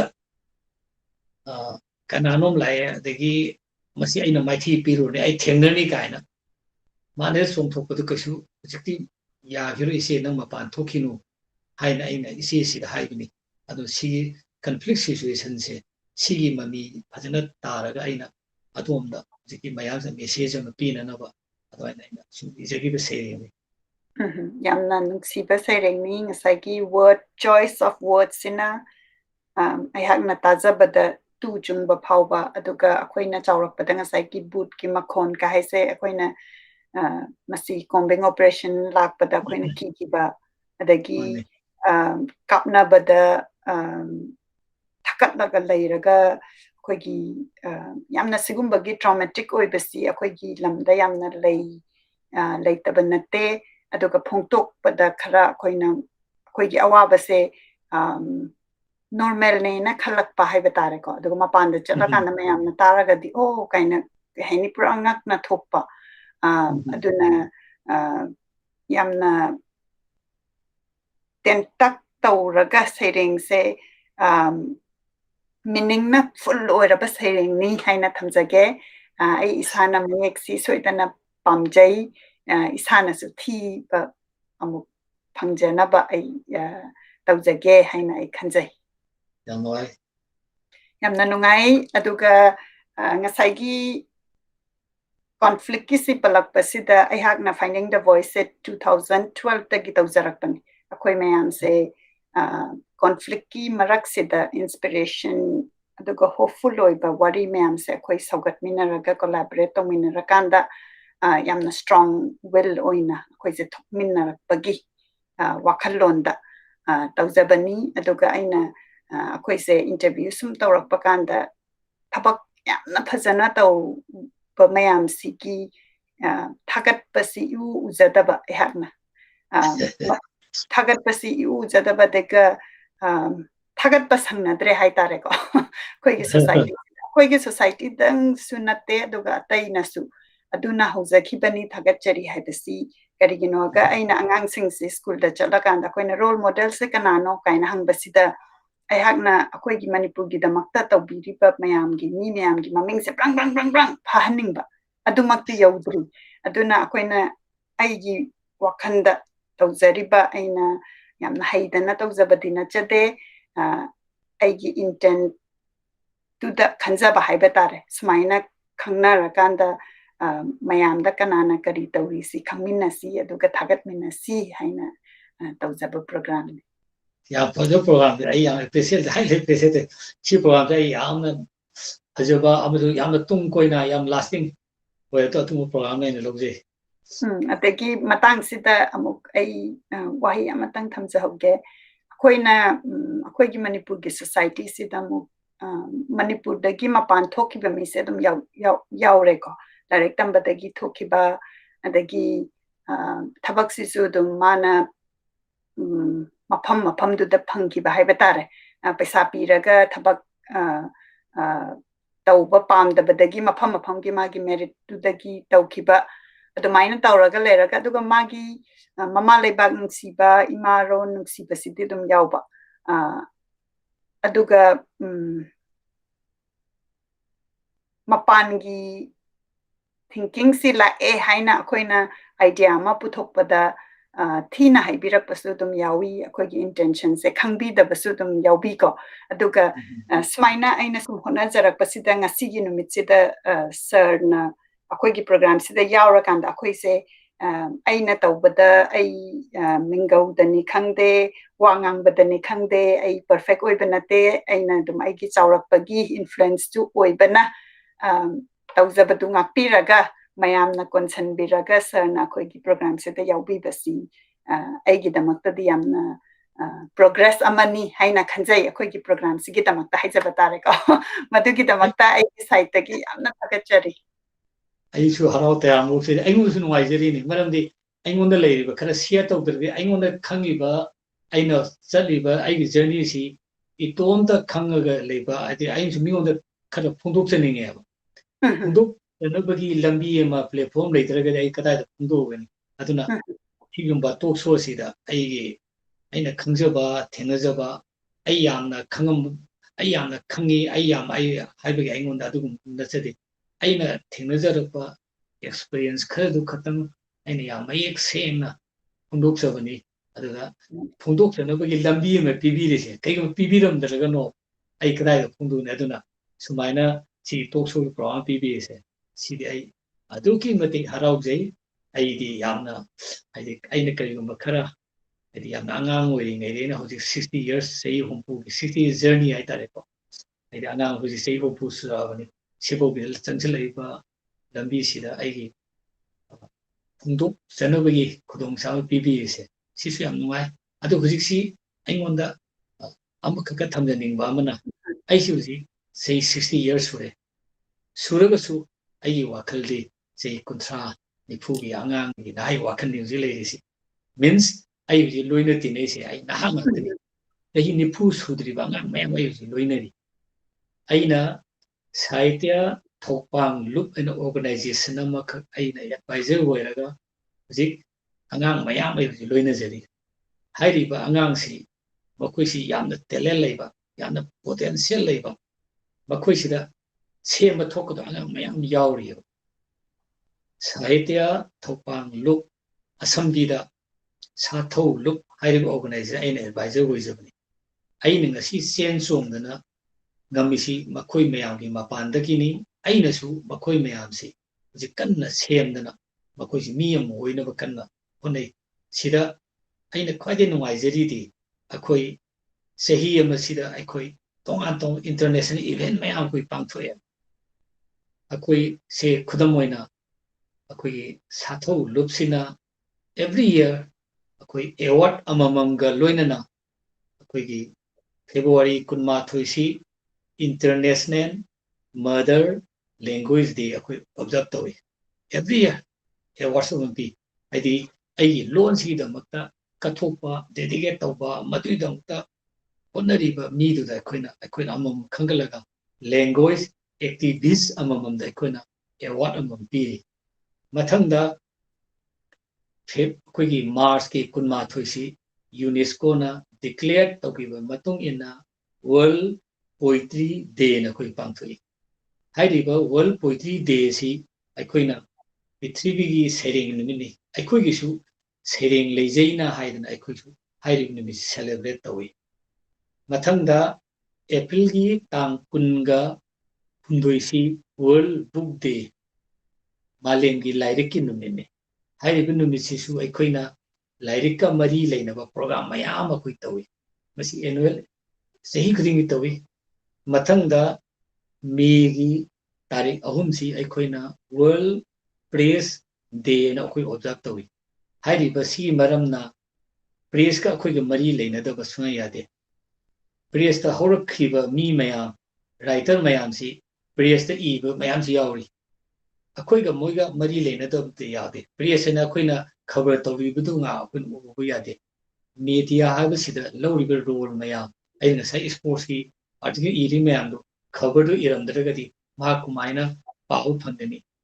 ꯑꯩꯅ ꯏꯔꯤꯕ ꯀꯥꯎꯟꯗꯥꯎꯟꯗꯨ मीडिया फोंदोगा सुमायना अखोगी मीडिया का लेनरी मया प्रेस का लेनरी मया सिदा अखोइना वर्ल्ड प्रेस डे से अखोइना ऑब्जर्व तौजबनी अदगी अमो सेप्टेम्बर की तांग कुंथ्रा सी अखोइना सही खुदिंगी इंटरनेशनल ट्रांसलेशन डे न ऑब्जर्व तौवी सिदना अखोगी इंटरनेट अखोगी ट्रांसलेशन लसी ख्वाइदगी मरु होइबनी अइना ngasai isi aba sereng si isam samna manipuri de leiramaga maitiron leiramadi kanana khambigani aigi maru robines ngamum sina sister and english ta hando kanda madugi mahaudu english readers sina para kanda syllabus hak taw ine adu oi taragati translation si khwaidi maru oiba amane aduna akoina sei khudingi september tang kunthrabu international translation day na akoina palan tawi sigi matung do mo akoina masi kogi november december tha sida imphal literature festival he tawi masidati manipur gi sangai festival gi manipur sarkar ga koi khusamna ga hojiti akoi tawre sidadi akoina imphal literature festival sida aikogi pose the kangan na bi da akoina chogo thogam lo aduna akoi Japanese writer akoi invite to ba imphal da kawi akoi moi reaction tawi Bangladeshi writer mayam kawi akoi manipur da lai USA dagi kabi lai kawi lai India gi mafam kya dagi kabi kawi akoina sehi khudingi tawa annual festival sida akoina laiba kabi singse siga akoi interaction tonaraga akoi sumain toraga akoi gi pampu akanda akoi gi bakoi gi literature so akoina khange akoi gi literature so akoina khange khangminna bam darkar oi aduna bridge ma sem na bi nota thogam sade yada da imphal literature festival ka ba thogam ma ga saraga akoi gi toan toman ba literature ma ya koi la thok lai tong akoi semani sumain toraga akoi gi sata thopang lupsigi yamna nakau sei nifu sudriba nifu gi makhad leiba anang ma sei roina jeri bakoi si kayam yam telele yauge bu Sahitya Akademi na sei kunthra ga manga bung leiba akoi young writers in sida Academy award piri award ki maming juba puraskar kawe ai hairiba aigi group sida aigi group means aikoi gi sathau lo su yaure angang se wangthoi khuman ko ba angam su hairi award su phange adegi wongbram amarjit ko ba angam su yawi maksu magi sereng du da hairi award su phange that means makoi ni ijarei ba lai tu phonge aina lai phongu lai phong du noi bu kan khangji du na hai nai kan na hai moi lai phongi lai sing phajana par matung da jury sing sida kupna khanara kan moi lai tu phang award phang na hojikti juba puraskar phangdana haiba yam talented we angang me adu loina dana aina moi bu semi moi na ibu mokoi oja guru dona khandana we puna samina dana asidi manipuri sahitya se international level da aikoi no pukhatana kan pukhakadoi no aduna aikoi puna baki thogdang di aikoi kuta leirabani aduna machida aikoi mana phajai mana phajate adu wadana hunnaba sainawi matam adu natte aikoi masi sabinagadabani aikoi masi sabinaraga aigi imalon aigi sahitya aigi maitilon aigi culture aigi tradition aigi poetry aikoi malengi phampati hono koi hona minasi haidana aikoi punna amatoi sab saminari simtangaina asi talk show sida thamjoge monika asyamna nungaiba paujelni akoi mayam khatna chaina dana sidhana dana du tawdu sabudi akoi collaborate tawrakanda kamaina akoi gi work adagi akoi nungsu nungairimne akoi khatang nataba world sina khangba oirasanu akoi gi sahitya literature work book khudingmak manipuri da su phongba translation su tawba atai gi world gi mina su khanghanba library khudingmakta akoi gi book sina thanba oirasanu amazon da mina search tawba kanda manipur hairaga hujiksi khara khara de yaure aina charakpa matamda ai suphang phangide ado hujik thara yarakpa ubasi nungai ado hujik khara sinataba hujiki manipuri ena thaba sida sida hekta less dhama lakpaduni hangna pamjari si aduna yamna nungai sigumbagi pau si tabada duga akhoi mayam se collaborate tawraga saugat nambagi mami sisu hena henkala I aina thamsake masi hairaga akoigi program asi loisinjana ba tawjarage yengbiriba pumnamakna comment tawbirau akoigi ngasagi thagachari khudol du lengdana leire ngasigi technical problem leibana live interaction tawba phangsadre adum nadi oiraga comment soidana pibirau akoigi writer author Saratchand Thiyam mingoina panjarabada mongonda hangingba question hangbirau aduga akoina soidana mathang naina Oh Lovely Greece sigi book reading ama akhoi sinjarake Imphal da Yukio bookstore da phangaga leirabani aduga mapanda leiba mina paningba leiragasu Yukio na adum ship tawbagi facility lei yamna nungairaba hojikti connectivity se world se aina US da leirasu adum pot se phangba ngamaba matamni haina thamjage akhoi gi loisandringai da sir na any last comment paujel haigatra bibining balai biribra loisalakpada sigumba finding the voice ki talk show sida ngasi people of Manipur sida yawba phangjaba aibu kesunati aigidi adu Monica hoina koigi invite obiratana yawba phanganba sima ai yam nuaijai adu matik nuai adu amukena nuaijogadi Monica gi imai bema aine sim aine yam nusina kaujowa sima Saros Nalini nokwelita thagasei aduga अरुवैबदा ngasidi pikraba Manipur si prithivida Manipur koba leiba amalei Manipuri koba jati amalei maitei koba jati amalei haibase khangananabagi thodangdi aikoi punamaki khutta leire aikoi khudingmakki khutta leirabasi manungda samada natrasu samada yankai natrasu samada kun natrasu samagi manungda sarukhara percentage kharadi mani prithivida Manipur koba jati amalei Manipur ki maitai sina kai dawri haibasi sigumba tokso uttana tawribasi sina chogo thodang amani aduna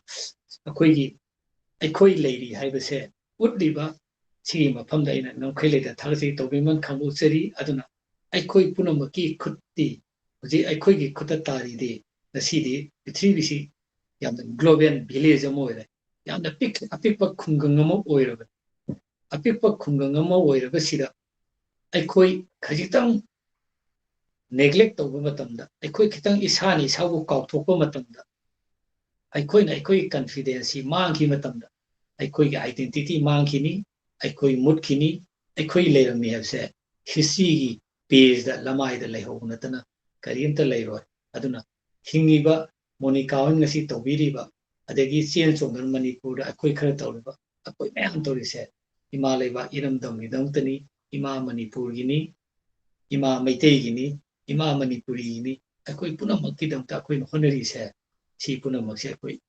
wakan chungsinnadana aikoi amaga support tawnadana amana tawba thabakta amana suganadana onarakana aikoi loina mai pakani natragadi aikoi si noma siminagani mangkhigani lukhigani adu punamak thoktanaba aikoi kari tawba tai haikanda aikoi punamak share tawminnadana aikoi punamak amaga support tawna khana chainadana adu tawbe mahota minaragati aikoi si khwaidagi mai pakpa missing the nate yamna chawba leiba oisunu maduda leiriba people singdo makoigi talent leitraba quality yaudraba makoigi value kam leitraba orgadi makoidu mi masinguna rejabai wane akoigi mi masing yamjadragasu chama thorakpada akoi amakak thorakpada amaduna hena maman yami aduna akoigi di maman yamba aduna akoi kauroidabadi akoigi 1891 da thokiba khongjom war akoigi British na Manipur lo sunbagi akanba maikei ahondi attack tawpa matamda koi Monica su ta khangbiri duni koigi khongjom lan khangbiri duni koigi mafam sida pauna brajabasi akoigi lit tawdana lan chagini British si matang prithvi leba mayam matang takhairaga laini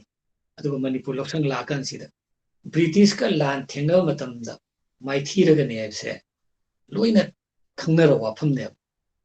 mi la British army lising duga akhoi gi chama duga la sona matamda lising duna soidana ngambai se hona sane adubu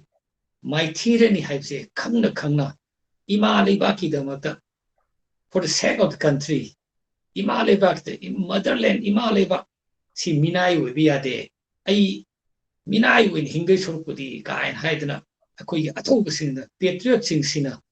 akhoi mangjin tharaga lan sangkhiba makoina kapakpa to makoina kapakpa nongmai adugi marakta soina sirane ji khangna makoi lan thenagi ada Pauna Brajavasina Mang Haramo Hai Akuna Kaubia de Makoigi Maru Nadi Yore Aikoigi Maru Nadi Ngam Yodre Adubu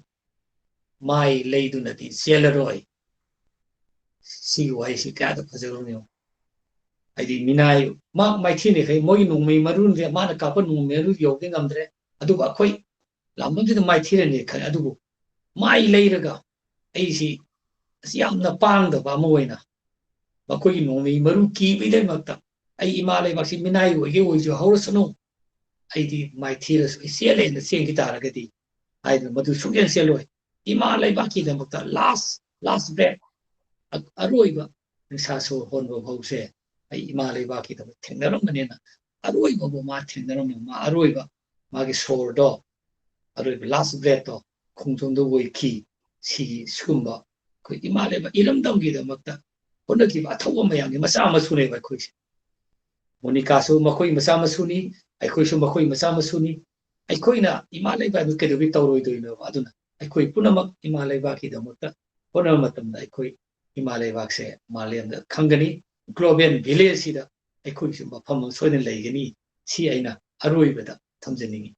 Yamna Pazava quote Amasu Panzare Yamna Nungsiba ending ni Akoi Mayam unite Tauraga unity Laina collaborate Tauraga with dignity Akoi Mayam Hingmina se Havani Masi Haraga Akoi Losinzarage Tabiri Babumna Makpusu Hanna Kurumzari share Tobiu Akoi Mayam Kangminasi people of Manipur Sida Akoi Kangdaba Maming Katang Tara Kanda Magi detail oina khangning badu ngasidi khara khangbangam me haina hakna khanjai amka hanna matung tarak padasu collaborate tawraga mathang event sinjarak jage masi haraga program asi lo sinjarage khurumjari